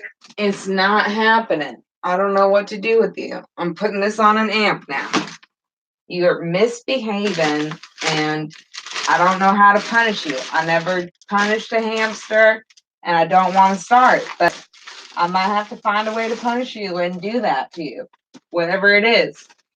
Okay, sorry, go on. So, all right. Honestly, Jason, it wasn't that ignored. It's that we work as a design team with architects. It's what do you need from us? So this can't happen. Them shoes. What? You see those shoes right there? I have those shoes. I have shoes like that. I bought AKA Jorge these shoes back in 2012. You did? Jorge likes a high heel? Well, that was a style back then in 2012. But that I got a whole bunch of these shoes in different colors, but the purple ones I remember. Gilby, don't get into the paint. Oh my God. This hamster. Oh my God, Gilbo. You're getting paint on your paws now. Oh God, now what do I do? Gilbo's got paint on his paw. What kind of paint is it? Acrylic. Is it temper paint, oil paint? Acrylic. Acrylic paint. Acrylic. Oh my, the worst kind of paint. No, oil would be worse probably. What kind of oil paints are you using? It's not oil paint. Don't bite me. I'm just trying to help you. He didn't bite me. I just told him not to. It's so funny. He has little fingernails and everything. I think I got it off. We don't want that. And there's this one, if you look for hamsters swimming, you won't find any, except for this one Asian girl. Have you seen that? Back to this question. Yeah. What kind of paint are you using? Acrylic. You can't hear anything. But I said oil paint. I said, what?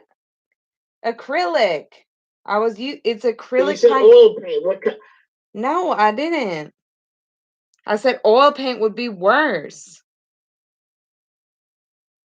It's linseed oil. It shouldn't be bad at all. It's like non-toxic. No, linseed oil is toxic. It's like turpentine. Crazy. You don't know. You don't know. You don't know nothing. You don't know nothing. Linseed oil is not toxic. Whatever. And linseed oil isn't oil paint either. And it's like Most oil paints are suspended in linseed oil, flax oil. Flax oil would be toxic to her. Flax is toxic to everything. Yeah. Well, it was acrylic paint, and I got it off of him. So all right. I'm just questioning your artistic skills, or actually the craft of it. Let me go back. And we need to go a different direction. Right. So, all right. Honestly, Jason, it wasn't that board that we work as a design team with architects, and it seemed like he was just dumping this list on us and expecting us to fill in the blanks. So what we have to do is pick up the phone and say, what the hell do you actually need? We got it, Jason. I got to actually sit down and talk to them about it. So let's not talk about talking about it. I just want to talk about it. Okay, I'll stop talking about it. Bye. Yeah, he likes to talk a lot. He likes to speak. Which is fine. This is not personal. This is like absolutely. No, of course not. And it's not. Holy shit! You hear what she just said? he likes to talk. I thought she was talking about you there for a minute. Does Jorge ever? Oh yeah, thank you very much. I do like to talk to over it. I know. That was just too easy, Shepherd. You know that you're my best friend. But I wonder.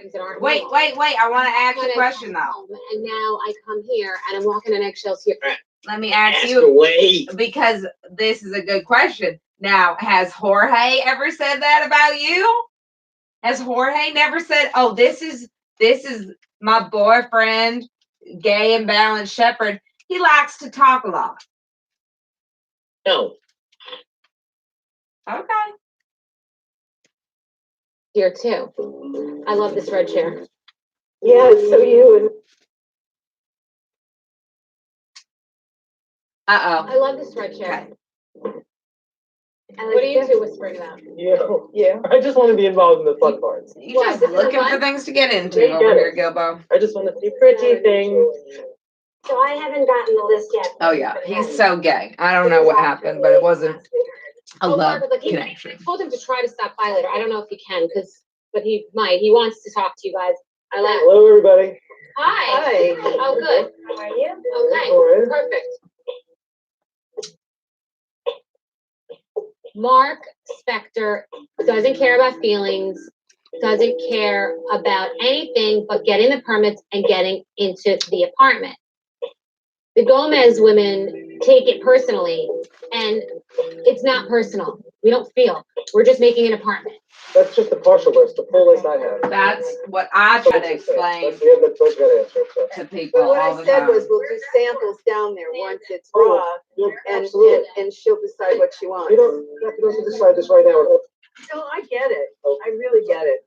You don't have to illustrate. Well, I'm talking with my hands. Whoa. One time you're gonna explode it. One time she's gonna explode. She won't. Yes, she will. Is that toxic masculinity there going on? Well, I mean, speaking of, they're bringing up again what we're bringing up, which is the illustrations contest, which if you have a hand-drawn or graphically drawn or abstractly drawn or metaphorically not even drawn, any kind of illustration that you have of the gay imbalanced Shepherd Smith being unbalanced, please send in your submission. I'll be taking them all week and we will be deciding the winner. Shep's on the panel. I'm on the panel. And look, synchronicity is coming up. They just brought it up again. There was tension in the Is room, it toxic masculinity? But don't, Mariette, she took that knife and sliced right through it. Okay, so what percentage of what you sent did you get today? A lot. I need a percentage. 75? 86.3. All right, so good. So how are you going to get the 13.7? I have to talk to our AV people. I got to talk to Mr. Tanuka. But these ladies have provided you with everything. I have as much as I need from you right now, yes. Okay, fantastic. And you guys, you feel better? What we are going to do Yes. What we're going to do is we're going to take the information. We will draw the elevations of the bathroom that shows a generic wall of tile, and then we'll figure out what's going to go on there. It shows it the detail. So. We're just going to make some decisions. And I told them about your idea about the big giant light. They agree with you. The center big light. Yes. All right, so I want this flooring For in the here. airport, right? Yeah. And in the What is it that you're sipping there? Little bit of water and grapefruit juice with a lemon in it. That's a lot of citrus. That's too much citrus. Well, it kind of That's changed. a very sour drink. That sounds like a whiskey sour. All you gotta do is put like some freaking grenadine and some whiskey in it, and you got yourself a cocktail. I only like bourbon. So you just have You don't like bourbon? I only like bourbon. Okay. What do you think bourbon is? I know it's whiskey, but I don't like the other whiskeys. You know what scotch is? Yeah, I don't like that. Scotch is whiskey made in Scotland. The only place you can get it. Let's go on. Look at all my 45s. Again? Look at all my 45s if you want. But all your 45s. What does that mean? Ho, ho, ho, ho, ho, ho, ho. I know something Shep don't know. Ho, ho, ho, ho, ho, ho, ho, ho. I know something Shep don't know. Do do do do do do do do. Dee dee dee dee dee dee. Boo do do do do. Boop a doop a doo. I'm glad I can inspire such creativity out of you because you've been kind of dull talking to that stupid Thomas Daly on his stupid show. Uh-oh. Ho, ho, ho. The feud. Let me ask a question. What's going on with Hot Boxer, your lesbian friend? I don't know. I was when we was on break, I was getting into it. I was listening to that lesbian because I care and I don't dick around with people and try and make them feel bad for no reason. But unfortunately, my dear Hawks Boxes, it's got no problem to doing that to his fellow lesbian. Well, the problem what happened with him, okay? Not blame the Avery broke bar on this. Is he got mixed up and he was encouraged to get mixed up because he had made his Dan or Dave from Broke Bar or whatever that thing video. Then he made a second one. Then he went on the show, and those toxic people are just attacking him and attacking him and attacking him, and he can't handle it. But I don't know I don't get how, but like his whole thing, at least that he was saying, and it's like that's what my position right now, lesbian to lesbian with Hawksbox, is like, I'm a little annoyed, I'm a little upset because he did this melodramatic thing to me, made me feel concerned for him, and made me question whether he was being serious and saying that I hurt him somehow. And his whole, at least, it's like he should talk about the truth of those. I can see what you're saying, and I believe that that's true, that he's a sensitive person and he's got mixed up feelings about this whole YouTubery that he's gotten himself into. But his whole thing to the public in the Discord on the YouTube's channel was, oh, Sam Hill hurt my feelings and Charva hurt my feelings and I'm leaving everything. And it's like, really? Like Sam Hill broke you down? And me, Jarvie 86 broke you down? I know that TLDR. I know the TLDR about that already, okay? You don't have to repeat it, okay? What's the TLDR? Now, since this has happened, have you bothered to call in on the show and talk to him one-on-one? I've missed it. Has that lesbian bothered to call in on my show and talk to me or address? I've watched his last streams. He said in one that he's never talking to me again. Phone number? Well, hey, hold on. He knows how. Does he have your phone? He could come in the chat. No, but it wouldn't. Okay. I'm not getting. He's just not going to use it. His Facebook. Listen Nobody has my phone number. Listen now. Listen now. Listening. He's not getting into the Discord ever again. All right. He already went back in, and now he's out again. I don't know what he's doing. He can't be that unstable. He don't like the Discord. Now, why don't you just call and talk to him on the phone? Why is it my? I mean, I don't know. I haven't had time. I haven't known when he was live. Oh. And I guess, but so and it's like subscribe to him that you can see that he's live or not. I am pretty much up on when he was live and not. For a while. Well, I've been traveling. I've been out of town. I haven't been sitting around on the internet like everybody else. You really aren't that distressed over this whole situation. It's much like earlier today where you were, giving me some of the crocodile tears about. I was very upset about Bethenny, but you kind of added up to 11 on that crying earlier today. Those were tears. I was crying. You worked yourself up to it, which I give you some credit because I challenged you. Hey, those aren't real tears, and you got yourself there. But it took you a while. But you weren't initially teared up, and that news came out about 2 days ago. So you're telling me you've been crying for 2 days straight? I've been crying. I've been crying. Okay. I don't never stop crying. This is the last thing I'm going to say about you and Hawksboxer because I already know the TLDR about. Can you tell me what that means? And about Shep, and I know about the fact that he's being trolled by all those dumbasses from the Red Bar Radio and whoever listens and subscribes to that idiot there in Chicago, and he can't handle it. I'm just saying that if you want to make it good with him, you're going to have to call in on the show, and he'll be fine with you. He seems like a decent guy. Well, why do you love Hawksboxy? And did you notice TD Gardens on the Unbleachy show and how I didn't watch this last show. No, not the last one. You were out in the cabin in the woods. I was doing stuff on that day anyway. Oh, nothing happened on that show. That show's boring. You might as well skip it. He might as well quit. I know. I mean, which I might, with my research and my hours and hours of footage, I might put out there and say, boy, I got all this stuff on you, man, and you just might as well just delete that channel. Again, you're going to have to send me this data that you have. If I send it to anybody, it'll be a man in Bakersfield, goes by the name of Jim. What? If I send it to anybody, it might just be a man in Bakersfield going by the name of Jim or James. That's who he's going to send it to? If I give my information, my research. I can't This man wait doing to all do. kinds of stuff in front of the camera to a girl that he was in love with. What?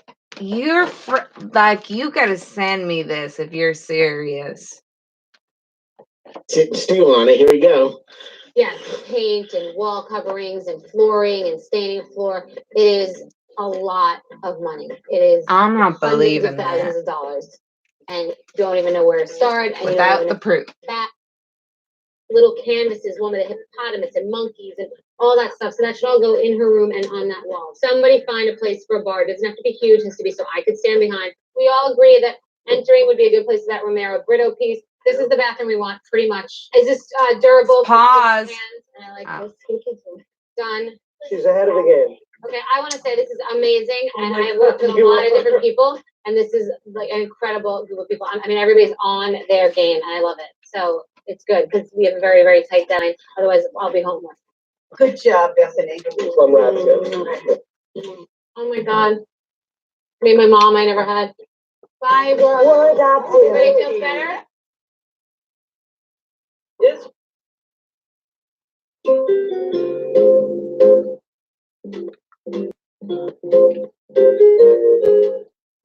Hello. Hi. How are you? Good. How are you? I'm good, thank you. Some of it's like injury. It's not really an injury. It's like my life. You know what I mean? Yeah, we get a lot of that. Come on in. Hi. Hey, I'm Wayne Winnick. Nice to I meet know, you. we met. We met Yeah, years exactly. ago. You look Yes. exactly the same. You're the age. Thank One you. of us.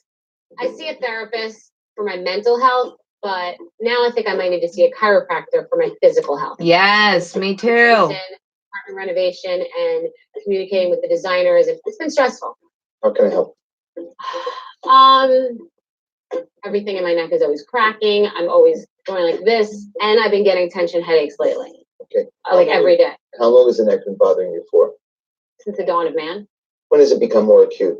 It's not acute like it was when I came years ago. Like I came, it's not that. It's just general. I always have that knot here. It's always really sore, and I'm always rubbing in. And does it interfere your ability to sleep comfortably? No. So you can sleep well? No. I can't sleep well, but that's not the interfering. My Okay. brain interferes with my ability to sleep Okay. well. So a lot on your mind. Because, Yeah. Yes. Shepherd. I can't hear you. it's sleeping well is I can't hear you, huge to by the way. anyone getting well from any. I can't hear you. Is that a diss to Jeff again? She can't sleep because there's a man next to her that she can't stand? Now, no. I mean, it's like Wait. Am I reading into it at this point? Look at the way she says that. But she would say that at General, I any always have point that knot here. in her life. Okay, let's how she says it. Look at the left and She right. reminds me of me a little Say bit. when you say something. Yep. They tell you body language is when somebody says something to you and looks off to the left or right, they're being duplicitous about what they're saying to you. And that means Because that they're thinking of something to say that's not the truth, or they alter the truth to make it whatever it is. but she's talking about her neck right Body now. language 101. She's talking. She's talking about the neck. I know. But the doctor says, does it make you not sleep at night? She says no, but I can't sleep at night. I go, what do you mean? The neck? No, it's not my neck that makes me not sleep at night. It's some breathing, and I think that she can't sleep at night because Jeff is laying in the bed with her. She doesn't want to say it. I think it's an implication. Some breathing. About Jeff, it's a diss. Some breathing. That's what she says. No, she says my brain. Rubbing in. And does it interfere your ability to sleep comfortably? No. So you can sleep well? No. I can't sleep well, but that's not the end. My brain interferes. Okay. So her brain. Right there. No, right there. Her brain says it's interfering, right? That's because she's thinking about Jeff when she's sleeping. Right? That's the truth, because she's looking straight down the barrel when she says it. Now listen to this follow-up question. He asked, what's causing you not to sleep? Because, if sleeping well is anyone getting well. Big deal, no matter what. It's very, very important. Sleep is everything. You really have to figure out a way. Do you sleep well? Is that why you look so good? I sleep like a baby. You can drive a truck through my bedroom and I sleep. Does your wife want us to get married? No. Oh, well, does the woman that you're currently sleeping with want to punch you for sleeping so well? Last time I. You hear that? Okay. Right. Part yet. He says, talk about woman that you're with punching you. Back. No matter what. I know, I heard it. Okay. No, So you can sleep well. no. I can't sleep well, but that's not the Okay. Okay, her brain. Because sleeping well is huge to anyone getting well from any illness. It's a big deal no matter what's wrong with you. Sleeping well is That's very, maybe very why important. Sleep is everything. so not It's a well. great way. If Do you sleep well? Is that why you look so good? I sleep like a baby. You can My drive a husband truck does through my too. bedroom and I sleep. Does your wife want to? You married? No. Oh. Does your wife want to? Are you married? Well, does the woman that you're I get it. currently sleeping with want to punch you for sleeping so well? What? The woman want to punch you for sleeping so well. So does that mean okay? Wait, I want to hear what he just said. But so does that mean that Jason sleeps well and she wants to punch Jason for sleeping so well? I think she just wants to punch Jason, period, at Yeah. this point. Yeah, because that doesn't even make sense altogether. In your relationship theory. shit right here. Listen, here we go. This is very, very important. Sleep is everything. Right away. Do you sleep well? Is that why you look? You can My drive a husband truck does through my too. bedroom and I sleep. You married? No. Oh, well, does the woman that you're currently sleeping with want to punch you for sleeping so well? Last time I had a girlfriend snored. That's it. Got it. Okay, got it. Let me go back to your condition. I'm gonna set you up with my friend. What do you think of that? Great. Okay. Let me just finish this. Okay, sorry. Let's see what your history says. You want to talk about your history after? Oh my God. Are they like going out now? No, wait. She revealed some of herself, right? She felt vulnerable. Right. And now she's getting on the attack. She's got to get back in charge. And now she's giving the doctor 20 questions. You're single. You're good looking. You have a good job. You take care of people. I can help you. I know a lot of nice girls, and there's already a matchmaker on Bravo. You don't need two of them, Bethenny. Millionaire matchmaker. Actually have a lot of recent luck in setting people up. Oh, because she set up that one couple. She's so proud of herself. That one couple she set up, they got Hoda and she set up Hoda with somebody. But we never seen the setup. It happened off camera. But she talks about that like endlessly. She's so proud of herself for that. It's so funny. Know who she didn't set up well? Herself. That's the irony. That's why she got us givers. From this man. She came to another guy. They ended up dying. Now she's married to somebody. You know who she's marrying? Who? Oh no, who's she marrying now? That's one of the excuses. She said she quit. I gotta get married. She's marrying that guy? She's marrying somebody. He's from Boston. I don't know who it is. She's moving to Boston. Oh my God. And she's marrying somebody in Boston. She should start. Maybe that's who was. It's not on Bleach. She should start. Oh my God. You know what? I just saw a little silver lining around the rainbow that was painted black and gray and dark. Are you going to start stalking this woman? Well, no, I'm hoping. What if she starts the Real Housewives of Boston franchise? What if that's the thing they're doing? Because she's not going to get married and not have it televised on television. Not my Bethenny. Okay, you hold on. You hold on to that string. All right, let's proceed. If I do, yes, I do. I mean, I have one perfect, grand plan. Okay, well, we'll discuss that another time. Not that sure. Why is it professional? You're not asking me out. I appreciate your. I think they've got vibes. You help me, I'll help you. Okay.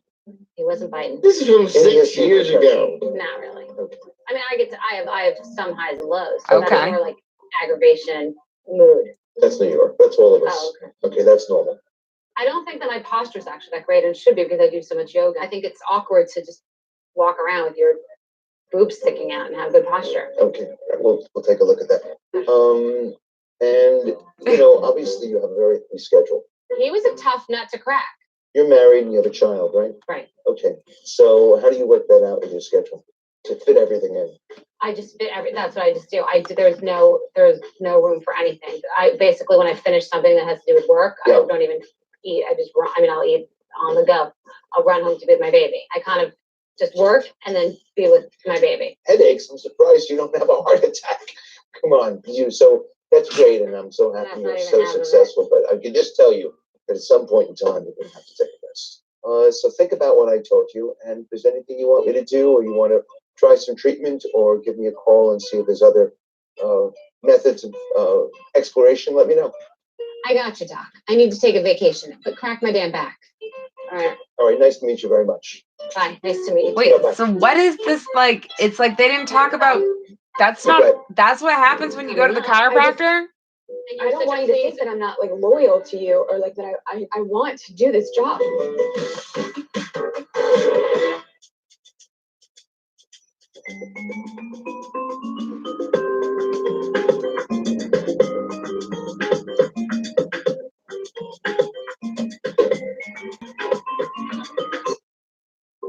I mean, Julie, the assistant, is so attached. So if things are going on with Julie, it's bad news bears. Bad news bears, you say? Okay. That not cool, Shep? It should be here. I have a little perfume that's early. Okay. Not cool, not for I you. over a few things. I have a bunch of things that I just wrote down because the problem is I'm obsessing and I'm thinking about things that are flying around in my head because a lot of things are getting lost. Building this website is gonna be a whole animal. We'll have another meeting and discuss who's handling what part of it. So let's get them, they should be here anyway in a minute. I've noticed something about women in New York and watching the Housewives of New York Mm-hmm. and watching a lot of people. Why are they obsessed with being tan? I don't know why anybody. It seems to me that there's a lot of people that are obsessed with being tan and self-tanner, and I don't know. I'm just like not that attached to being tan myself. I'm like, let's throw it back. I feel like we're entering. I feel like we're in the Victorian age now. Shade today on this right here than she was talking to the doctor. Is she? It's like 3 shades darker now. Something. She's bronze. This shot right here. We'll talk about it. Yeah, she's bronzed up. Running at a frantic pace with my business, and look. And I go back and forth. Look at her there. Let me go back. Let's see if I catch you. Perfect here. There. Oh, yeah, she's there. Yeah. This is disturbing, man. What the? It's Michael Jackson brought it, made it Sammy Sosa. Nothing wrong with it. The whole website. I don't get that much time to talk to Jackie and Julie, always in different directions. So because we're all going to this thing, it's the perfect time that we're all together and I can talk about what's been on my mind. I don't know where all this stuff is going on. And by the way, I'm completely difficult. I throw things and throw them and throw them. And that's why we got Maggie and we can get more people because we're going to move. We need to communicate more because I don't know where the things are getting dropped. And I know you guys are overwhelmed. You guys are amazing. This is not this is just about cleaning it out. We're about to enter into a whole new project with these people. So I want to clear the decks before this. You were all overwhelmed when you moved to the city. It was a big move and you were all flustered. And now I feel like you're really catching your stride because you're owning your own things and you're great. And I know you're in a situation with your boyfriend and moving and everything, but I want to make sure that you're totally committed to being in New York for the long haul and your boyfriend's good with it and everything's like that. Okay. And I want to make sure that you too are, because I have 2 girls who have serious boyfriends who live in different states. And I know that it's a stress on you. Do I want to stay in New York? Yeah, I love New York. I love working here. I don't want you to think that I'm not look. I got a brainstorm for you. Yeah. What is it? Hey. Yeah.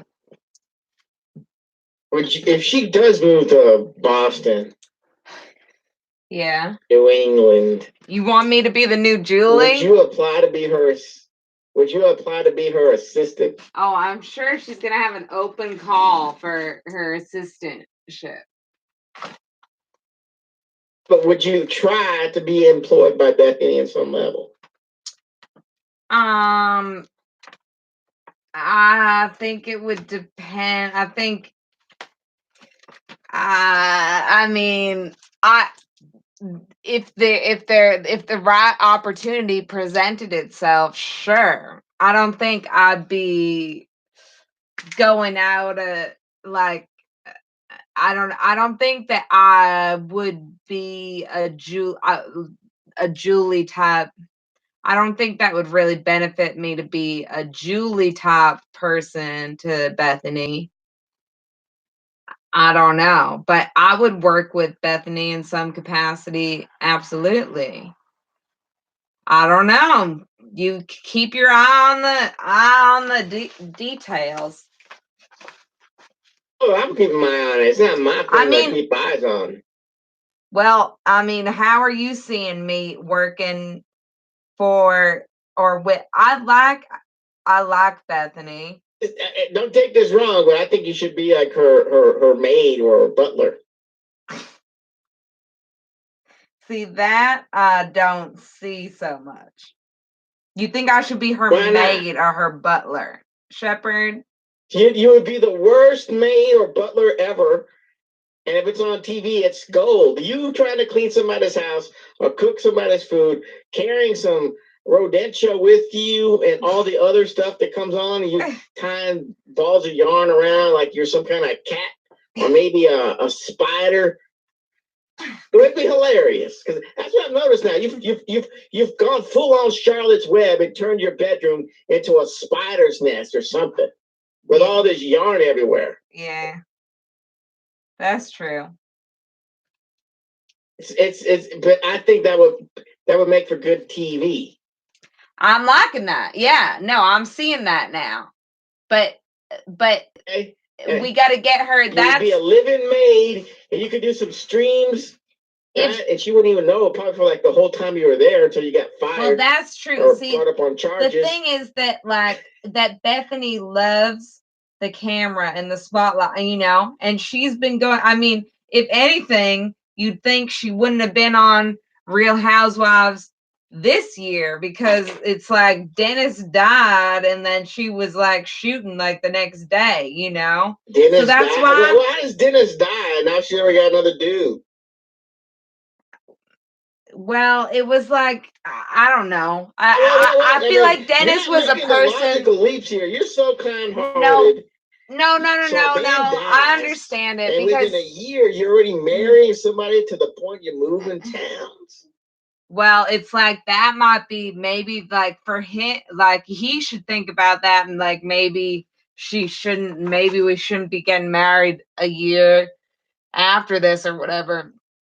But I think that for her relationship with Dennis was like a long time on again, off again. Like they were close. I just want to point out. He had issues. I want to point out. I don't think it was a love. Only one person still remains with her. What?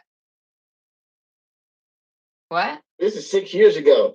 There's only one person still with her at this table. Julie. Right? Julie. Yeah. I know. And let's go. Loyal to you, or like that I want to do this job, and I'm like I don't think that. You okay? Yeah. Do you want a tissue? Sure. In your relationship, you're doing the same thing. Like you're trying to make everything okay there with him and making everything okay there with me. And I want you to be okay. You need to think about yourself. I know, and that's really what I struggle with, because then I just start thinking, and I get so frustrated. I'm just like, I don't know what I want. I don't know anything. By the way, I don't know anything, so I'm like, I don't even want to think. Well, that's how you shut down. No, I do the same thing. I do the same thing. I just need to know what is going to make me happy. I know that your answer is that you can do whatever you want, Julie. Tell me what you want, but it's to have your life revolve around someone else's life. And like, totally agree. At what point is that not something that I'm going to be able to handle anymore? Exactly. And that's what I'm struggling with. No, I have to deal with it. I know. You have to deal with it. It's hard because like one day I just woke up and I was like, I'm moving to New York. That's it. I feel like one day I'll just wake up and just know. And that maybe like I'm like that. It's in your Scorpio. It might happen. I love Julie. She's part of our family. She's Bryn's godmother, and she's part of my life every day in a way that far exceeds work. I'm getting the sense that this is not right for her. If it's not right for her, it's not right for us. See, Bethenny is so good. I really feel like that's why when you ask me that, it's like I would love to work with Bethenny because she like really care. I think like work relationships is like her best like zone of caring. I think that friendships, just straight up friendships, can be hard for her, and love relationships can be hard for her. But like when she's working with people, she care. I mean, it goes different ways, but like with women, definitely, and like young women, like I feel like she's a very good mentor type person. So you need to be mentored, is what you're telling me. No, but I'm saying that she takes that. Like I try and like I relate to Bethenny because I feel like I work with people and I get to know them, and I try to have a positive collaborative work experience with people, and especially when I'm taking on the role of a leader. So, and I appreciate, and most people, I don't know. A lot of times it's like people you worked for, it's like, oh my God. So many of them, even if they're nice to you, they're like taking advantage of you. She seems like someone that I like to work for, and someone that I like to work like.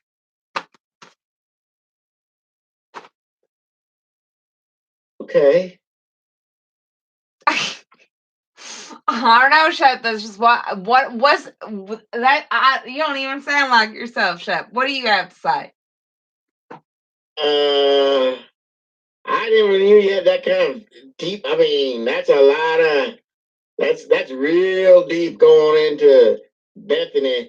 You've had this fantasy or dream of working for her. No. It's like, okay. No, I've just watched because, like, even on this show, it's like so much. She's working like with all these girls and all these people, and like it's different than like her, like the guy that did her wedding, the first season of this that you weren't watching, but like she like rags on like the guys, she like rags on them, but it's like she gets into your like.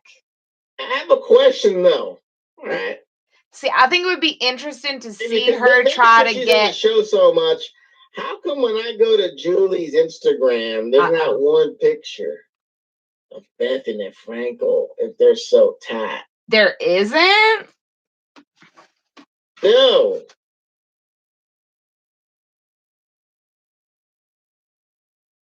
I'm asking another question. Do you believe Julie is employed if she's moving to Boston? What? If Bethenny is moving lock, stock, and barrel to New England, Boston, do you still see Julie being as employed with Bethenny?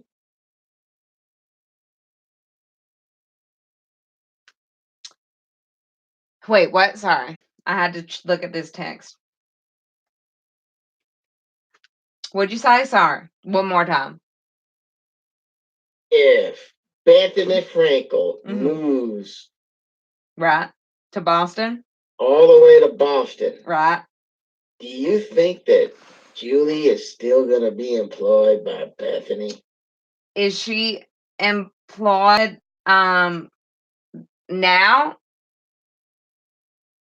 I don't think she is. Did she start her own shit? I forgot. I don't know. I don't think I ever have known. I would assume that they're still together, but I didn't see her. I don't think she appears as much on the Real Housewives, so I haven't seen her Why isn't there a picture of Bethenny on her Instagram? That's what I'm getting at. So there's an article right here from Biz Journal, dated 2014. This is what happens when you're smart enough to know when you met the next Bethenny Frankel. Julie Plake, or Plaque, was 23 years old and fresh out of Penn State when she met soon-to-be TV reality star personality skinny girl Bethenny Frankel in 2005. At the time, Frankel was a chef trying to build a celebrity clientele. So she was still with her up to this point. Up to 2005? Where are you reading 2014. This? Oh. Some Biz Journal. So what are they saying? Then are they saying something happened after 2014? We're asking if she's still employed, but she was up until 4 years ago. It's right here. I talked to Plaque about her hectic life in New York and the lessons she learned working with the reality star. She said, don't be annoying when looking for a mentor. Okay. She said, don't be annoying when looking for a mentor? Yeah. Once you establish a good relationship with your boss, develop thick skin. Fast-paced work environments prepare you for future jobs. Keep in touch with your contacts. Know when to let go. No one to let go? Yeah, no one to let go. Like right now, you need to let go of Bethenny if she never comes back on the air. She's mentored you for 10 years, right? In a certain way. Me? So don't cry. Well, I can't help but cry. All right, let's get back to the show. Okay, how are you? Miles. Hi. Julie. How are you? Julie. Tom. Bethenny. Oh, you're not looking. Oh, great. Sparkling's great. Thanks. I'm really excited to be working with you. Yeah, It's gonna be awesome. everybody has a website. It's your signature, and my website needs to represent who I am, what I'm doing, what I stand for, what I'm selling, just how to really be part of it all. I need to work on my website. A month and a half. Right. So what? That's never happening. All of this is the point of the show. We gotta get started now. Yes, that's the Okay. whole Will point you of this do show. it? Started now. Because if there's a lot of things coming up and a lot of I want there to be a world within a world where my fans talk to each other about the best body scrub, about the best deep tissue massage. I want this to be, and I haven't seen it anywhere else. Discord. Just get a Discord, Bethenny. So really the purpose of this meeting is to hear from you, what that brand is, and to make sure that we're 100%. Isn't that Discord for me? That's my Discord. I mean, we do, but I want to make sure that we have it where we're on the same page. Okay, you should know. It's pretty simple. I know. I would ask, what is the brand mean? Positivity, empowerment, authentic. Yeah, authenticity, connection with your audience and with other people. That's what Skinny Girl means? I think it's fabulous too. Fabulous? What do you think?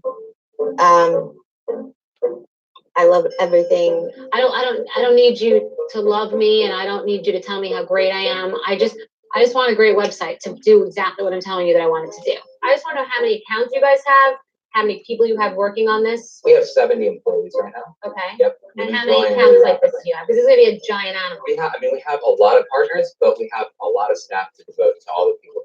And we have hundreds of how many partners? No, we have about a dozen live right now. Another 18 launching over the next couple of months. So you'll have about 30 projects for 70 people. Yeah. All right. One of the reasons why we've done so well is we're very client focused. We've been talking for a while about wanting to work with you. We're so excited that we're actually doing it now. And there's so much that we can do. It's gonna be awesome. Yeah. We're ready. So cheers. Cool. Cheers. I want to cheers. Very excited. Yeah, really. Cheers. It's not bad luck. Yeah, Everything's all right, good. So we're gonna start now. Right now. What are you still doing here? You're gonna have right now. Didn't just say that, did she?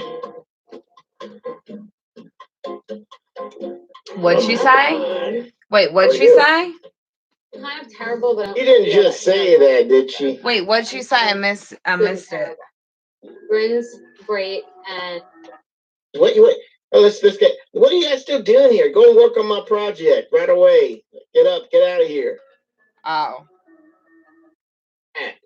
They're like, what? That's. I like this therapist. I think he's fake. I don't know. I don't know. Like, he's so TV ready. But, I mean, it's too perfect. I'm gonna look for him right now. And the name, Dr. Amador. Yeah, look him up. Hold on. I'm going to be 1 second. Look him up.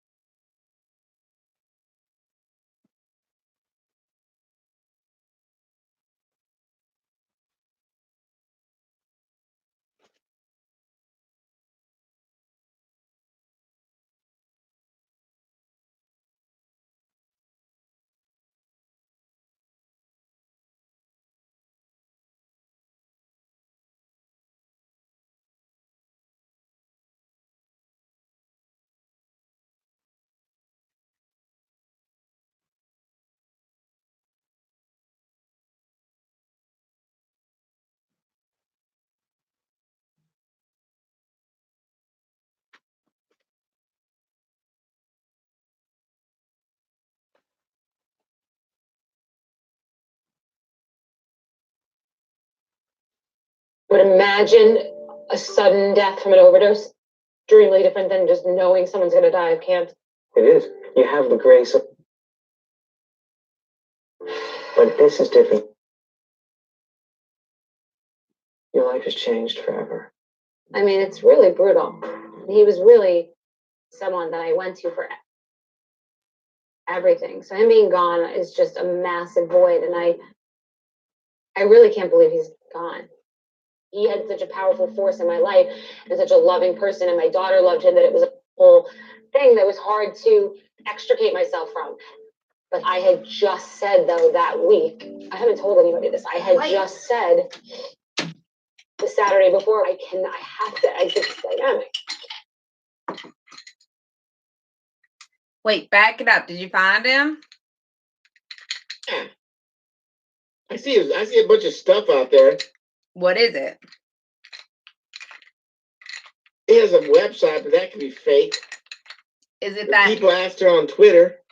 I don't know if you would follow the show anymore. Because you're never even on like in front of the TV watching it when it's on air. What do you mean? Yeah, because I'll get copywritten stricken. Wait, what are you talking about? You know, her boyfriend, whatever he was, OD'd and killed himself. Yeah. Or he was murdered. But she had a whole youth therapist this year. Oh, yeah. And people asked her, what happened to Dr. Amador? And she said, oh, he moved to Pennsylvania, adopted 3 kids. Oh, did he? On his own? I don't know about that. Anyway, you didn't see this? Here, look at this. It's a great time to see Dr. Amador now because I'm going through a lot of right there, right? difficult transition. And look at this. Oh, this guy? This guy came over one day and he was so weird. This is a grief counselor. He's a grief counselor, first off. He's not a therapist. He came to her house. He was so weird. I don't think she's given him a call back. He came. Oh, he's so weird. Then, like, there was a lot. But imagine you got to see him when he first comes in. Though. Is extremely different than just knowing someone's going to die of cancer. It is. You have the grace of it, and some is very ill. But this is different because at one moment it's fine. Your life has changed forever. I mean, it's really brutal. He was really someone that I went to for everything. So him being gone. The day where Bethenny and Frankel got injections in her face and fillers, but I've seen the day. Just a massive void, and I. What? Get that. Oh, you're saying she got the fillers and the injections? She's looking. Hasten your sandals. You know who she looks like now? Nintendo, just don't eat that stuff. You know who she looks like now? Who? Who? Who?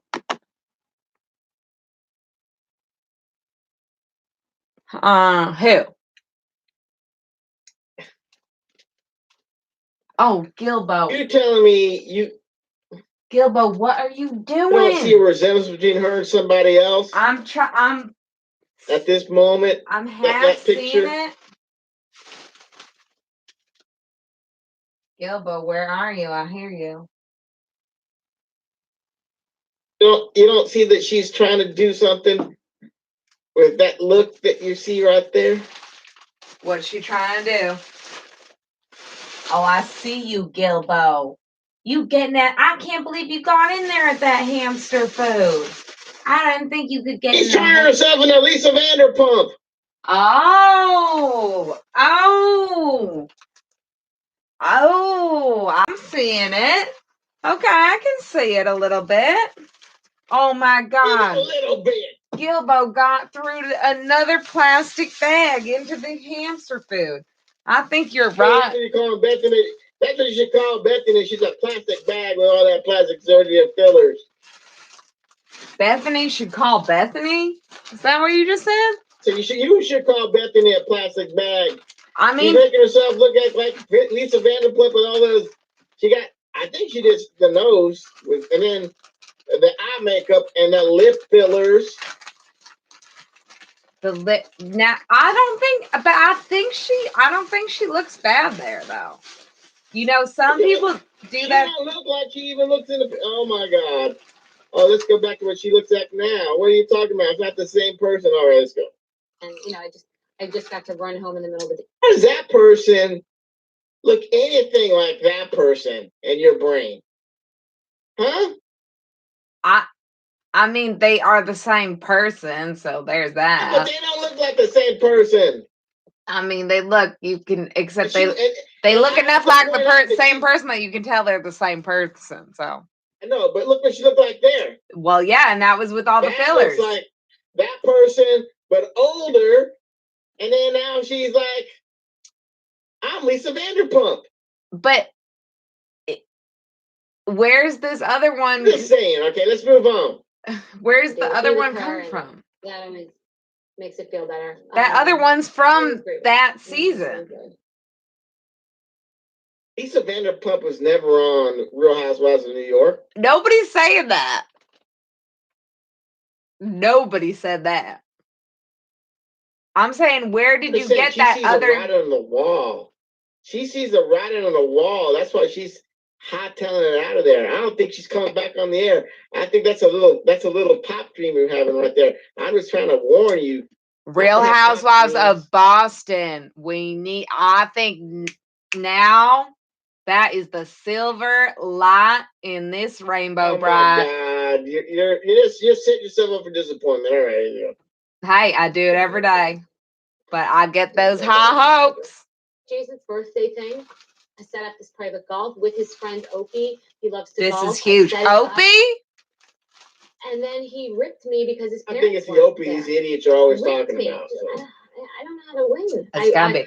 I'm like not. There's only one Opie. And I'm feeling like all I'm doing is spending all of my time focusing on making this relationship work and being somebody that I'm not. And because I've failed so much before, that it's got to be my fault. And I don't know how to do that. No, this guy sounds like a psychopath to me, Bethenny. He wants to have that kind of relationship that you have when you're 26. When you Wait a minute. How can you sit there, call Jeff a psychopath? It's Jason. Interact with a psychopath all the time, and you're thinking about meeting up with him in real life. What are you talking about? Uh-oh. Shepherd? That sound was good. Uh-oh. You're 26. You're just. What You happened? meet someone. You're so innocent. Can I You're not like hear the you same now? person. We're fused, and we're gonna do it together. You know, when you meet someone at this age, I have more to say about that. one of you achieves enormous success, and the other one does. You know, I feel like he's not where he wanted to be in his life and work, and he resents it being. I on don't his think side. that psychopath What to do. comment is accurate. That's exactly who I am now when I Shepherd. met him, and I told him instead, you're getting involved with someone who wants to do something that so few people have ever done, and he accepted that. I thought he was really happy with Did you mute yourself? his birthday, a golf outing. We were on the golf course, and he came up to me and he kissed me and he said, "This is unbelievable." It was a private golf course. It's like, I think like some crazy amount of money to join, like only, you know, certain people belong there. I don't know. I knew some guy, and then his friend was there as a surprise, and he was so excited. It's like the best course, and he said, "I love you. I beat you up all the time. It will never happen again." He said this to me. And I was like, oh my God, I did something good. And the night before we had a romantic dinner and something after. I mean, I just planned walking on eggshells, like panic stricken. And then Sunday night, it was 10 o'clock. We're laying down, going to bed. And he looks at me and he says, you know, I don't mean to start anything up, but it was my 40th birthday and you should have included my parents. And it turned into a rip roaring all night, bloodshot eyes. And I was I was so aggravated at that. I was so upset, but I was also like, I don't sleep how could you say this to me at 10 o'clock? You know that I don't sleep. You know that you'll fall right asleep, and all night I'll be sitting here obsessing over this because I didn't do. There's the and sleep. That's what happened. I woke up wanting to kill him. I mean, it's been very stressful, and I hold all of this in. I can't talk about this to anybody. My life is so public, and you know, but by the same token, I hate that everyone thinks my life is perfect. That bothers me so much. Jason, in front of everybody, it's whatever Bethenny wants. I'm just a supportive husband, but in our house, it's not like that. And I feel like I'm going insane. I feel like I'm going crazy. I know I'm not going crazy, but I just feel alone. It's like a double laugh. I know. That's the thing. That's why I've been clinging on to old people that I've known for a long time, because new people are just very scary, because this new person that you've now married is like making a double life that you have to go along with, that makes you look shitty, and he tortures you. I see.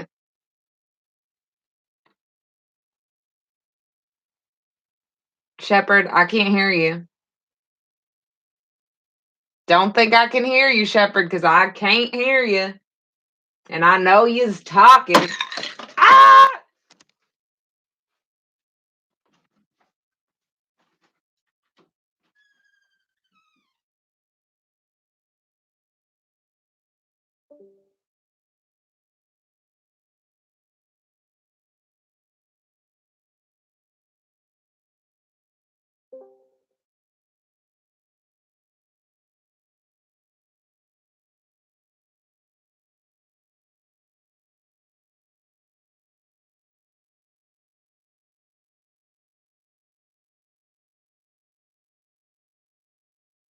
Papa, can you hear me?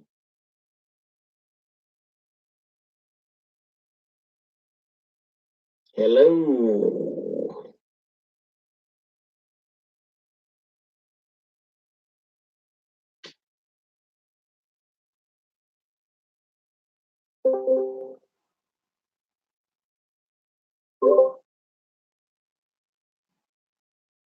Do, do, do. America, America.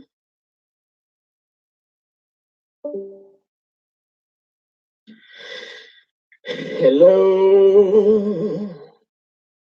Hello.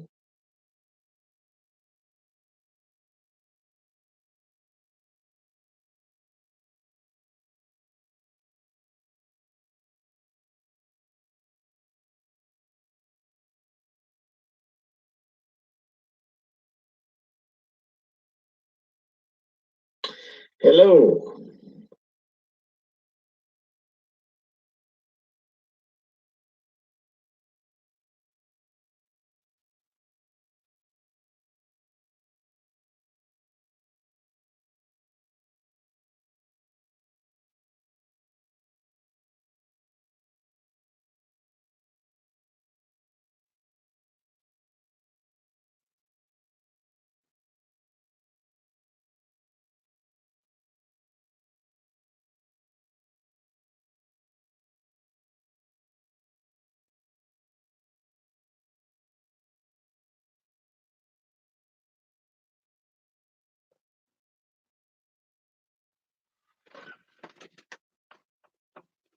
Shepherd. You gotta rewind. I had an emergency I had to attend to.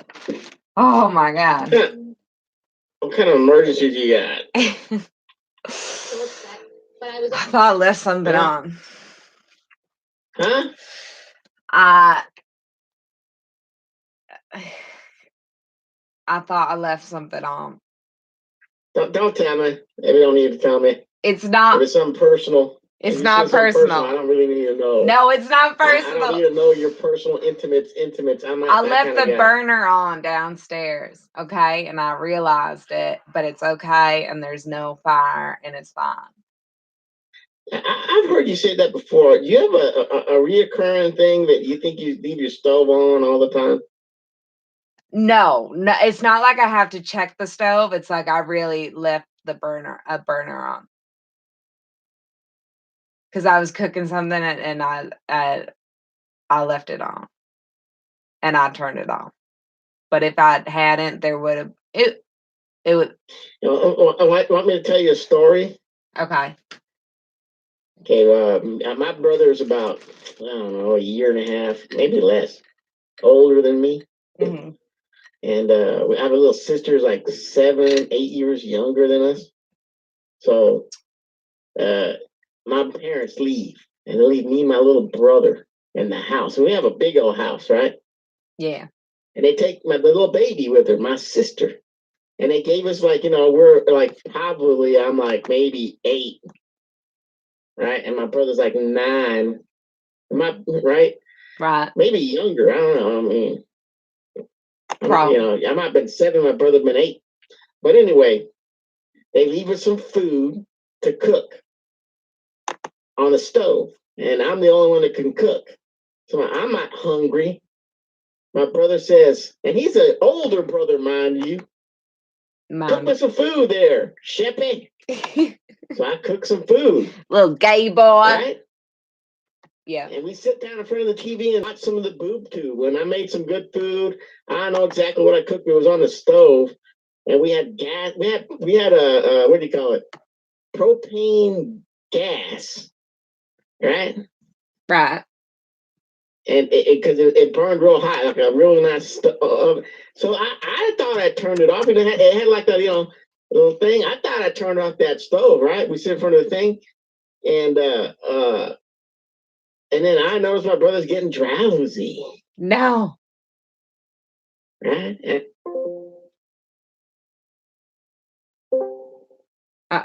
No, my dad was smoking at the time.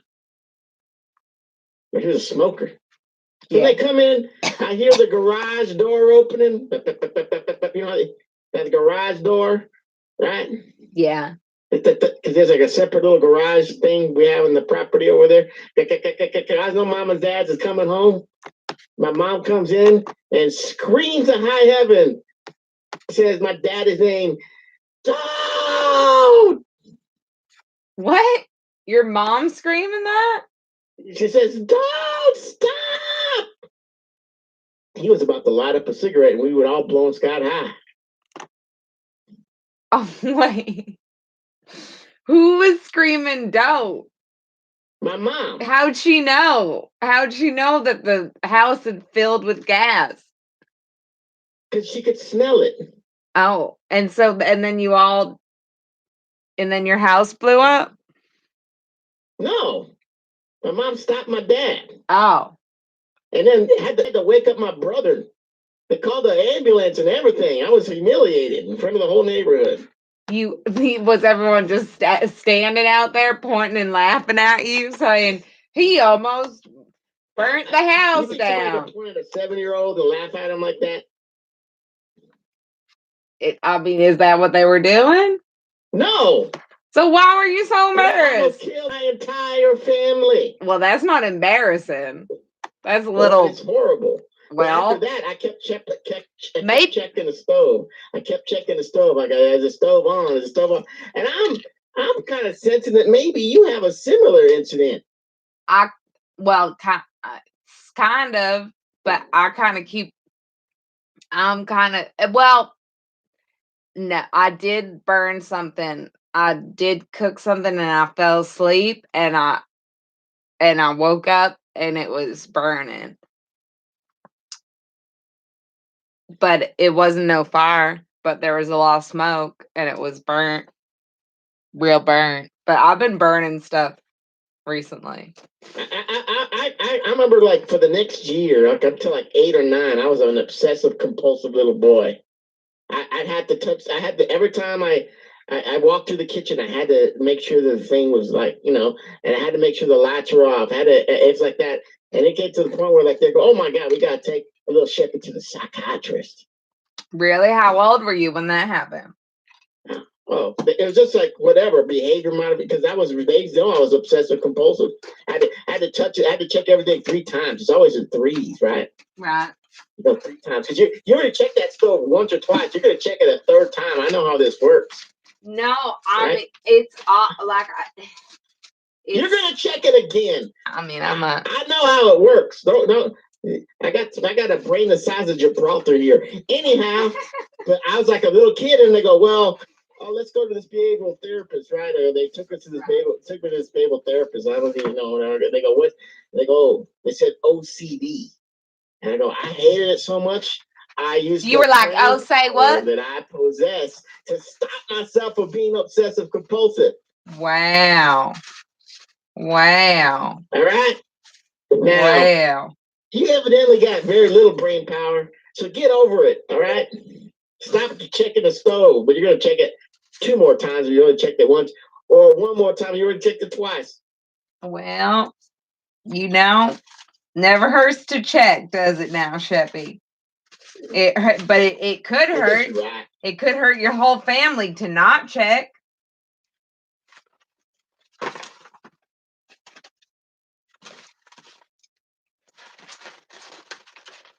I still remember that, man. Oh, look, I got a Seinfeld. Can you imagine my mom had like a stuffy nose that day? Huh? I wouldn't be talking to you right now. What? Can you imagine my mom had a stuffy nose that day? Oh, when your dad wanted to. Oh, no. Okay, got it.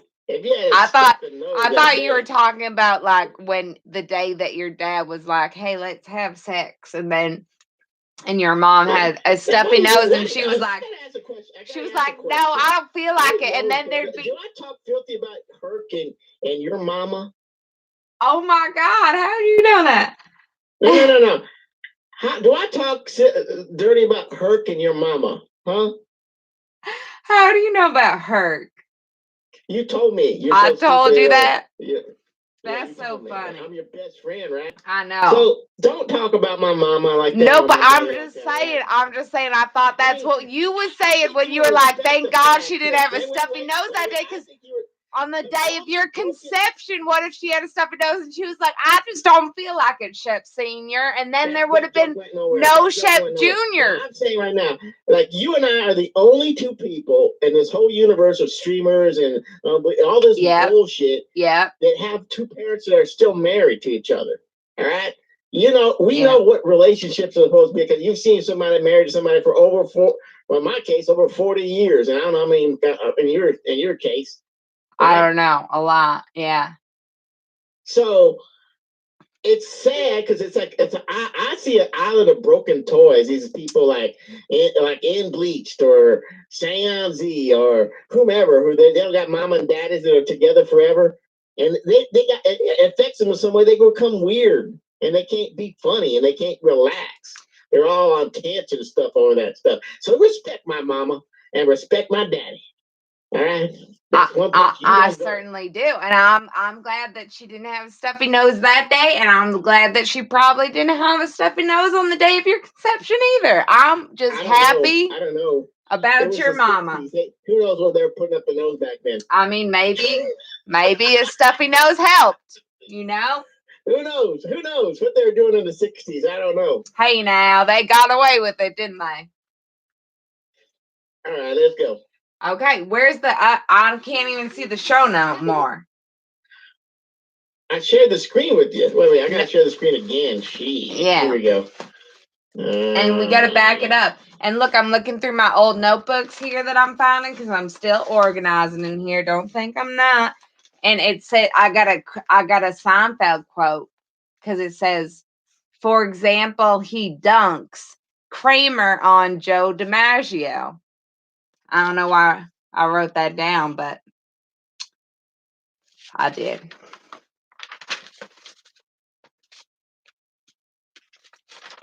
Hey, move your hand.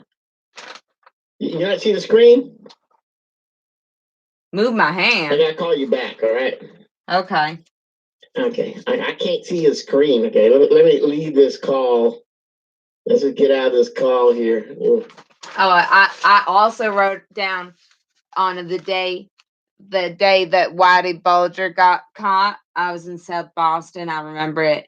And this guy said there was a saying at the time in South Boston and I was in South Boston at the time, when Whitey walked down the street, the sidewalk shook. There we go. Now, all my notebooks I'm going to put somewhere else. Because I got to go through all this stuff. All right.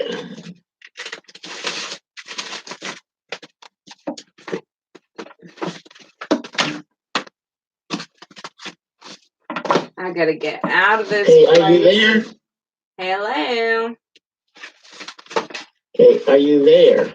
Are you there? I am here. Okay, leave the call and come back in. Georgia O'Keeffe. Do you want real recipes from Georgia O'Keeffe? Because I got recipes from the kitchen of Georgia O'Keeffe. That's just one of the many books I have here. Can you believe it? And there's real recipes from Georgia O'Keeffe. Her herb salad dressing. Well, at least it's salad. You know, you're the person who want to eat meat or whatever. These are pictures. Fresh vegetables. Hey, can you leave the call and come back in? Okay.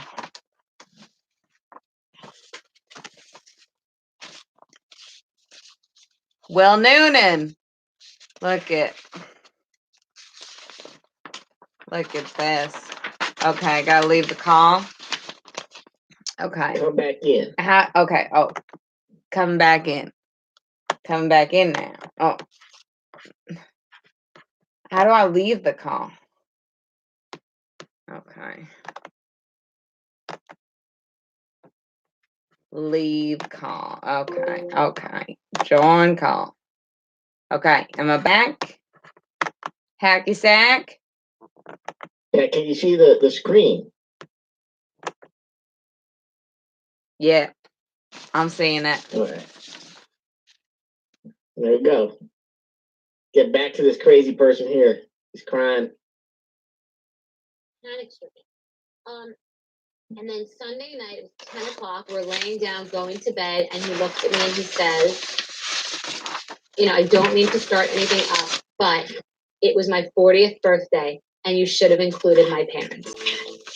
And it turned into a rip-roaring, all night, bloodshot eyes, and I was more I was so aggravated at that. I was so upset, but I was also like, I don't sleep. How could you say this to me at 10 o'clock? You know that I don't sleep. You know that you'll fall right asleep, and all night I'll be sitting here obsessing over this because I didn't do. So, and of course that's what happened. I woke up wanting to kill him. It's been very stressful, and I hold all of this. She's doing that thing like me and Tyrone do, where we don't finish our words. But by the same token, I hate that everyone thinks my life is perfect. That bothers me so much. Jason, in front of everybody, it's whatever Bethenny wants. I'm just a supportive husband, but in our house, it's not like that. And I feel like I'm going insane. I feel like I'm going crazy. I know I'm not going crazy, but I just feel alone. You're alone. I know. That's the thing. That's why I've been clinging to old people. New people are just very. I think what you're doing is really wise. You're just What trying. am I doing? What you're trying to do is minimize the escalation. Oh, well, Stop yeah. the fighting. Well, you do have a choice. And I think that speaking speaks a lot to your commitment to your marriage and your commitment to Jason, your commitment to your family with Jason and Bryn. It really does. Who would do anything different? You know what I mean? Lots of people do lots of things differently. I've seen it, so have you. We don't have Jason here, but you speak to Jason. Why not? And my advice to Jason, if he were here, is let's get on that boat. And get outside help. And you say he doesn't believe in therapy, maybe scared of it, and you don't trust it completely, but I think he gets a little bit of willingness. So maybe it's not today, maybe it's not next month, but I just want to plant that seed. Plant it. Listen, leave it in.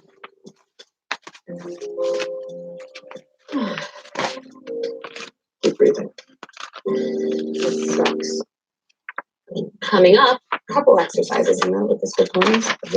Well, he didn't choose a speedboat; it's a sailboat because like everybody has to work together to. Right, that's what I'm saying. You and Jason working together would be like a couple exercises. Oh, okay.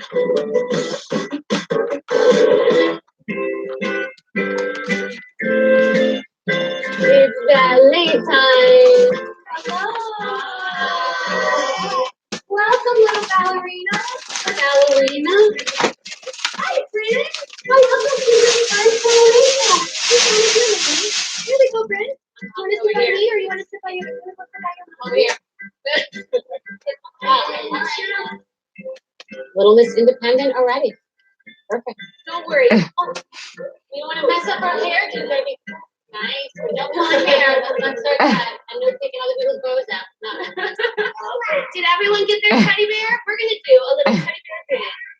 I'm not sure that ballet is going to be Bryn's thing. We love ballet. Yay!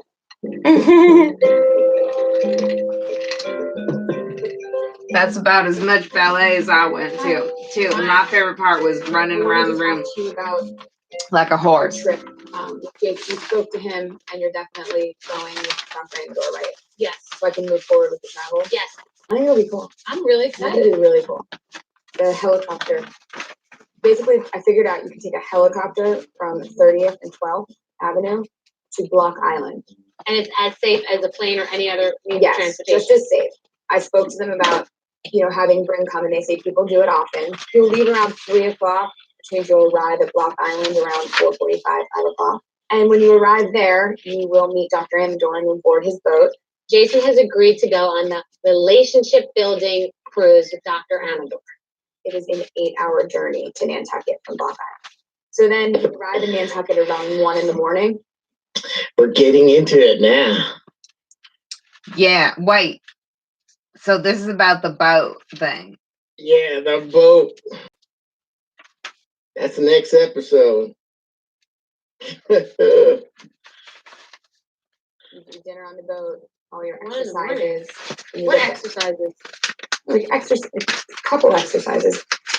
Wait, why does... Uh-oh. Wow, this is my really old guitar chord from Mr. Doolittle who taught me. I think. I'm pretty sure. And then I started like writing in it. I started using it again.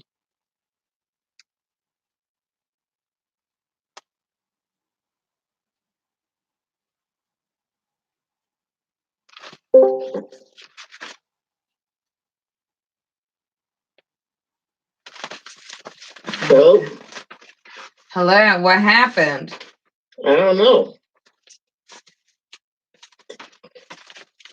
Oh, this is my Bukowski story for the Bukowski contest that I did not win when I first moved to Boston.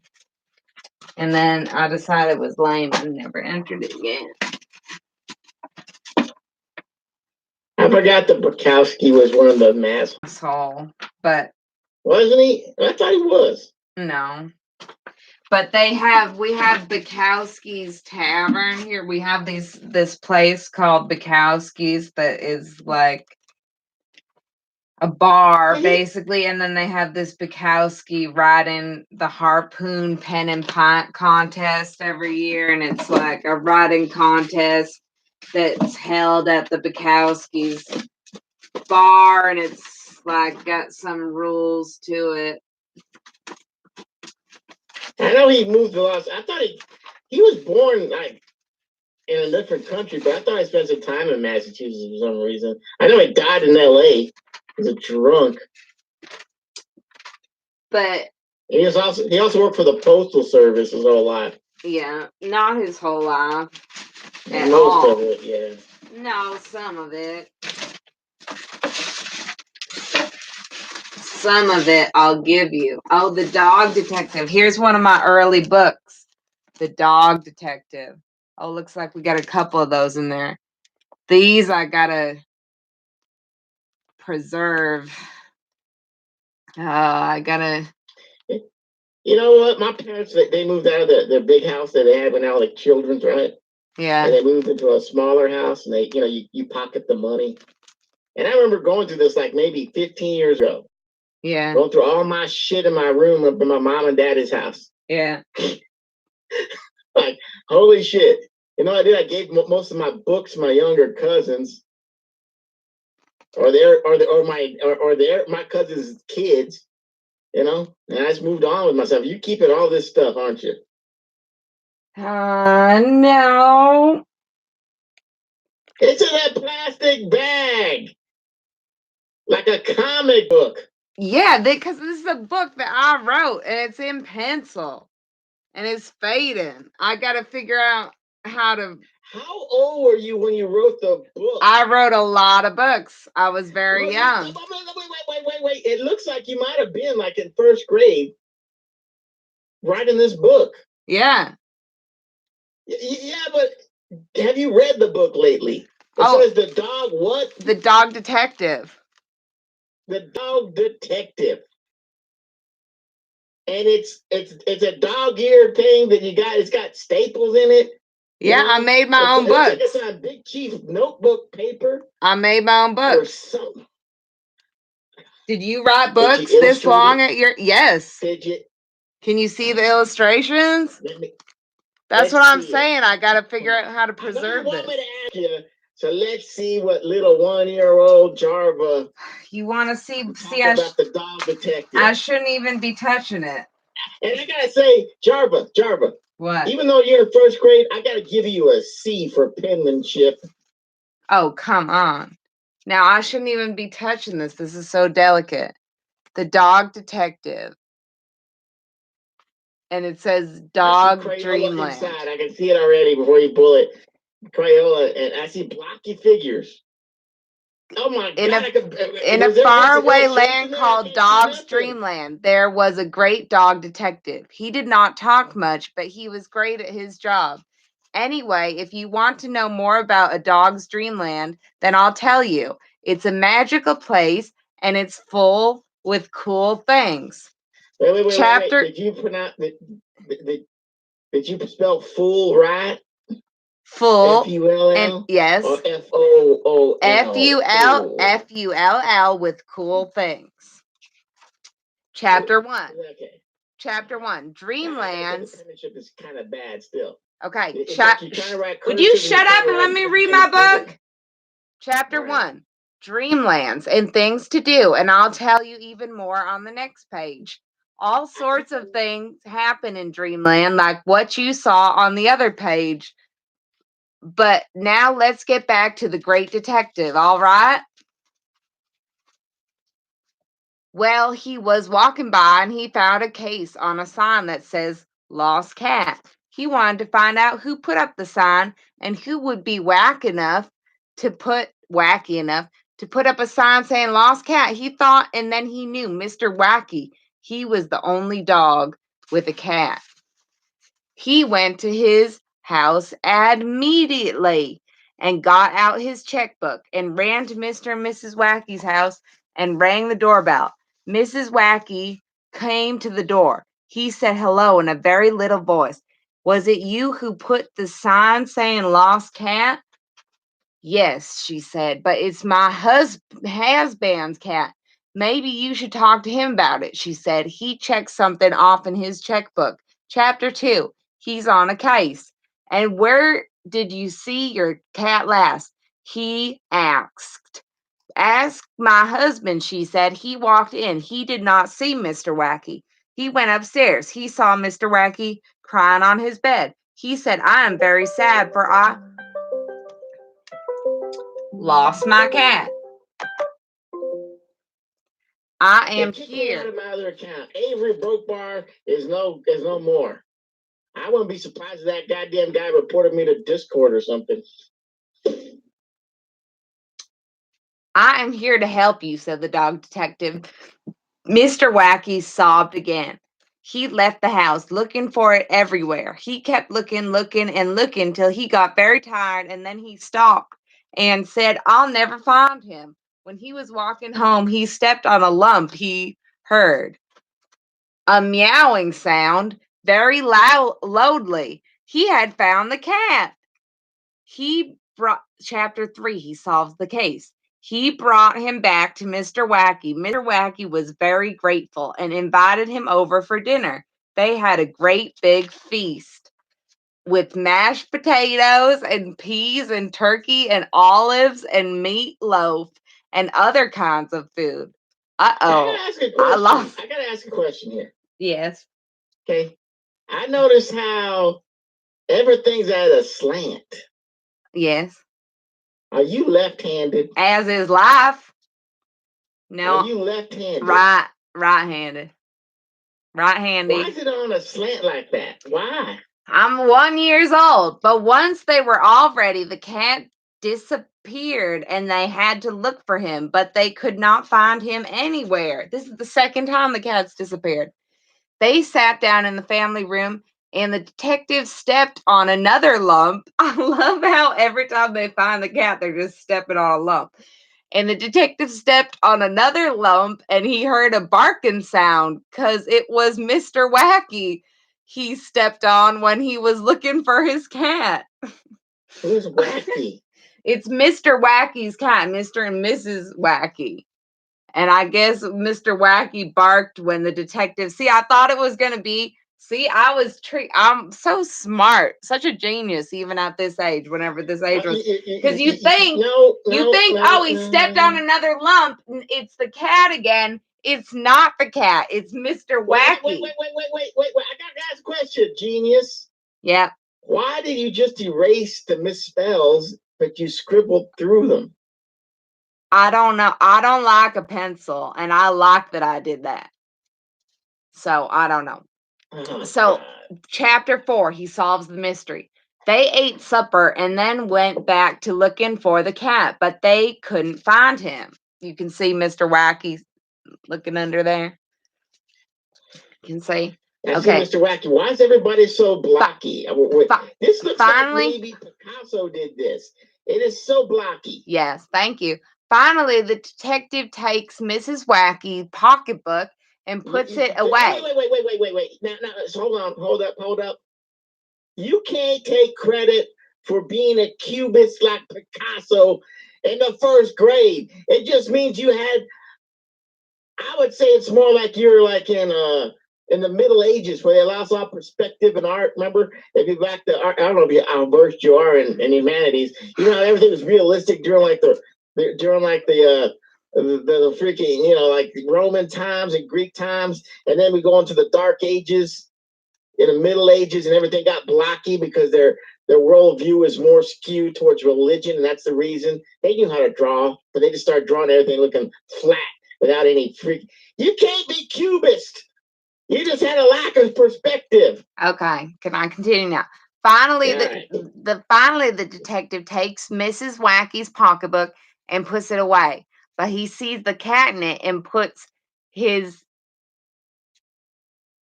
didn't hear that. You gotta repeat yourself. I'm trying to read it. I'm trying. He sees the cat in it and puts his finger in. The cat bites him, and there he is saying, "Aroo!" He gets some gloves and picks the cat up and gives him to Mr. Wacky. Then he goes home and puts a Band-Aid on his finger. Who's Mr. Wacky again? Why was he under a rug and a lump? Because he was looking for his cat, and the detective found his cat, and then he came over for a feast, and then they lost the cat again. He's on a toilet now. Then he puts his feet in hot water and reads the newspaper. It looks like a man on the toilet reading the newspaper. He's obviously on a chair and his feet are in hot water, okay? It looks like a man on the toilet on a squatty potty. When he was reading the newspaper, he found a mansion $100 for sale for $100. Mansion, so here's the newspaper and there's a mansion and a lady in prison for murder. Those are the two articles there, and he's focusing on the mansion one. Oh my, he said, $100%? I can buy this if I save up, baby. He saved and saved. It doesn't say $100%. It just means $100. You didn't put no percent. It said that's a percent sign. That's an X. No, it's not.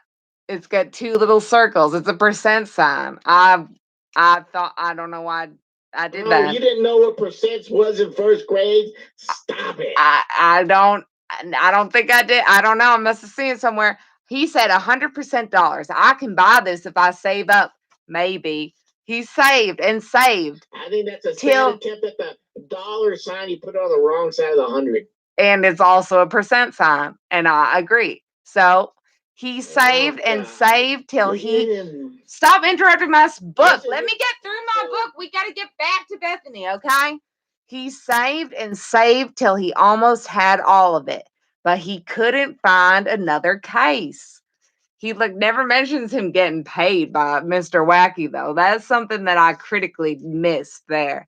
He looked everywhere for a case, but couldn't find one. This was a case, but it was his case.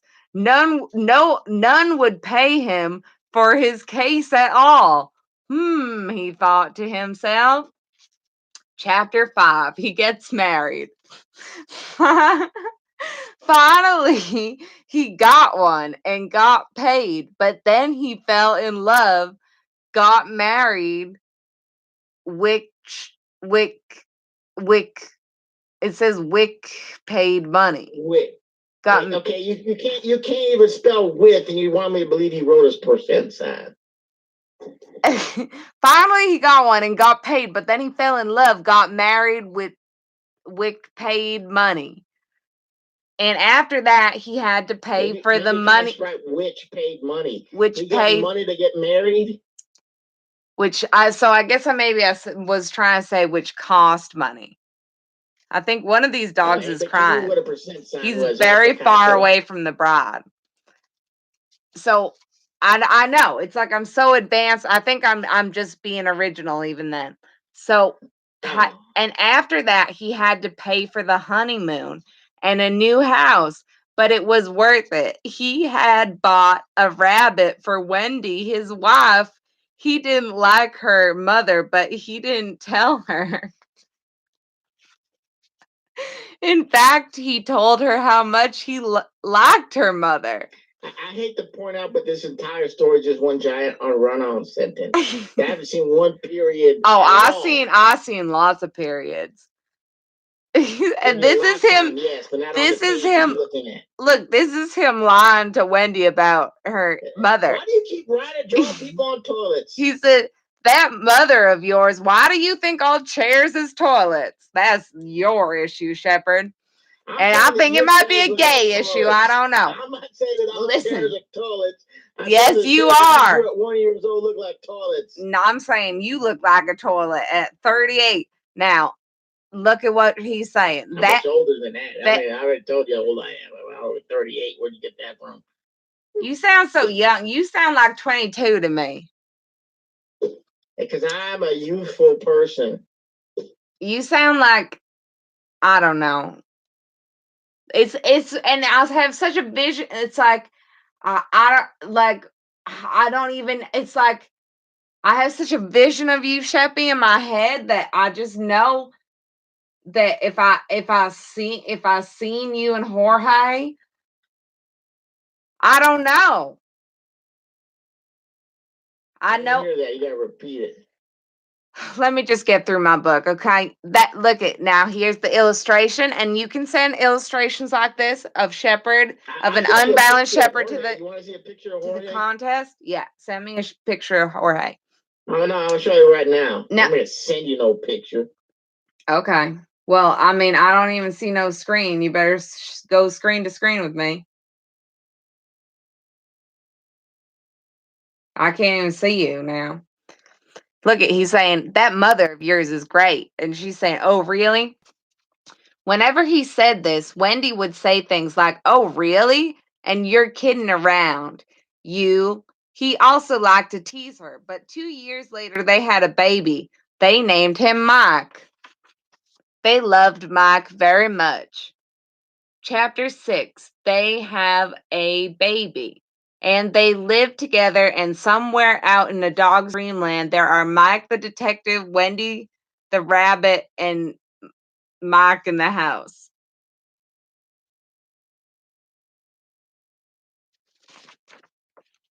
That's the book. This book about a great detective and dreamland. All right. Genius. That's a good book. I mean, there's a lot of twists and turns. I mean, I could have stopped right with the detective. Like, I don't know why I don't know why he got married and had a baby at the end. Like, and I didn't even mention the next case. It kind of took but you know, I start early, and that's why I have to work on getting published, self-publishing, but also getting published, because it's like, I am a writer, and I have not been doing anything with my writing. I've been writing, but I have to work more on going somewhere with my writing. Now do you, huh? Shepherd. Maybe you should write kids' books. You know, kids buy kids. No, I mean, kids. I write poetry. No, that's not it. It's like there's this website, Duotope, that I have to get on. Mostly I'm just going to send out poems and stuff to get published and make my zines and have them on Big Cartel or whatever, some shit. And you know, maybe I've written like a few like screenplay type things. Like I might do something like that. But I know that. Okay, go full screen. See, right now, clutter is ruining my life, but I gotta defeat it. I don't know. Why can't I get in here? I don't know what you're doing wrong. Okay, I'm back.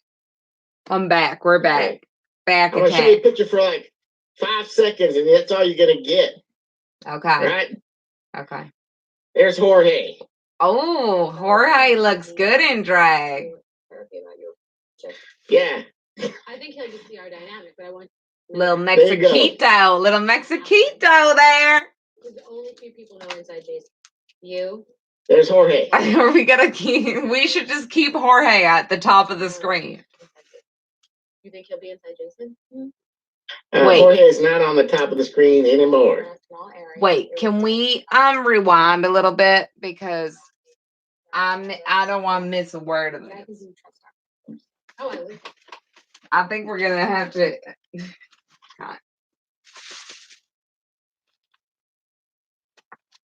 This one. And Jorge is about 5'8", so I don't know. I talk about little. Well, I mean, Jorge, you just don't think of being big. Jorge's 5'8". I mean, I don't know if I'm talking about little. But anyway. How tall is Sheppy Shep? She can wear heels. How? Oh, yeah, he can wear heels. Yeah. How tall is Sheppy Shep though? Macy's picked up. Jorge can wear heels around me. Don't matter. I told you he buys a big stiletto thing. But how tall is Sheppy Shep? I'm not gonna make a proclamation on here. I'm not gonna be pinned down. Oh God! You got what you got. You afraid to say how tall you are? Okay, Shepherd. Have it your way. It's always gonna be my way. Jackie, come in here. Do you wear any of it? Yeah, the Shaper underwear is awesome, and the tanks are awesome too. You can wear anything with Shaper? Yeah. Which one? Wait, can you back it up? You need to back it up again. I don't want to miss a word here. This can you back it up though? How far back? I need to see like the beginning of them talking about the boat and the. You get a little irritated. About what? I just want like since the beginning of them sitting down here.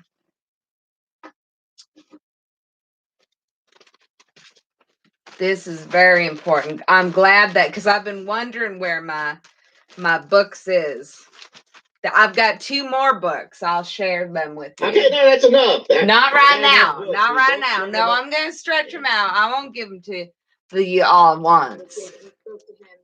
So you got to ask yourself, now if Jorge, you saw a glimpse of Jorge there, if Jorge were to catfish little old Bleachy, you don't think that little Bleach would fall for that bait?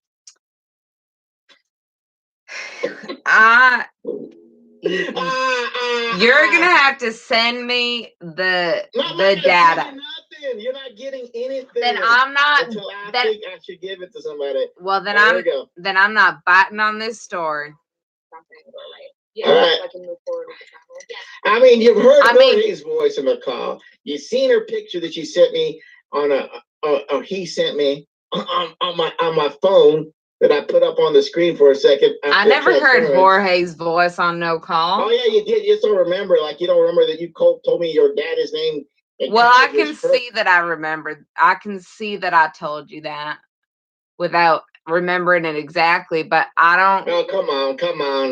I don't remember never hearing Jorge. Helicopter from 30th 12th Avenue to Block Island. And it's as safe as a plane or any other means Yes, of transportation. just as safe. Helicopter. I spoke to them about, having Bring come, and they say people do it often. You'll leave around 3 o'clock, which means you'll arrive at Block Island around 4:45, 5 o'clock. And when you arrive there, you will meet Dr. Amador and board his boat. Jason has agreed to go on the relationship building cruise with Dr. Amador. It is an 8-hour journey to Nantucket from Block Island. So then you arrive in Nantucket around 1 in the morning. You do dinner on the boat, all your exercises. What exercises? Like a couple exercises. Isn't that what this whole point is of this trip is? Well, he didn't choose a speedboat. It's a sailboat because everybody has to work together to right. That's what I'm saying. You and Jason working together would be like a couple exercises. That's all. Oh, okay. What do you think this is going to be like? Do you think we'll come? I don't know. You know Dr. Amador better than me, and how he speaks to you in therapy about your relationship. I think he'll just see our dynamic, but I want Jason to really act like Jason, not outside Jason. Because the only few people know inside Jason. You. Wait. What is this? You're not even paying attention to the show. I am. Yeah. She said. What you talking about outside and inside Jason? That's what I was worrying about. That's what I wanted you to back up for.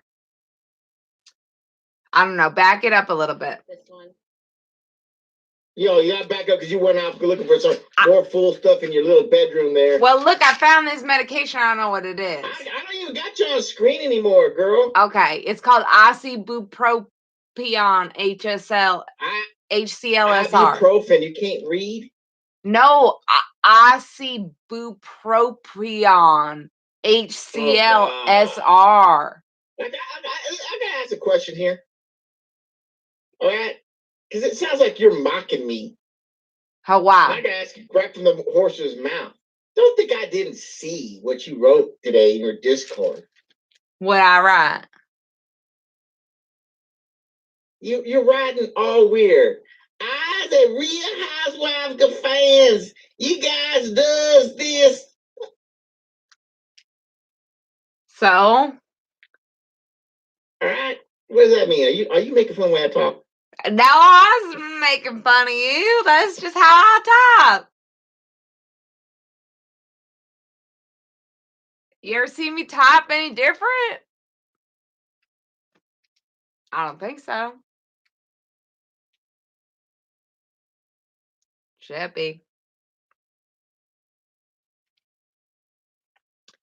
Sheppy now, Sheppy now. I think you're making fun of me. That's what I think. Well, I think you're paranoid, delusional, schizophrenic, pathological psychopath. Yeah, right. And why are they making pictures of look at this? What's that? I don't know what that's about. That's gonna haunt my sleep tonight. That's haunting my dreams right now.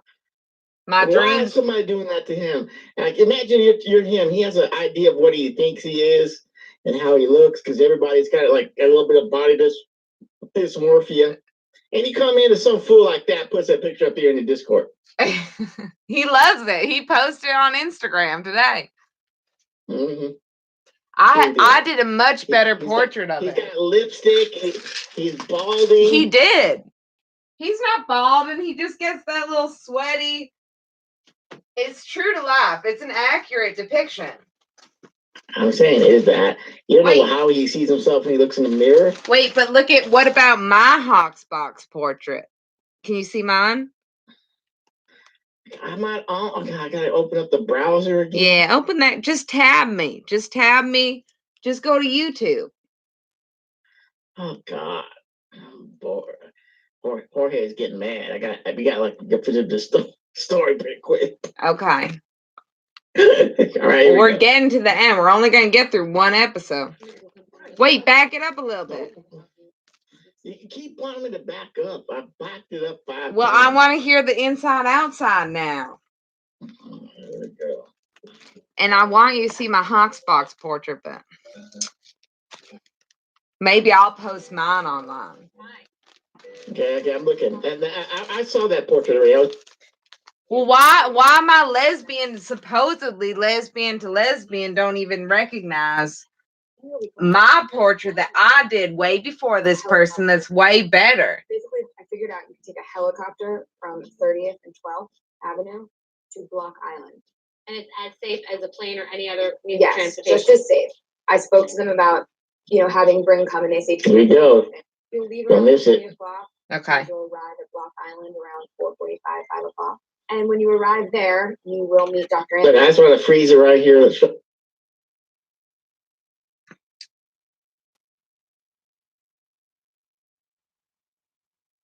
I hope that this is worse penmanship than little Charva at first grade. What the heck is that? I know. I saw that. Very My Little Pony. It's very loopy. It reminds me of Jorge's writing. It reminds me of Tyrone Jones writing. The loopiest of all. The girliest girl of them all. The lesbianist. All right. Jason has agreed to go on the relationship building cruise with Dr. Amador. It is an 8-hour journey to Nantucket from Block Island. So then you arrive in Nantucket around 1 in the morning. You do dinner on the boat, all your exercises. What exercises? Like couple exercises, isn't that what this whole point of this trip is? Well, he didn't choose a speedboat; it's a sailboat because everybody has to work together to right. That's what I'm saying. Move. You and Jason working together would be like a couple exercise. That's all. Oh, okay. That's all I'm saying. What do you think? She's a little bit scared. Do you think we'll come back? Who? Julie she's not like a total yes ma'am to Bethenny, but you notice how she's what's intriguing to me is how she's it's just that's all I was saying. It's like Bethenny gets a tack dog on any little detail, and Julie is the goalie on the hockey team. You know what I'm talking about? I think that at times that maybe just for the effect of the show, that Bethenny is playing a little Devil Wears Prada? You know what I'm talking about? Well, that's what's hard to tell. Is like, is she doing it up on the show, or is she toning it down and she's really like actually more of a bitch? Very tough. Well, you remember this scene from the movie? It's one of my favorite scenes, though. Okay, show me, you gay lord. This is no. You've been in a committed relationship as long as I have. You learn to enjoy these type of movies. This is the first. This is the first movie I ever took Jorge on. Oh, is it? You know, my whole family went and saw that Quentin Tarantino movie without me. Didn't even invite me. I didn't take Jorge. She don't like that shit. Well, I wanted to see it. Andrew, you don't understand. You get fired, that might jeopardize me, and if that happens, I will search every bin piece in the tri-state area until it's gonna fire me? I don't know. She's not happy.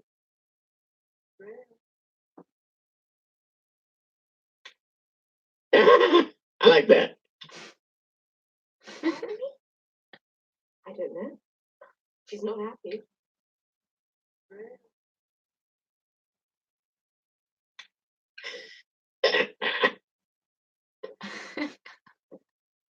Is that your favorite part? Miranda, last night I need the new Harry Potter book for the The new Harry Potter book. Okay, we'll go down to find something. The new Harry Potter book. Smack your little head on the pavement. Not that I can recall. We have all the published Harry Potter books. Twins want to know what happens next. What the unpublished manuscript? Well, we know everyone in publishing. It shouldn't be a problem, should it? And you can do anything. Oh wow! Did you just put something on the screen on her face, or is that something from before? That's from before. Oh God! I've grown attached to it, and I can't wipe it off. And I gotta make a comment. It's really annoying, actually, a lot. I know you're tracing people's faces on there, but the thing up here in the right quadrant here, the upper right quadrant, right? If you were to put it in like a quarter, right? It's like a nose and some eyes. Yeah. It's very Salvador Dali-esque. Well, thank you. I mean, not that it's just drawing. It looks like Salvador Dali with a big bushy eyebrows. Who is that? Uh-oh. Can you? Who is that? Oh no. What about the forehead? Is the forehead? It's very spacious, but I don't believe Salvador Dali had a big forehead. But he did have bushy eyebrows and a kind of a snozolo on him. Who is that? I don't know. You did the drawing. Don't tell me you don't know who that is. All right.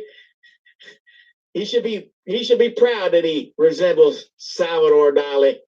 Oh yeah. I should do a new virtual makeover where you line up. You could line it up. You can always line it up. See, a virtual makeover works even after the makeover because now who was it that you were doing that to? Well, I don't want to make you upset, Shepherd, and bring up somebody that. And now, what were you saying? Oh, that you burnt the house. I was thinking. Now you just catching up with the story I told an hour ago. That's no, crazy. It wasn't that, but it was something where I was pinpointing maybe a little bit of this animosity you feel. Wait, I found you have there's a better profile, and it perfectly illustrates how this looks like Salvador Dali. That little pink. Look, here we go. That brow, that structure, those eyes, that schnozola, and that forehead. So now I'm thinking you were doing a makeover on Thomas Daly with his gigantic forehead. You really have it out for that forehead on that boy, don't you? But let's say put it in perspective. Salvador Dali has a gigantic forehead, even in this picture. But Thomas Daly is like twice as big. Twice as big. All around? Let me finish The Devil Wears Prada. Did she get the Harry Potter book? Yeah. I remember. I'm It's sucked in. 2006. I'm sucked in.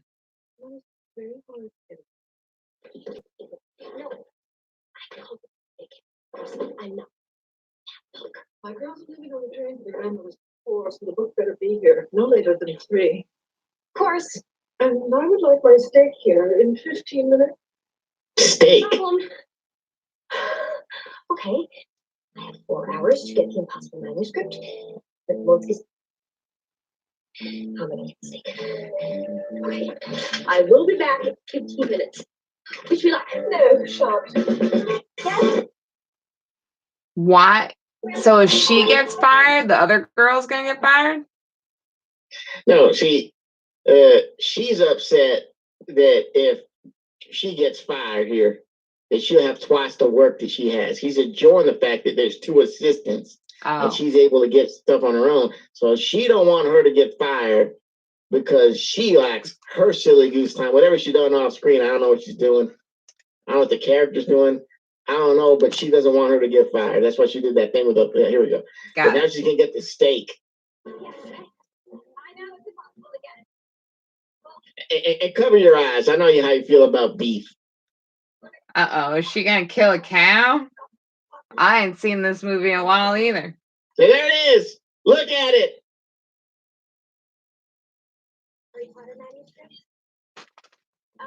No. Thank you for protecting me.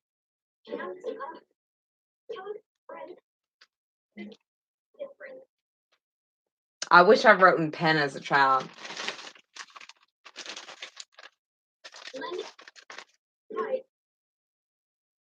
Oh my God, they didn't get the whole scene in here. Oh, and now I'm gonna have to go watch that movie tonight. Is that part of your OCD that you still have that you never fix with your brain? Shut up.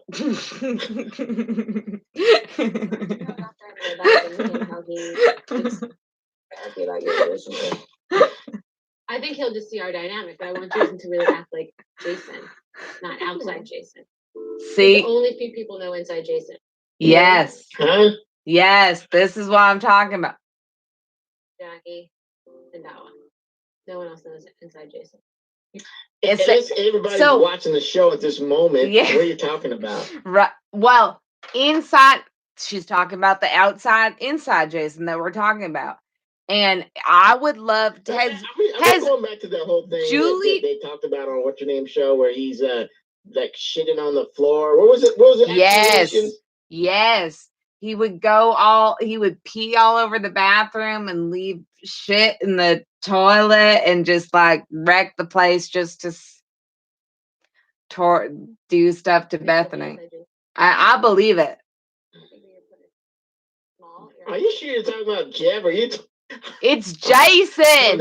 Stop calling him Jeff. Gigi Allen. Wait a minute. Are they talking about Jeff or Gigi Allen? That's a good one, Shep. Now you're gonna have to rewind again because you cut Julie off.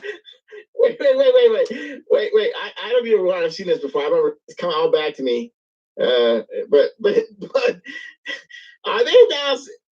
But you know what? I gotta say, there is a resemblance. Look at that picture. Look at a young, unmarked Gigi Allen. Looks like Julie? Looks like Jeff. Okay, his name is Jason, okay? Whatever. Jason, what's his last name? Hoppy. Hoppy. Hoppy, like a rabbit. Hoppy. Oh, Hoppy. Which Bethenny has never liked as a last name. I think there's a resemblance in the forehead area. He's more refined. I'm thinking Julie and Gigi Allen look more alike. There's a possibility that it's in the eyes. I don't know about the forehead, but look at those eyes. And look at those eyes. The mouth area. in the mouth area. You stretching it tonight, Sheppy. Okay. The right here, the brow area. I just wish I would like to see more of his psychopathy caught on telling us film. that he ran around doing this crap, like pooping all over the place and doing this in the apartment and he was doing stuff. Yeah. Small area. R.I.P. GJ. You're a little like nervous, I guess. Now, have you been to his grave? No, where is it? It's up in the New England area. Oh, is it? I don't worship yeah. G.G. Allen, actually, but no, I haven't been there. There's a lot of. I went to go visit it once. Yeah. With my cousin, he's like really into G.G. Allen. Like there's one time I go to visit him in Austin, right? And you stayed there too long, and I can't drive home, so I'm stuck in his apartment. And I wake up in the middle of the night, and he's watching a documentary. This G.G. Allen, and you're stuck there because you're too drunk to drive home all the way to Houston. And I don't want to watch the G.G. Allen documentary with him drinking urine and poop and all kinds of stuff and vomiting. But I was in no condition to leave. It was almost like a rape, I would say. Huh? This is a weird story. I don't know. Where are you? You're at a hotel? No, we go to Austin. This is in the 90s. My cousin's older, right? And he's into the G.G. Allen, and I'm not really into it. We go out in the 6th Street, have some adult beverages, but not let's stays out long, meet some girls, have some fun. We're all drunk, and then they go home, and then I got to drive back to Houston, right? I said, no, I can't. I'm too drunk. I'm gonna stay in my cousin's apartment. Right. And I doze off, and I wake up, and he's watching this movie, this documentary, and I'm like, I can't leave. And now once you see it, you can't go back to sleep. Like, I'm not gonna go to sleep with this psychopath over here watching this movie. Right. So you saw the film and you wish you hadn't seen it? Twice. What? I gotta watch that. I haven't seen it all the way through. It's oh God, oh my God. It's like, why are we watching this dude? So I know all about you, and I know he was born in New Hampshire, so I thought maybe you went over there, and it's in the New England area, and they buried him over there, and you went to the grave. You know what that documentary sounds like to me? What? TD Gardens, aka Thomas Daly's Discord. But that's not because of Thomas Daly. That's because of all his followers and friends and whoever they is in there. It is it's like G.G. Allen, the JPEG version. It's like anything, and I think it's great. Except I'm afraid to go in there now because I don't want to see. Because they're like tricking you into. Let me ask you a question here. They're putting that poor girl's head on everything, and now why in the world would a girl? Because this girl almost looks like you. Would go to G.G. Allen's grave. For my mission ends in termination, vicinity of death. Live fast, die. Yeah, he was a very wordy guy. And look at him. But I went to the grave and there's some girls there. This is like maybe I don't know. Did people leave stuff there? But I saw that, and I saw things like this. Bethenny? No, I saw this.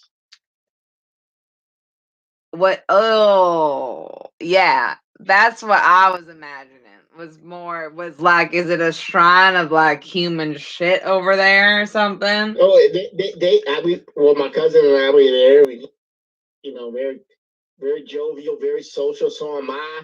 And we interviewed the caretakers and all this stuff of the thing, and they hate it over there. You know how expensive it is for them to keep up the grave? That's great, though. That's great that there's somebody that wants you to go and shit on their grave. I think that's nice. It's crazy though. But I'm looking at these people like that girl don't G.G. Allen died in 1993. I was in high school when he died. My God, what are they doing? They weren't even born. And they're over there like, why do you know about G.G. Allen? You were born in 1986. Is trending. No, I wasn't. That is not why my screen name is Jarvie 80s. It's Jarvie 76. I misspoke. Okay. Wait. Anyway, it's just weird. These people climb onto that stuff. Anyway, let's move on with the show. Wait, Sheppy. Yeah. Can I ask you a question? Yeah. Does I look good with acne medication? I have no desire for you, so I really can't evaluate. I know that's why you can just tell me the truth.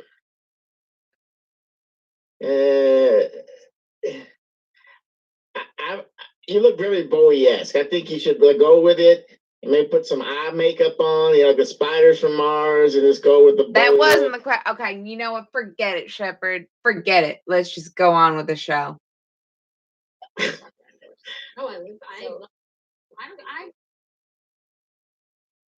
We got to back it up a little bit. My God. No, this is critical. This is the most critical dialogue of the show, and you went straight into Devil's Pro. You want closed captions so you can get every Yes. word? There you go. Yes. I love closed captions. Always. Okay. Think he'll be inside Jason? I think you're put in a situation small area. You're with like another couple. If you get a little irritated, you're a little like nervous, I guess. I mean, I think you would trust Doctor. Oh, I love him. I don't care. I know him. It's fine if he tells me that. Okay, so the other things that I have to go over with you are fitness accessories, and Macy's picked up the shapewear line. They're so excited. It's going to happen next year. And it's going to be lingerie and practical solutions. Practical solutions. Where you want people to see. Exactly. I want to have a real woman's photo shoot where it's people that actually wear it and showing you who's really wearing it, not some bone thin girl who has no expression. What about you? Me. Yes. Wearing shapewear. Yes. And in photos. Yes. I know. No, not me. Okay. What about Jackie? Jackie, come in here. Do you wear any of it? Yeah, the shapewear underwear is awesome, and the tanks are awesome too. Have you been wearing any of the shapewear? Yeah. Which one? The Lacy cami. You wear the booty booster? Oh, I did wear that because I was out of underwear, and so that was. I want some of this shapewear. What about you guys? What's the booty booster? They don't make it anymore. I don't know. Do they not? I want to see it. I don't know. You think I'm buying women's clothes? It sounds like you just told me you was 10 minutes ago. You know which high heels you bought in 22. Oh my God, you're like strutting down in stilettos, you little whore. Yep. She's ready for it. See, I want Bethenny to call me a little whore. Maybe I do. Maybe I do. Maybe I don't. I don't know. Going to your home with No, I would take any relationship with Bethenny. I care too much about Bethenny. Okay. I think she has good boundaries though. She's like someone like me that has to like build their own boundaries and work on it. And that's why I trust her. I like her. All right. Just smelling the roses before they die. Because wait, now who's this? That's the older assistant, right? No, this is a new assistant. This is the whatever. Or I don't even know who this is. Was that the girl that was just in the? I don't even think this. I don't know who she is. I feel like I never let it loose. What is it? Smelling the roses. Okay. Jason's out of town visiting his parents, so tonight is girls' night. This is just her friend. I like to go out with Rara. Hey, Hostbusters is online. Whoop-de-doop-de. Where? Here? I don't know. Why don't you give him a call and see if he answers and you ask him directly why he's denying your friendship. Yeah, that's a good. Thank you. That's a great point because that really is what that Hawks boxery has did. Absolutely. Other than betraying, there's another aspect spitting, here that I and think you're not shitting coming upon up it. because when I was associated with Unbleached, those dark that ages, whatever, and I actually ran his Discord for him. You can call him that. Okay. Yeah. That boy could not stop DMing me over and over and over and over with stupid nonsense. All right. Okay. That's funny. And I'm like, how do you know that maybe the reason he wants to get away from Discord is that maybe old Marksy is this hot potato in his messages? Well, what was Unbleachy to DM and use about? I don't even remember stupid shit about you, about Massachusetts, about his, he's Kirk Complain. It was that's nothing true. but complaints. What was it about me? Well, I asked a question like, I go, why? Who's that girl? She seems like a nice person. And he said that you were like, that you were, the same shit he says right now. You've already heard it. That he loves me. Oh my God! He don't say that. Well, I know. That's just so sad. But that's what he means. Really, if we look at it, it is. But he's got an interesting way of showing it. I think you're the S, and you're looking for an M. No, I don't think so. What I'm getting at. You're the S, and you're looking for an M. I don't even understand S&M, so but I don't think that I'm honestly. Well, G.G. Allen, he was both and once at the same time. He was both the S and the M. Right. That's more like me. Okay. So you're there pissing on people's mouths in your shows. Maybe you need to start doing that. I don't know. I'm close. I haven't put. Did I put the? Oh, did I put this? I just tweeted it. I don't have your Twitter. I know. I'm gonna put in my Discord.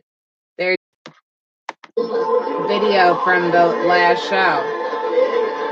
Yeah, but using what?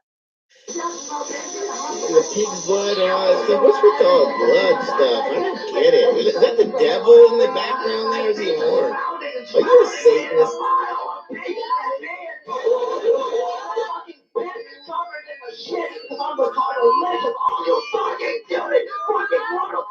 We're causing your stream to there we go. Look, I did my hair French braided it forwards. Are you trying to make devil horns or what?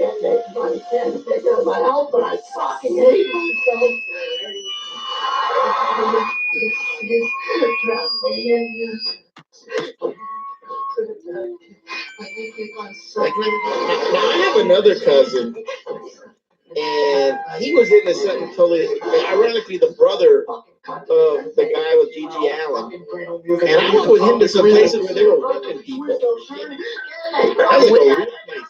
Huh? I'm not. We shaved Kirk's head, but he wanted to do that. But we didn't. I'm not personally. That's the boy I was talking to. Yeah. I can't wait to look at that. That's finally popped up. It disappeared for a while, but it's on my thing now. Look at these underwear. Oh my God. I'm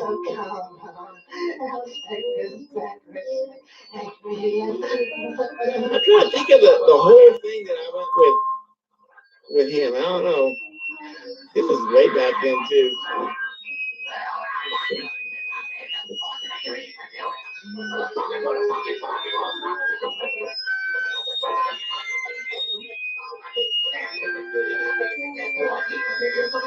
And this is right when and look, he's gonna run out of. Okay, wait.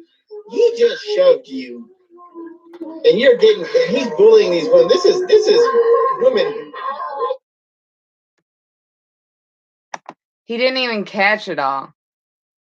Okay, but That's a little too physical for me. I can't. He's a big old dude, and you're that kind of. That's my friend, but that's my friend Evan. And if you like met Evan, like I don't think so. Like I might punch him in the face. No, he's a sweet. I wish he can. I wish you. Hopefully you'll talk to him someday. Let's get back to the show. Okay. Sidetracking. Okay. We're sidetracking. Okay. You're going down this other rabbit hole. Well, you brought it up. You brought it up. You brought it up. You brought it up, and I meant to put it in the. Okay. All right. We're on another thing. You're on the whole tab. You're down here. You got all play. You are a bit of a what you call it? What? A narcissist. You got to look at yourself, and you're so proud of your book, and you wrote it when you were one in first grade, and you're a genius. You knew what a percent sign was, even though you couldn't spell a lot of words. And you didn't use one sentence. It was a run-on sentence. You might submit that for one of the world's longest run-on sentences. But anyway, let's go. I don't know what you are. Do you have birthday blues? Because you don't want to get disappointed, so you don't want to prepare yourself for disappointment. Then you are already disappointed because you didn't prepare. Oh my god, that's exactly it. No, I just came home. Well, she's a hairdresser. And I was whispering. Do you think that all? Now, that's a question here. Right. If you were in a bar and Bethenny is sitting there next to you. Look at that guy behind her. That's Lance right there. He's a little too bug-eyed. What's going on here? I get up and move. Well, they probably paid them to stay there and act normal. Okay. You know, because obviously this is a closed shoot. There's someone with a camera right there. It's not like you can just walk in the bar. Who's that guy that watched it? I was just watching it the other night. Harry Potter? No, Dennis the Quaid? guy. Watch What Happens Live. What's his name? Oh, Andy Cohen. Andy Cohen. How this guy's he's. Oh, okay. So how come what's your name? The Jenny McCarthy, right, was trying to say that the whole Housewives thing is going away just because Bethenny left. I don't know. I think that's ridiculous. I don't listen to her show. I know she got a Sirius XM show, right? Yeah. I don't know. She whatever. I listen to it. We know that Bleach specifically used her as a reference point and contrasted how you weren't anything like, I'll quote, Carmel Electra and Jenna McCarthy that he grew up with, bombshells. Right? That's how come we can't do anything with you. And I gotta say, Jorge's a bombshell. Let's go. Great commentary, Shep. 100% there. I'm just quoting what I heard on the I mean, you just sound like an idiot now. Why? I don't need to tell you. You want to be a bombshell? This is what he said. I'm saying you're not a bombshell. I'm just saying that it would be that Jorge's a bombshell, and that it's like that everything. I mean, it's like talk about a run-on sentence. You got a freaking run-on brain over. I don't know if you're worth explaining anything to. Well, it's just like I'm just making a point. I don't give a crap what she was talking about the Housewives. I think she's mad that she's not on the show. Jenna McCarthy. I think they would take her on the show though. No. She doesn't make it on any Housewives show. Why? I think they would take First Jenny of McCarthy all- on the show in a first of all, second. First of all, her husband is already on a show that she hardly ever appears on, by the way. Oh, Called The Wahlberg. that worst show ever. I know that's the only I know. reality show filmed out of Boston right now. So Bethenny, please make it Boston Real Housewives. But she doesn't appear on the show. Okay. So what you saying? But she's married to Mark Wahlberg. She's married to what's his name? Donnie. Which Wahlberg is she married to? Not Mark. Donnie. Look at here's do you want to see Tyrone Jones' handwriting and how loopy it is?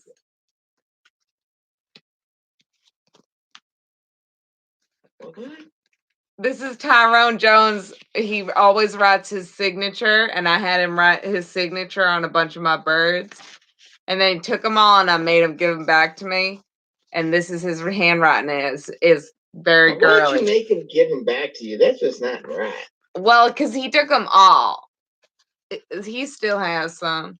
I mean, because what's he like? He would just, I don't know. I don't know what went on between. You told me the story about you and Tyrone Jones in the what was a game that you wanted him to play called Shaving It Down and some boats, and then he did it wrong, and then, I don't know what went on between you and Tyrone Jones. Is he gay? I don't know. He could be. You got the gaydar over there. You tell me. You know, we'll call him up one day. I couldn't tell from a 5-minute clip of him talking like talking about let's play Shade Medega. We'll call. I can't. Next episode, we'll call him up and we'll try and find out. There's no schedule here. What? Okay. I just said next episode. Like next episode of Bethenny, next episode live. I didn't mention no schedule at all.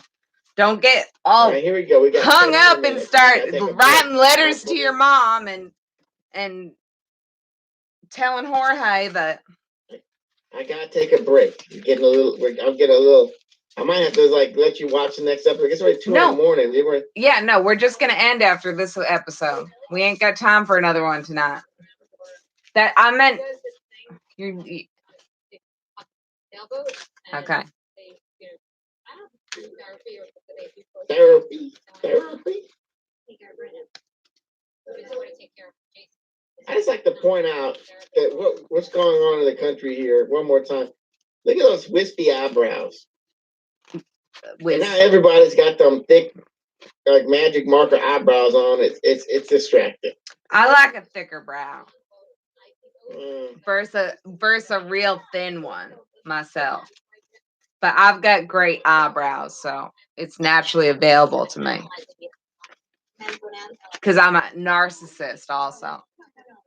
I don't like the ones that are drawn on. So if I had the ones that this is what I see. I see Uncle Leo when I see women. I don't see Kardashian. I see Uncle Leo when Elaine had to draw because he got his eyebrows singed off or something. And that's what I see. Every time I see these women with them little things on, I see Uncle Leo. I mean, that's why we're comfortable. Like, I could have some and be like, well, yeah, I do have that. I am not right. And also, men are better pretending everything's okay. Right, and with other people, you're like, whatever. Baby. I think it'll be cool. Right. I like that kind of stuff. We need to do women like therapy and men don't. Everybody does. Everybody, no matter where they come from or how their life was or whatever, you need to talk to them and vent about things in your life. Right, just exactly. The other night, Jason, he did something like he motioned, like he humped the air, like you were like this. He was like, later. I was like, really? I feel like the romance dies a little bit. In the beginning, it's like fun, like that. And they're not farting. Right. The farting is the big. I don't think men should think it's okay. If I went farted on someone, I would be quite apologetic. I would never leave the house again. I would be institutionalized and I'd be in therapy for the greater part of the rest of my life. You have a girlfriend? If you fart in the room and then laugh, like you fart. If you have the car, you leave the room? No, I just don't. Oh, that's cool. What do you take one of the bottles and stick it up your ass and pray for the best? He farts. She doesn't hear me. There's some people who just aren't gassy. Like, I don't remember the last time I farted. You don't fart? Well, no. Yeah, I mean, I don't. It's not like a big issue for me to like never fart in front of anyone. I guess. I'm saying I don't do it, but I don't get upset stomachs. I don't throw up. I don't get diarrhea. You know, I don't have any of those problems. You're you're a perfect person, but Shepherd, you're a perfect person. No, it's just I don't eat a bunch of stupid junk. I don't know what the fuck. I stopped drinking like 10 years ago, so yeah. Were you an alcoholic, Shepherd? No, just enough's enough. Everybody always goes there. Go, you stopped drinking 10 years. No, it's just enough's enough. You can't be doing that forever. But it's just like a lot of people don't quit drinking at all, like totally. That's usually an alcoholic's move. You know what I mean? Okay, name me a drink that you like to taste. You said you like whiskey, right? I like bourbon whiskey. Like what kind of year? Like a 6-year-old, 12-year-old? I only like really, really good whiskey or like bourbon whiskey. I don't like there's lots of. I mean, I like. So you like a blend? You like a blended whiskey. You don't like a single malt. I don't like any. I only like bourbon with whiskey, which is a blend. All right. I don't know. I don't know, but I like blended whiskey. What I like is 100% agave brown tequila. It's from Trader Joe's. Tequila ain't even an alcohol. Tequila, you can run a car on that stuff. Tequila, what the heck? Wait, so do you drink tequila? What do you mean? Tequila ain't even alcohol. You can run a car on. Okay, what's the most famous tequila drink right out there in the world? Margarita. Hey, what do you taste when you drink a margarita? Lime and salt. Okay, that's what you're tasting because tequila is a foul. No. I like tequila. I like straight tequila. I like 100%. You might as well get some rubbing alcohol and shove that down your throat. It's weird. I like the taste of it, especially the 100% agave brown tequila from Trader Joe's. It's so good. All right. You got to get. I'm more of a vodka person myself. See, vodka does not taste like vodka. Does not taste. Vodka tastes like rubbing alcohol. It has no taste to it, and the taste that it does have is bad. But tequila, you can put it in anything. Has a nice, see, that's like because you don't like alcohol. You're talking about what alcohol do you like the taste of? I like the taste of 100% agave, and tequila is the only alcohol I really believe in. Now, what do you? Okay, you pay attention to the Scion Z stream? It's falling completely apart at this point. No, but he drinks Christian Brothers. Yeah. And swallows it with a chaser of some energy drink. And I'm always thinking to myself, why don't you put those two things together, you dumb nuts, and make a cocktail out of it? I know. With some ice. I know. Huh? I know. I don't know. I don't know. I'm just sitting there thinking, he's drinking lukewarm energy drink because it's got to cool down if it's even cold, and hot. You know, it's that good. No. That's the grossest thing ever. I agree with you there. That's the gross. I mean, I don't like that. Other gross stuff like drool on screen and pee on the floor.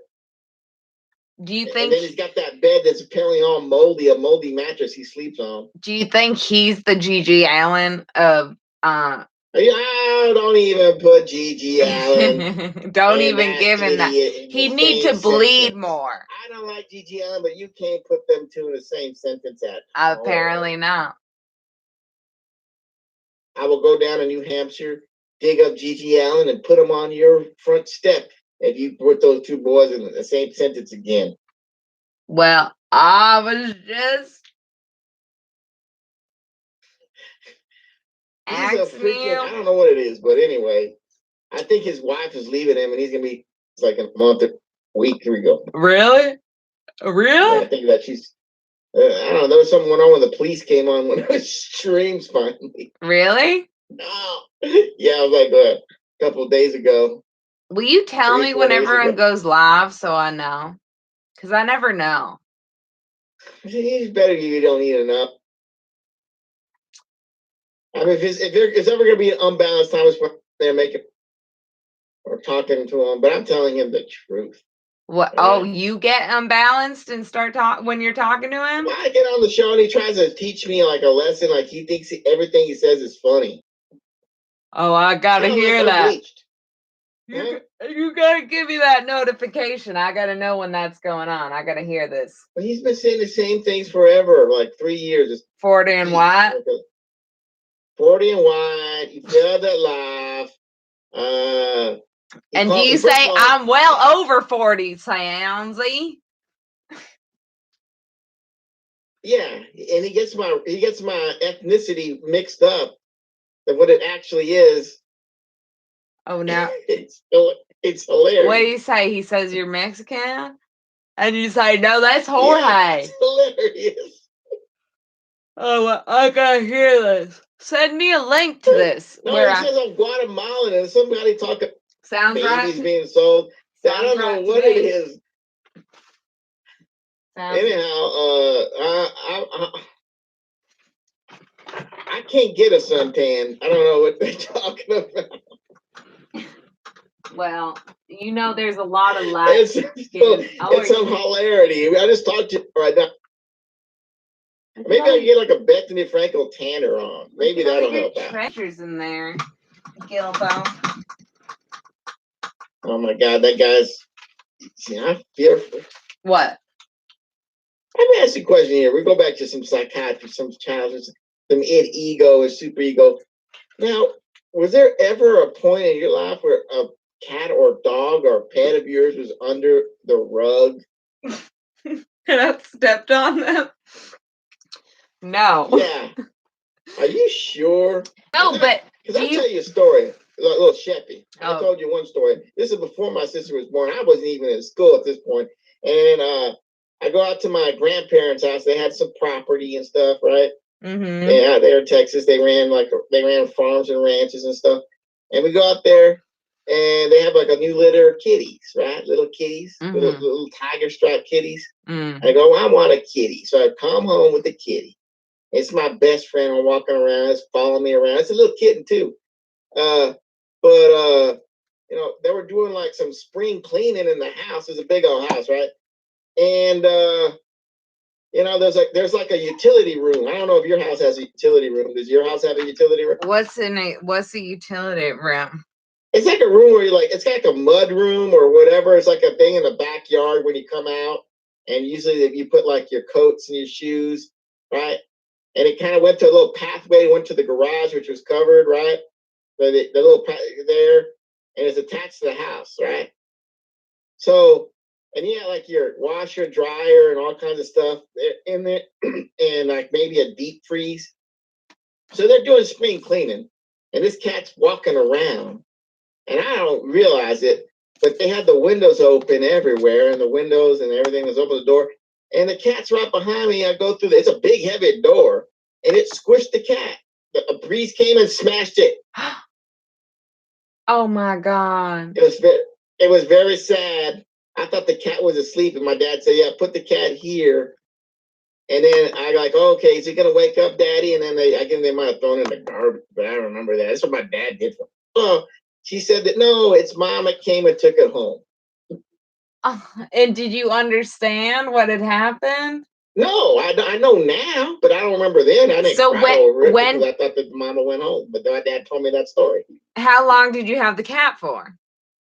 Probably like a week. But you saw the cat. So then when did you figure out that what had happened to the cat? Probably like a year, within that year. A year ago? Because we got some, huh? A year ago you figured it out? Probably within that year.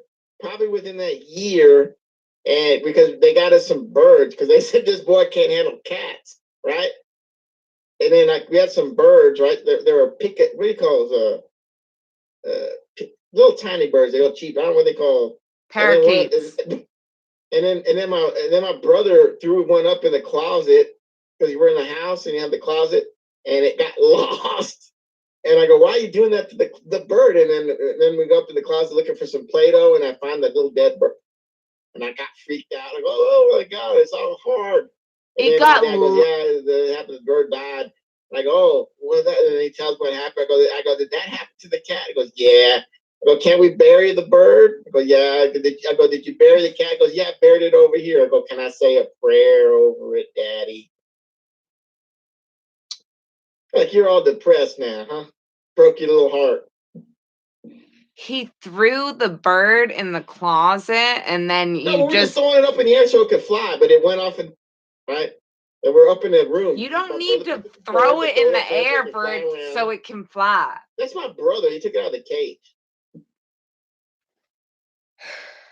So you threw the bird up.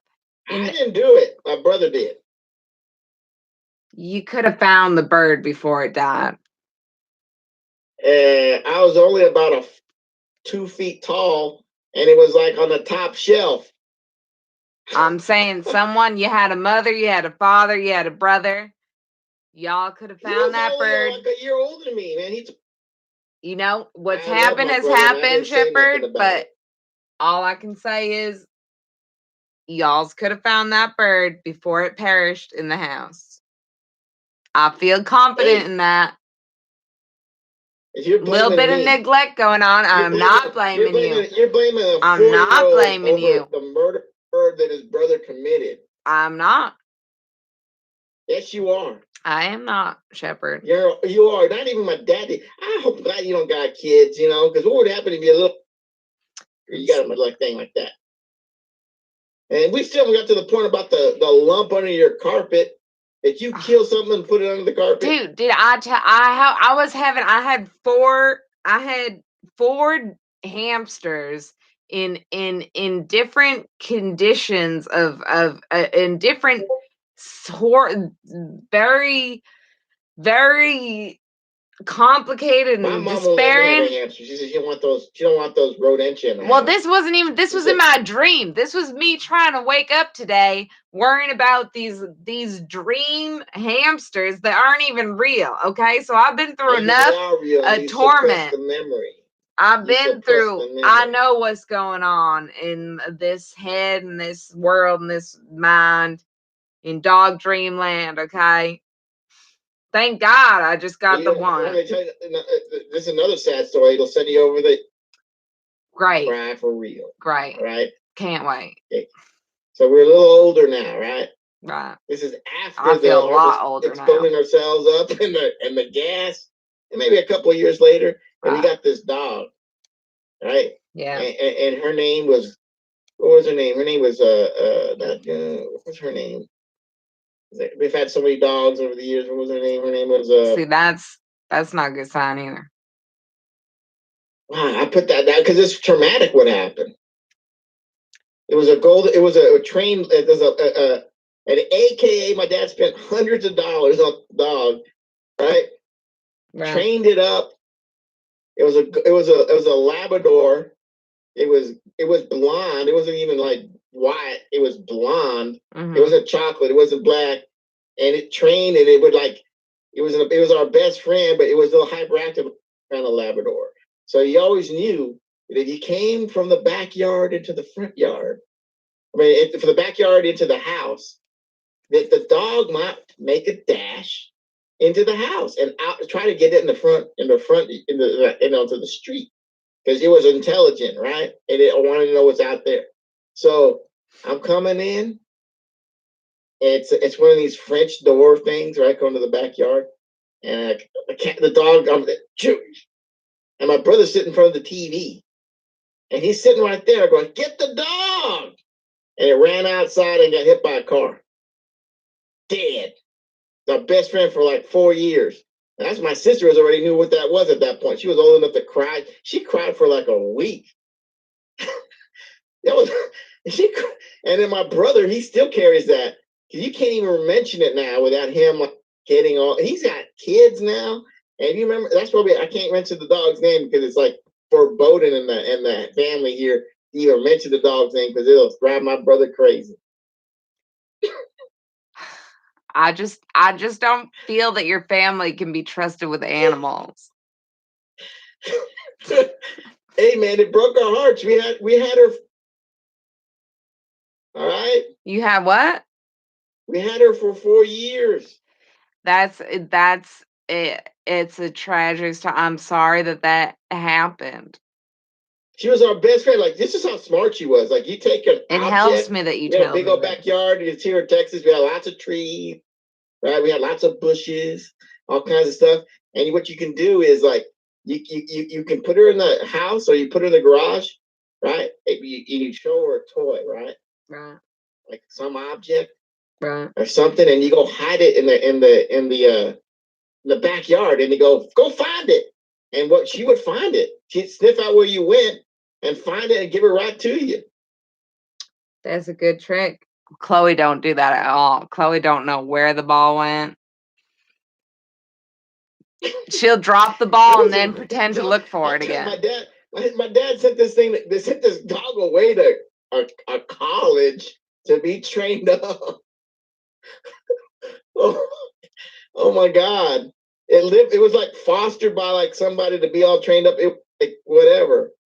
Well, it obviously wasn't that trained that it was running straight into traffic if you left the door slightly. And why is your front door open when you're opening your back door? You asked my brother why the front door's open. Like, well, that's weird. And why are you just leaving your front door hanging open? When I said, "Hey, get the dog," and he goes, "You just like me." I said 4 or 5 times, and the dog's faster than a little boy, right? Oh my God. And I could see him like it's like a good we had an open floor plan, so I could see him over there, staring right, and he's right in front of the TV, and it's like a big old TV too, and he's staring right in front of him with his glasses on and stuff because he's a 4-eyed freak like that. And I go, "Get the dog," and he ignored me. I go, "Get the dog," and I'm running after the dog. Right? Oh my God. And I go, "What?" Why? And I get to there. I go, "Why is the door open? What was this dummy doing?" Next thing you know, boom. And he cried and cried and cried and cried and cried and cried. I can't even mention the dog's name. I put it out of my brain because it upsets him. It upsets everybody, really, to this day. No, it's like Marley. It's not like Marley and that dog. I don't know, but she couldn't handle it. So we take her to the beach, and she ran all over the place. Yeah, well. Oh well. Oh, I'm so sorry. Well, that happened like 30 years ago. Why are you sorry? It happened like almost over 30 years ago. It happened bad. You cry, you get over with. That dog was dead now anyway. They don't live forever. Like I've had like 5 dogs since then. They all lived their last old age. Well, that's good. I feel good about that considering your history. I always get a Labrador, and they only last about maybe 9 or 10 years. It's just they last better than Labrador. Well, the last Labrador I own, I named her Cleo. It's always got to be a girl Labrador too. I can't have a boy because she was a girl. I never get a boy dog. I always get a girl. I'm much too old to get a dog now. Too much work to have a dog around the house. But we got the poodles, like I talked about. So I don't really say that those are my dogs. They're Jorge's dogs. Poodles. They're not good for training. Are you still sad? Let's get back to the show. There we go. Yeah. You need me to rewind? Maybe just a little Those are bit. true stories, and you're so upset. You're very. No, I'm not. You are. No, I appreciate it. I appreciate you telling me those stories. I really appreciate it because I have a trauma that happened to me that I can't even speak about, and so it's helping me. Oh, I know what you're talking about. You don't need to talk about that. I've heard the story. I'm not going to bring it. I never told those stories to bring up about that in your brain. No, it's not. It's. I appreciate. I didn't want to trigger you into thinking about that incident. I did. Last thing I knew, they was going to bring these incidents. This would happen to little boys and stuff, right? And you can't get past those things that happen. Like my grandma and my grandfather died. My grandfather got a stroke, and he died because of the stroke, right? And then my grandma, she was on her own for like another 7 years, and she comes up to be about 90 years old, and they've been together. After the 50th anniversary, and she's like, you know what? I've lived long enough. I might live to be 105, and I've been alone so long. She just decided not to eat anymore, and she passed away. But she was healthy. She had her cognizant ability to make that choice that she wanted it. She lived to be 90. She starved herself to death. How much longer are you gonna live? Now she was alive during the Depression. My grandfather was born in 1899. Wow. Right? My grandfather was born in 1899 in another goddamn country. Whatever. So, it's just whatever. She had not so long, but she was like, be alone. After they were together since she was 17 until he passed away. When she was like, and then that's like you have somebody there for what? That's gotta be like 60, 70 years married to somebody. Jesus Christ. And then you're gone by yourself. It's difficult to get by with life. So she said, you know what, we've had my grandkids and stuff. I'm like, I be right. Because everybody in my family lives long, all right? So she didn't want to live another 20 years. 15 years. It happens. They got to go to better places. She wore wigs, too, when I was growing up. And we go in her room, and she had like a room with the little styrofoam things on them. And she always dyed her hair. And then like the grandfather died, she let her hair go white, and it was white and silver. It was pretty, right? It was like she's like had like hair like silky hair. I always told her, Grandma, you should have let your hair go white. You know what she said? Because I wanted to look good for your grandfather, so I never wanted to have my gray hair out there.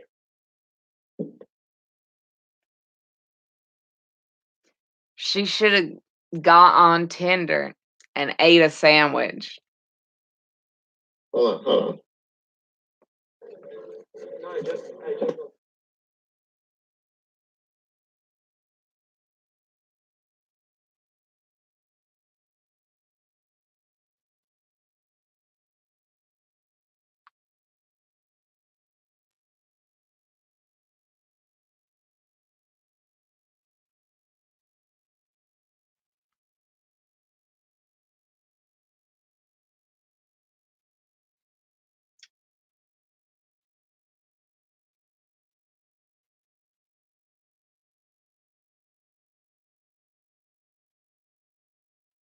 What's happening, Sheppy? Well, somebody says I gotta get going to bed. Let's finish this up.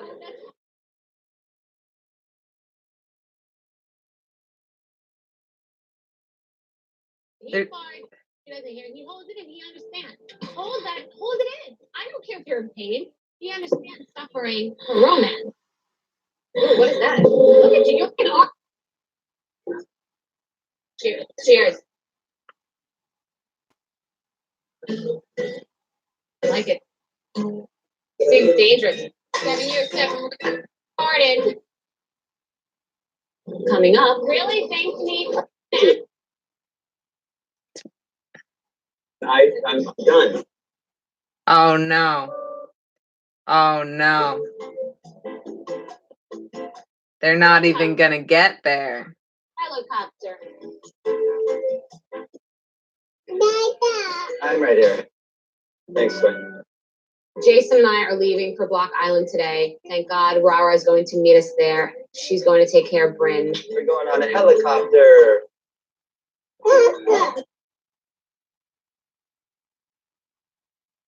That's a helicopter.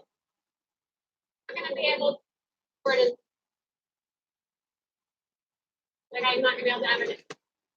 This morning, Jason and I had yet another argument about his birthday weekend. And I'm really hurt by it. I can't move on yet. He just wants to sweep it under the rug like it didn't happen. And it killed me.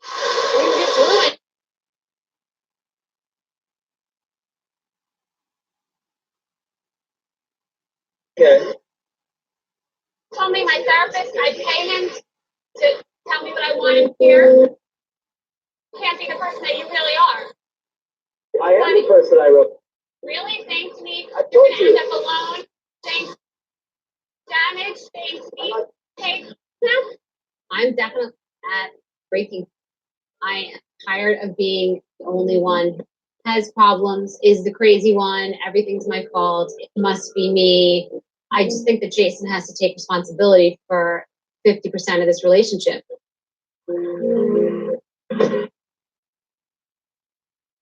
One thing I'm going to tell you, though, is if your intention to go this trip and air our dirty laundry, I don't think that's fair to both of us in our relationship. We can't talk about anything anyway. Every time I try, you yell at me and tell me I'm a bad person. I can't.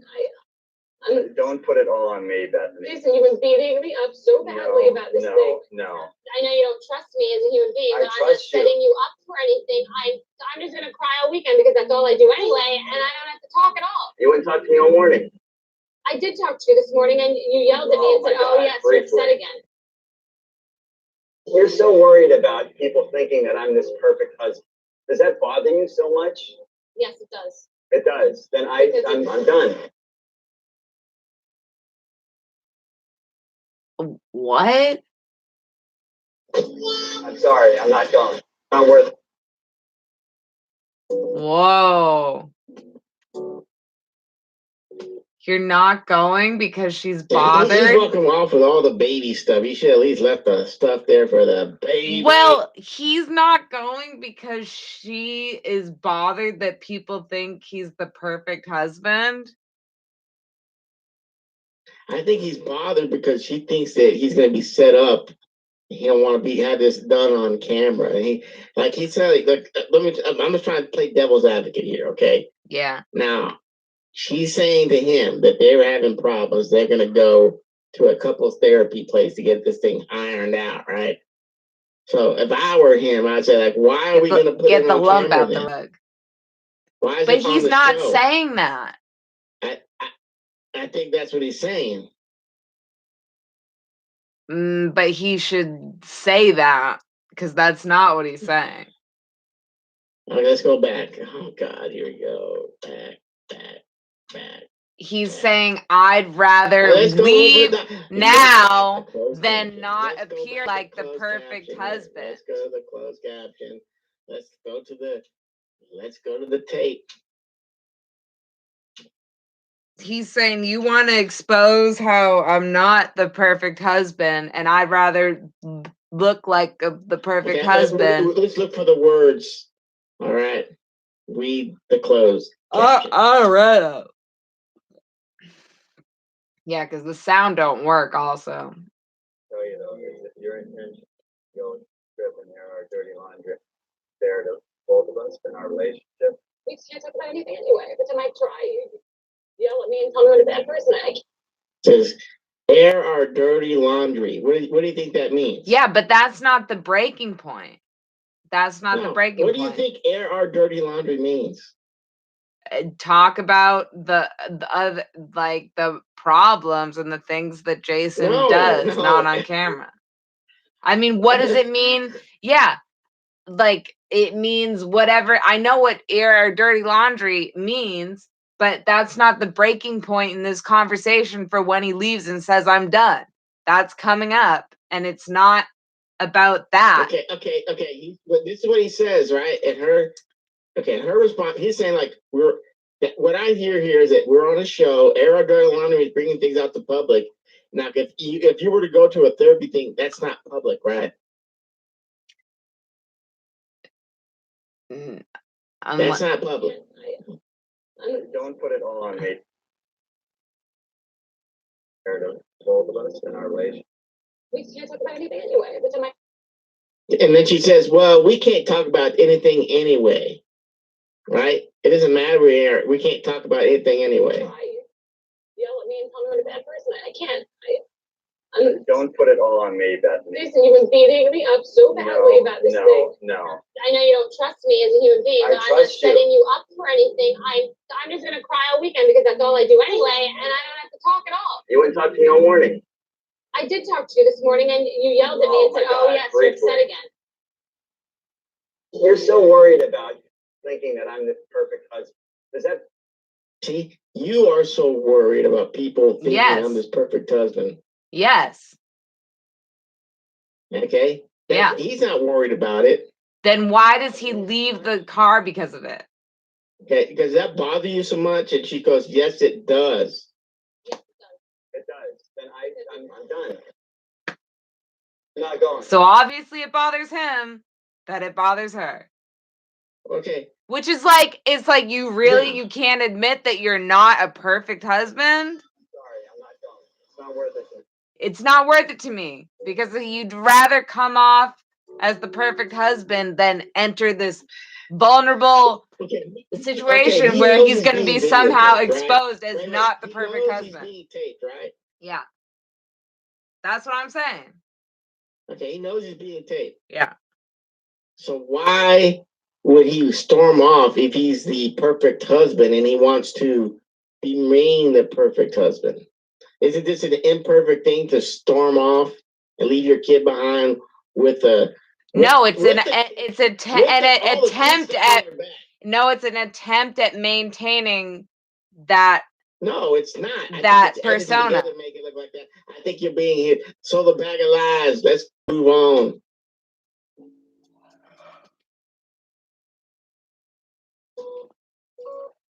To be continued. Let's see what's in the previews. And they go right to it. Next on Bethenny Ever After. Oh my gosh. So welcome. Come on board, watch your. He's there. They make it. Where we going? Block Island. He's there. Right? See, Mr. Perfect. Bethenny, can you go up to the front and watch for buoys? Because I love her. That's not why you push her. You focus on one thing, lose sight of the bigger picture, and go off course, and your marriage hits the rocks. We're off course. This is 15 hours on this boat. Oh my God, what is going on right now?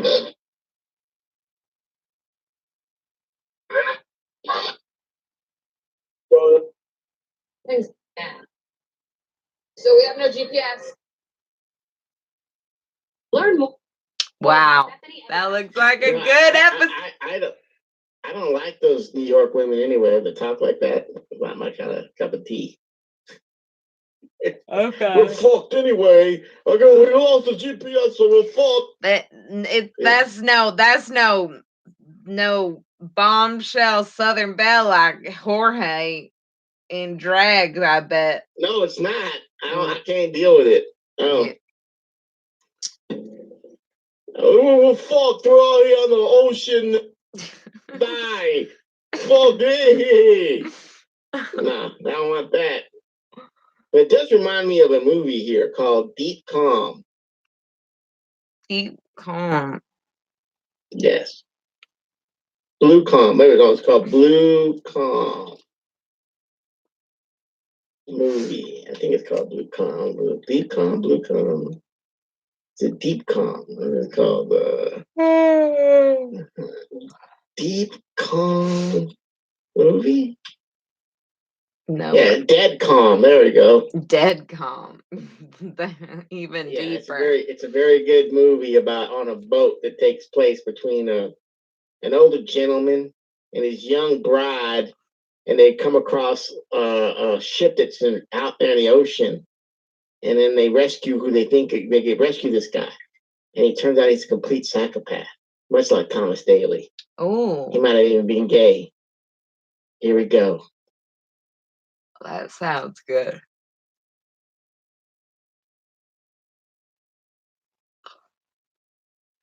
I'm surprised that you gay men. I'm surprised that you gay men is going after each other like this. I always thought trailer.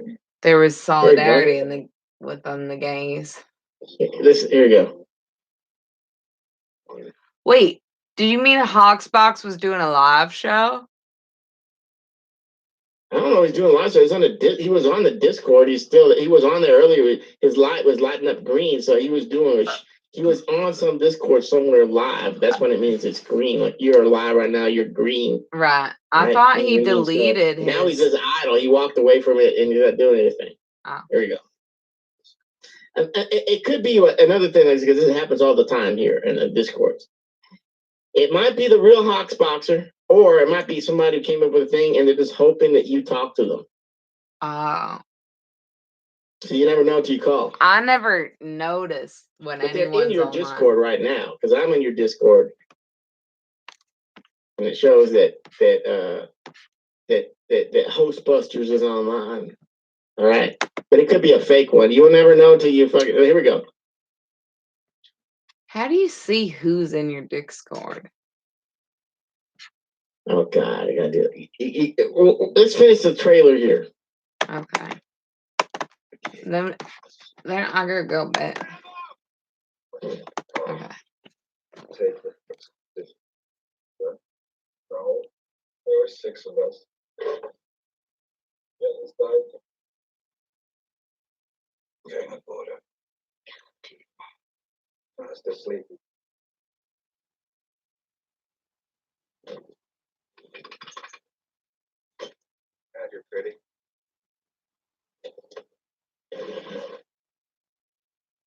What about people? Huh? What's in your You think I'm making this up? No, don't. You sound so much like that, right? It's scary.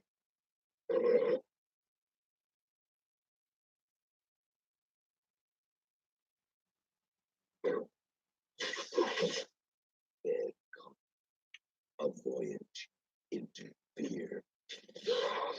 From the makers of The Road Warrior and Mad Max. See, that's a good movie. They don't make movies like that anymore. That looks good. It looks good. So, going on your question here, you were gonna say. I forget. What was I saying? I don't know. Oh, how do you see who's in your Discord? Okay. Now, click on your Discord if your picture there. Yeah. You know, at the picnic or whatever you're doing, a protest. I don't know what you're doing in that picture. I'm at the weed show event. All right. With You're clicking on that, right? Yeah. Now, you should be able to look to your right. And there should be a list of people who are supposed to be in the Discord. But for some reason, you don't have it there, which leads me to believe that you did something foolish. Okay? So I'm going to try to fix it for you right now, okay? So let me go over here, all right? Like what? Let me do something. What could have I done? I don't know, something foolish. I don't know. I never understood. I've met a lot of people in my life, right? And I myself, I'm not going to brag. I've got a high IQ score, and they don't go walking around telling people how smart they are. Yeah. And you've been doing that a little bit too much tonight. I don't know. Because I said it, because I read you my dog. You're real. You know what I've noticed is you must think you're some kind of writer because you're real jealous of my dog detective book. I know that. I'm not a writer. I never claimed to be a writer. Well, then stop being jealous of me. It's not my fault. I'm a genius. I'm just saying you could put your own horn. Yeah, that's all I do. That's me. There you go. Overview. Oh, my lip hurt. Okay, overview. I need some chat shit. I got a piece of skin on my lip. Maybe you're dehydrated. I think I am. I mean, how do you get dehydrated? You just drink water. I ain't drinking enough. I drink a lot of coffee. How do you not drink water? It's the most. Oh God, Jesus Christ. The overview. 5 minutes. Why is that not on your thing? What did you do? I don't know what you did. How did you get rid of that stuff on the side? I don't know. Yeah, because I see it in other people's. Oops. Where? Like when I go in other people. Oh. No. It's supposed to be in your server. Hold on a second. It says who's online and who's offline. All right. Oh. But you made it disappear somehow. Some party members. And I'm going into server settings to find out on my server here what you turned off. I didn't turn nothing off. Yes, you did. Roles, integrations, webbook, server boost overview. Okay, you got upload image. No FKK, okay, general text channel, send random default, all messages, moderation, roles, webhooks, server boost status.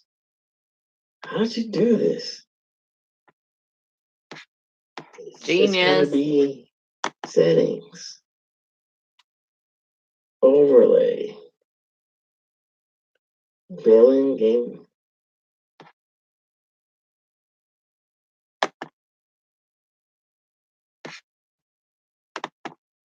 Oh, it does say. Oh, because it says when people come in.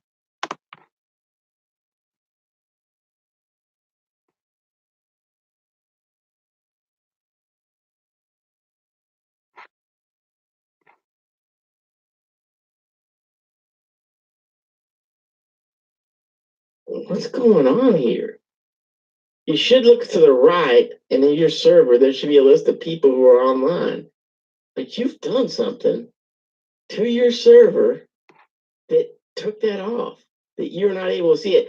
So it must be something that I have a setting here for. So I want you to go to, and I want you to do this very slowly.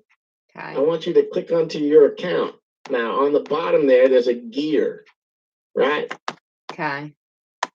You have your name. It's in the left, that column on the left, right straight down. It says your name, Charva Town, voice connected. You have your little name. You click on that user. It says user setting. Now, I want you to go to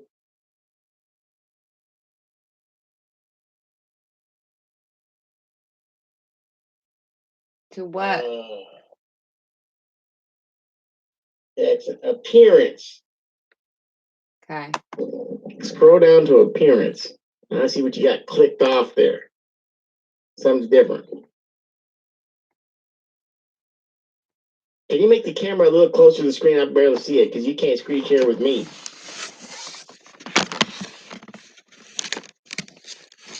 It's hard with the eyeliner to see things. Show Okay, this is what I got clicked off on mine. All right, I come down here. I'll go to the top. I'll show you what I have, and I want you to make it the way I have it. Appearance. Wait, wait, I can't It says see. theme. It says theme, right? I can't. Okay. And I have it clicked on dark. Yep, me too. It says message display. Yep. Cozy. No, cozy. Yep, me too. Okay, check. Okay. 100. 100 zoom level 100, right? Yep. And it says show activity feed. You got that there? Click. You got Yep. R word acceleration. Click. I don't have R word acceleration, but do you have developer mode? No. No. Do you have show activity feed clicked? Yes.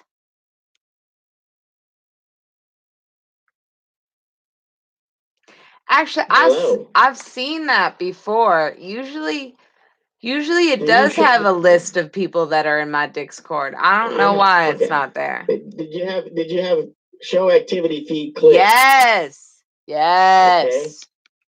Okay. That's all I need to know. Okay, now, so I got overlay. Okay. Enable game. What's going on? Where's overlay? Are you sure you probably been hacked by one of these dummies? I don't think so. It's easy to hack, I've seen some stuff, but okay. General chat, Charva Town.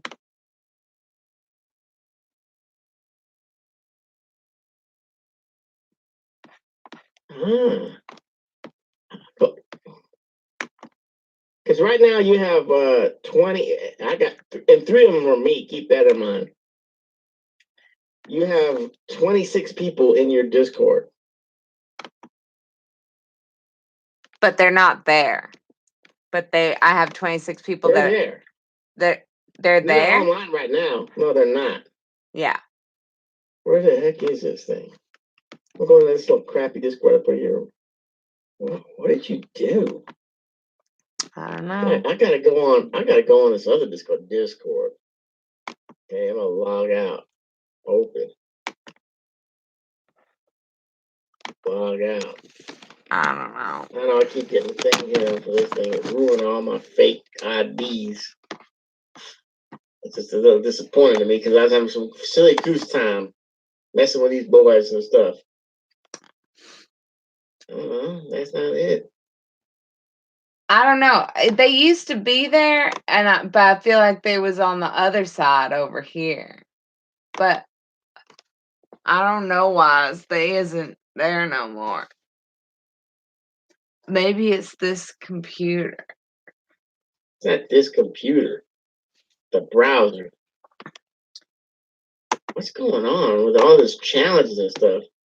Challenges. Oh wait, here it is. Back in him.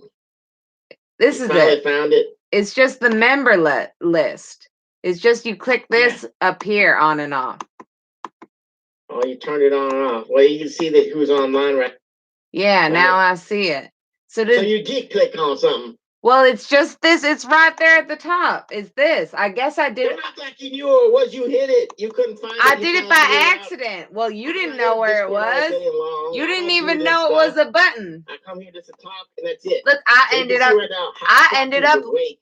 up learning you a lesson. So if you click on him, and you right click on him with your right click button, you can say you can drop down another thing that says call, and you can call him directly. I don't want to call him now. I'll call him later. I gotta go to bed. Oh, really? Why do you want me to call him right now? I don't need to call. I don't want to hear part. I don't care about your little kerfuffle here. He could have called in this whole time. If he's up watching the show. People are afraid of me, girl. They know I might just yell at them, right? Oh, they. And who knows what kind of nonsense little Marksy has been Discord messaging that idiot, to the Hawksboxers, right? Now, can he hear our conversation through Discord though? No. He can't hear this until you're on. You can hear it through YouTube. So why is he even in my Discord? He's not doing nothing in Like I there. said, it might be a fake one. Yeah, because he Anybody can make deleted his anything up. thing. Huh? It might be a fake one. You don't know. The only way you know is you call and say, what are you doing here, boy? What are you doing on my Discord? They said, I'm crazy. No, it's the real. It's the real him. It's the real him. How do you know? Because How I do you clicked know? on him and I said send a message, and all our messages popped up. All right, then that's the real him. He's back in the Discord. I don't know what's going on. But you don't understand the extent. You don't understand the extent to which Mr. Unbleached uses this Discord to and he misspelled. You talk about you were 1 year old. Talk about a guy I mean, I hardly misspelled a thing in my. If you're talking about The Dog Detective, a published novel. No, I'm talking about Unbleached and his correspondence with me. It was volumes and volumes, and I'm like, what's he trying to say here? You know, he's just like he must be dyslexic or something. Can you just send me these messages so that I can know? I'm trying to mediate this relationship, and it's awful hard. And there's no relationship. I already destroyed the guy. His show's dumb. He's gonna get knocked off the air. And I've been compiling evidence of his dastardly deeds on film. I need to see this. That I need to see. I need that tape straight away. Why do you want to see that? Why do you want to see that? It's gonna hurt. I gotta watch it. You gotta send me if you have this documentation that you claim to have. You gotta send it to me. I have a sword of Damocles. I'm not saying that.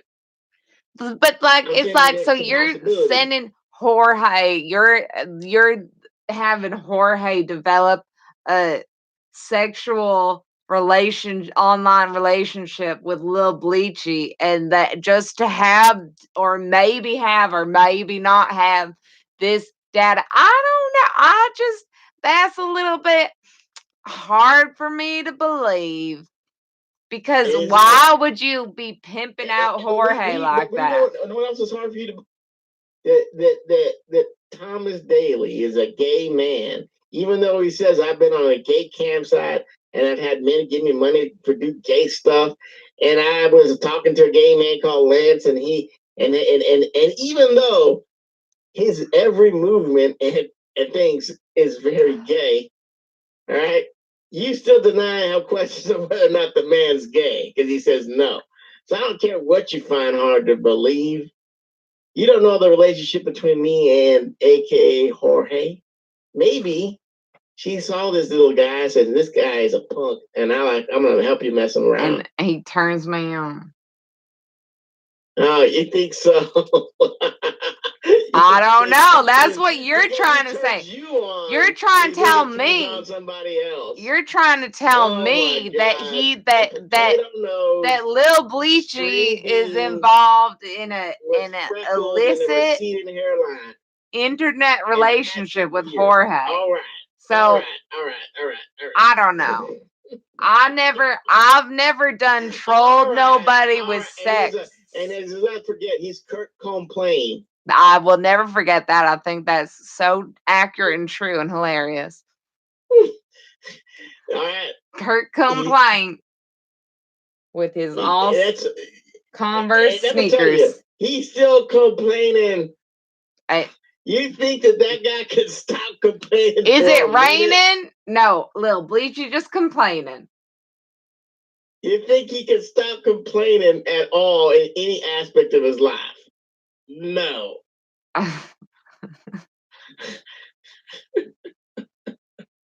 Just because he had a little lovey-dovey look, don't mean that he's a. Are you saying he's complaining about Jorge? He's no. Are you saying he's complaining during these sexual online videos? But even then, he's complaining while he's jerking it to Jorge, and you have the tape? Because I just need to seize it. Maybe it's AKA. It might be bullshit. It might be a figment of imagination. I have some kind of evidence pointing to the fact that it might. But let's just say whatever it is, I just need to see it as soon as possible.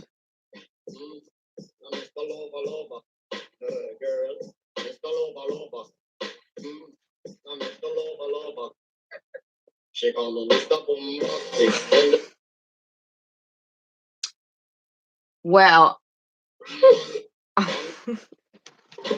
I love that. Mr. Complain. Mr. Kirk Complain. I think that's a great note to end this broadcast on, Sheppy. Oh, there you go. You're not even saying, well, so let's wind down here. You're not doing it properly, all right? We've had a little debate about Bethenny. Let's wind it up here. Okay. So we're at the point here where he stormed off.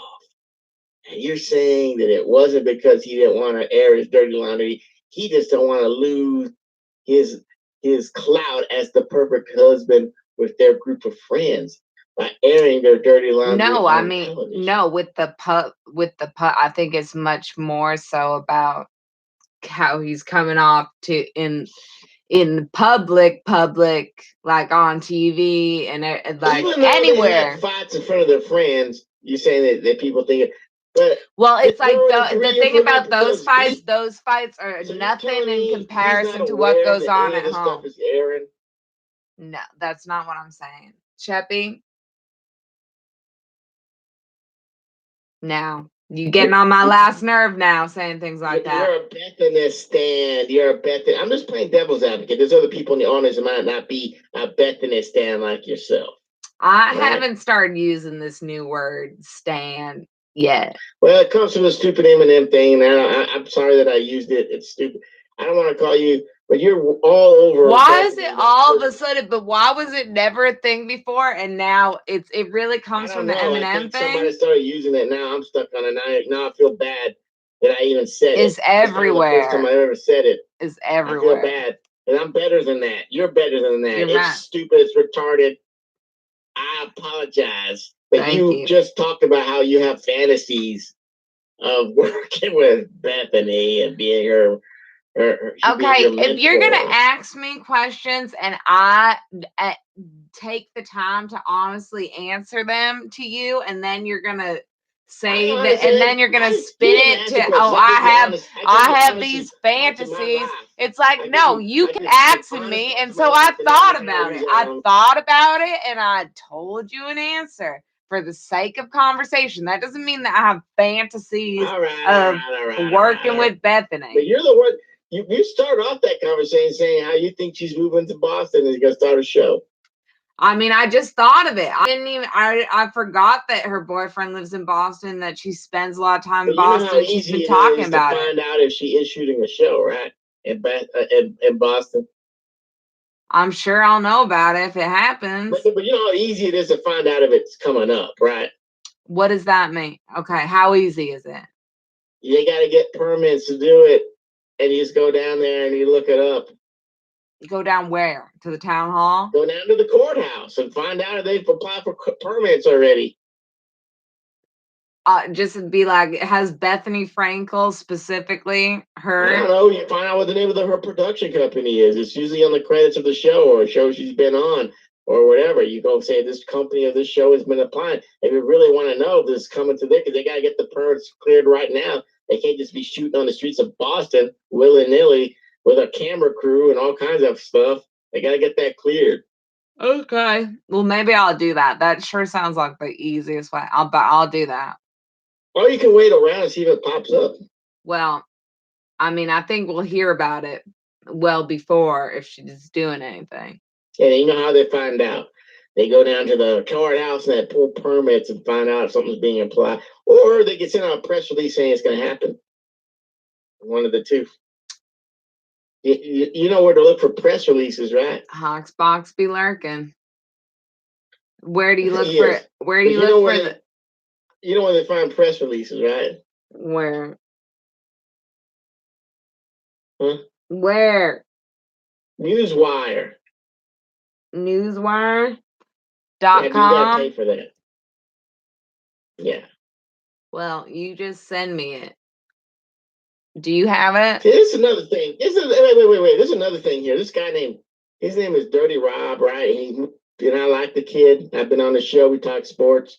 And I kind of in passing said something offhanded. That, if he needs some stuff, I'd help him buy it. And he's kind of like weaseled his way into like me committing to buy him a computer screen and a tarp for his background. And a tarp. And you know what? I would do that if like I said, hey, I'll buy you a computer or something at some point. And I would. But every time I try to get it done for you, you kind of soured it on me. And he started souring because he's like begging at this point at me, give me a $50. It's like, golly, I'm getting DMs from people. There's nothing worse than a beggar. Who's Dirty Rob? Well, this sounds like a personal problem, Shepard, because I mean, I don't know why you're offering to buy people things that, like, I don't know. I mean, I kind of get it, but because I thought that you were ever going to, on your part, I wanted you to go and home invade on Bleach. I said I would. I know. But I thought it'd be funny. I'm not worried about it. Maybe the best thing to do would probably get you a phone.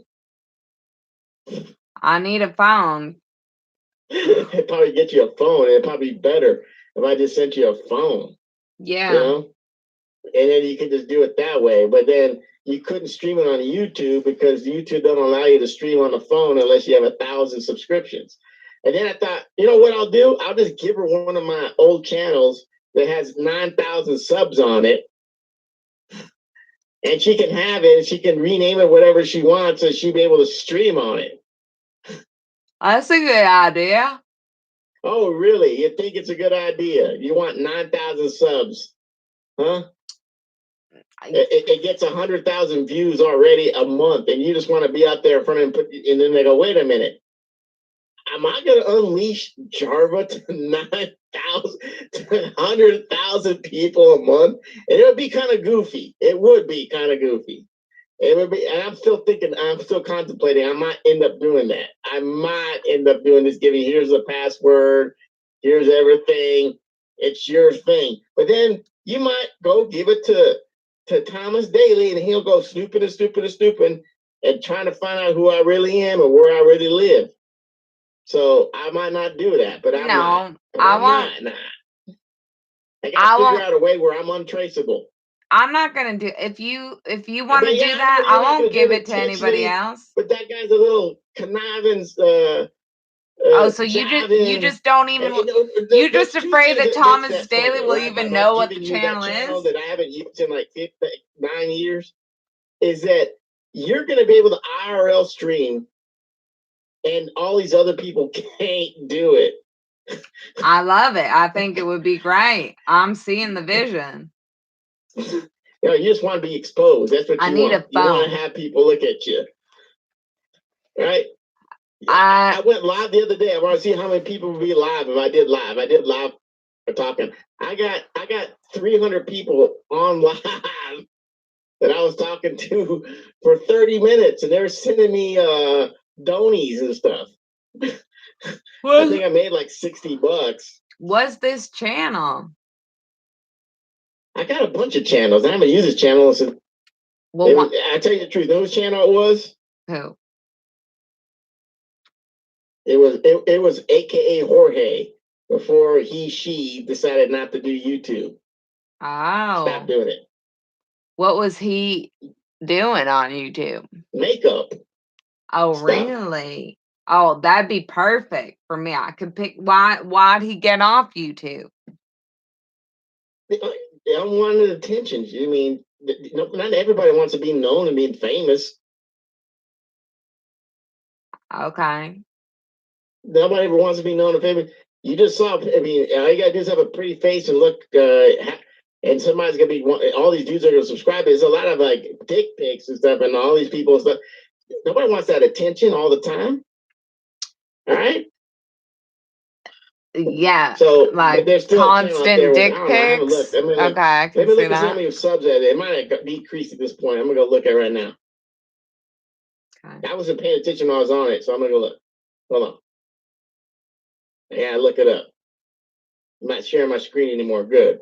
I ain't gonna reveal no secrets here. Yeah, you're gonna bring up a whole bunch of them though. Just not gonna do the big reveal. I don't know. Okay, let's see how many subs in this old channel here. I'll go to my stuff. I'm not sharing screens anymore. Thank you for the emojis, Russell Cook. Senor Sandals, thank you for attending the program. Nintendo Music System, so happy to have you. Michael. It's 6,100 subscribers as of right now. Okay, wait. That's not enough then, isn't it? Or how many do you have to have? 1,000? 6,100 subs. So you just have to have 1,000. So that's enough? Yeah. And I was seeing how many views it's getting right now. Brian T, thank you. Nintendo Music System, you were an all-star. This is video from 2008. This is 2008. There's only like 100 videos on it. People still look at it. They would look here. Evil IQ, I love you. White, thank you so much for coming. I'm sorry that Shepard drove you away. In the past 48 hours, this channel has gotten 6,000 views. So that's 3,000 views a day. That's over 200 people viewing it in an hour. Prince, these are some, you gotta send me this channel. Prince. I'm thinking about it. Did you check with Jorge? Make some money. I don't know. Right now it's gotten 6. So it's not 6,000 because it'd be 9,000. So 3,000. Last 48. Prince Noob Sauce fan favorite. Always good to have you here. Right about 48. So it's getting an average about 74 to 100 views an hour.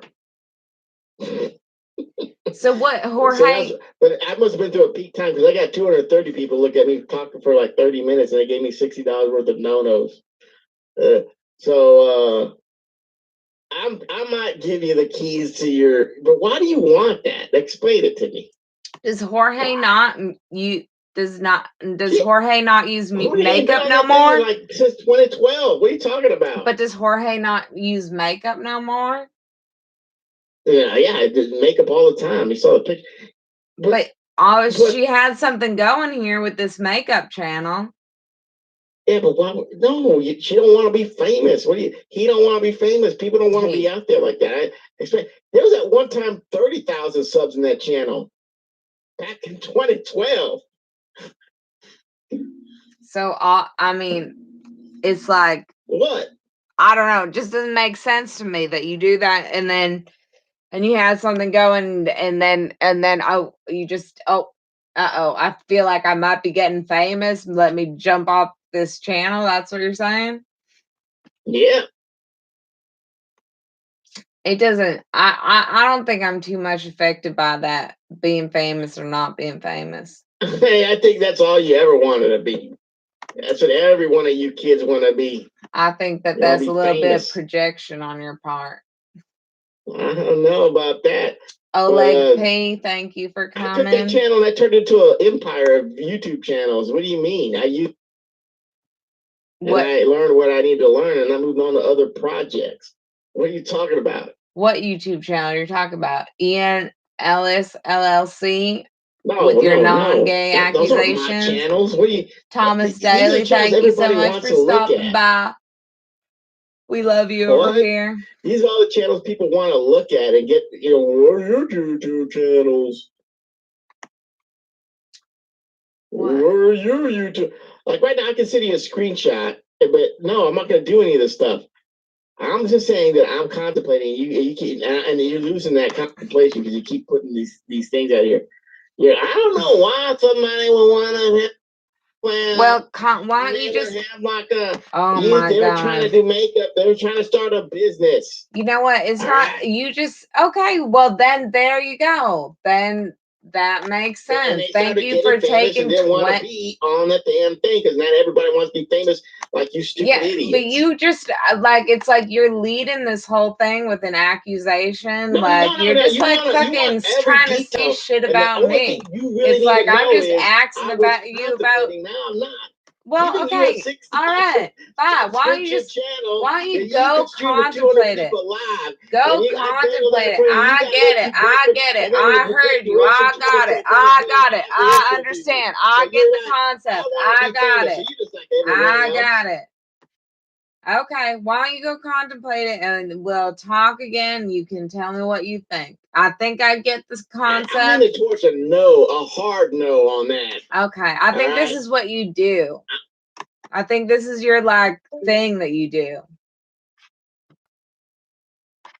And it's annoying and there's no point to it. It's like either have an idea that you think is an idea. I'm like, okay, that sounds like something that might be fun to do. Okay. And then you start accusing me of shit for your fucking premise. It's bullshit. So on that note, I'm going to end this stream because I'm very much so done with it. And I just want to go to sleep. Talksbox, just getting into the chat now. We're going to talk to you if you showed up all night, but you done showed up too late. So maybe we'll talk sometime. Lesbian to lesbian. Maybe you're not even a lesbian anymore. I don't know. Thanks, Frams. Thanks, Sluggos. Thanks, all you true people out there. All you new people. And who are you people?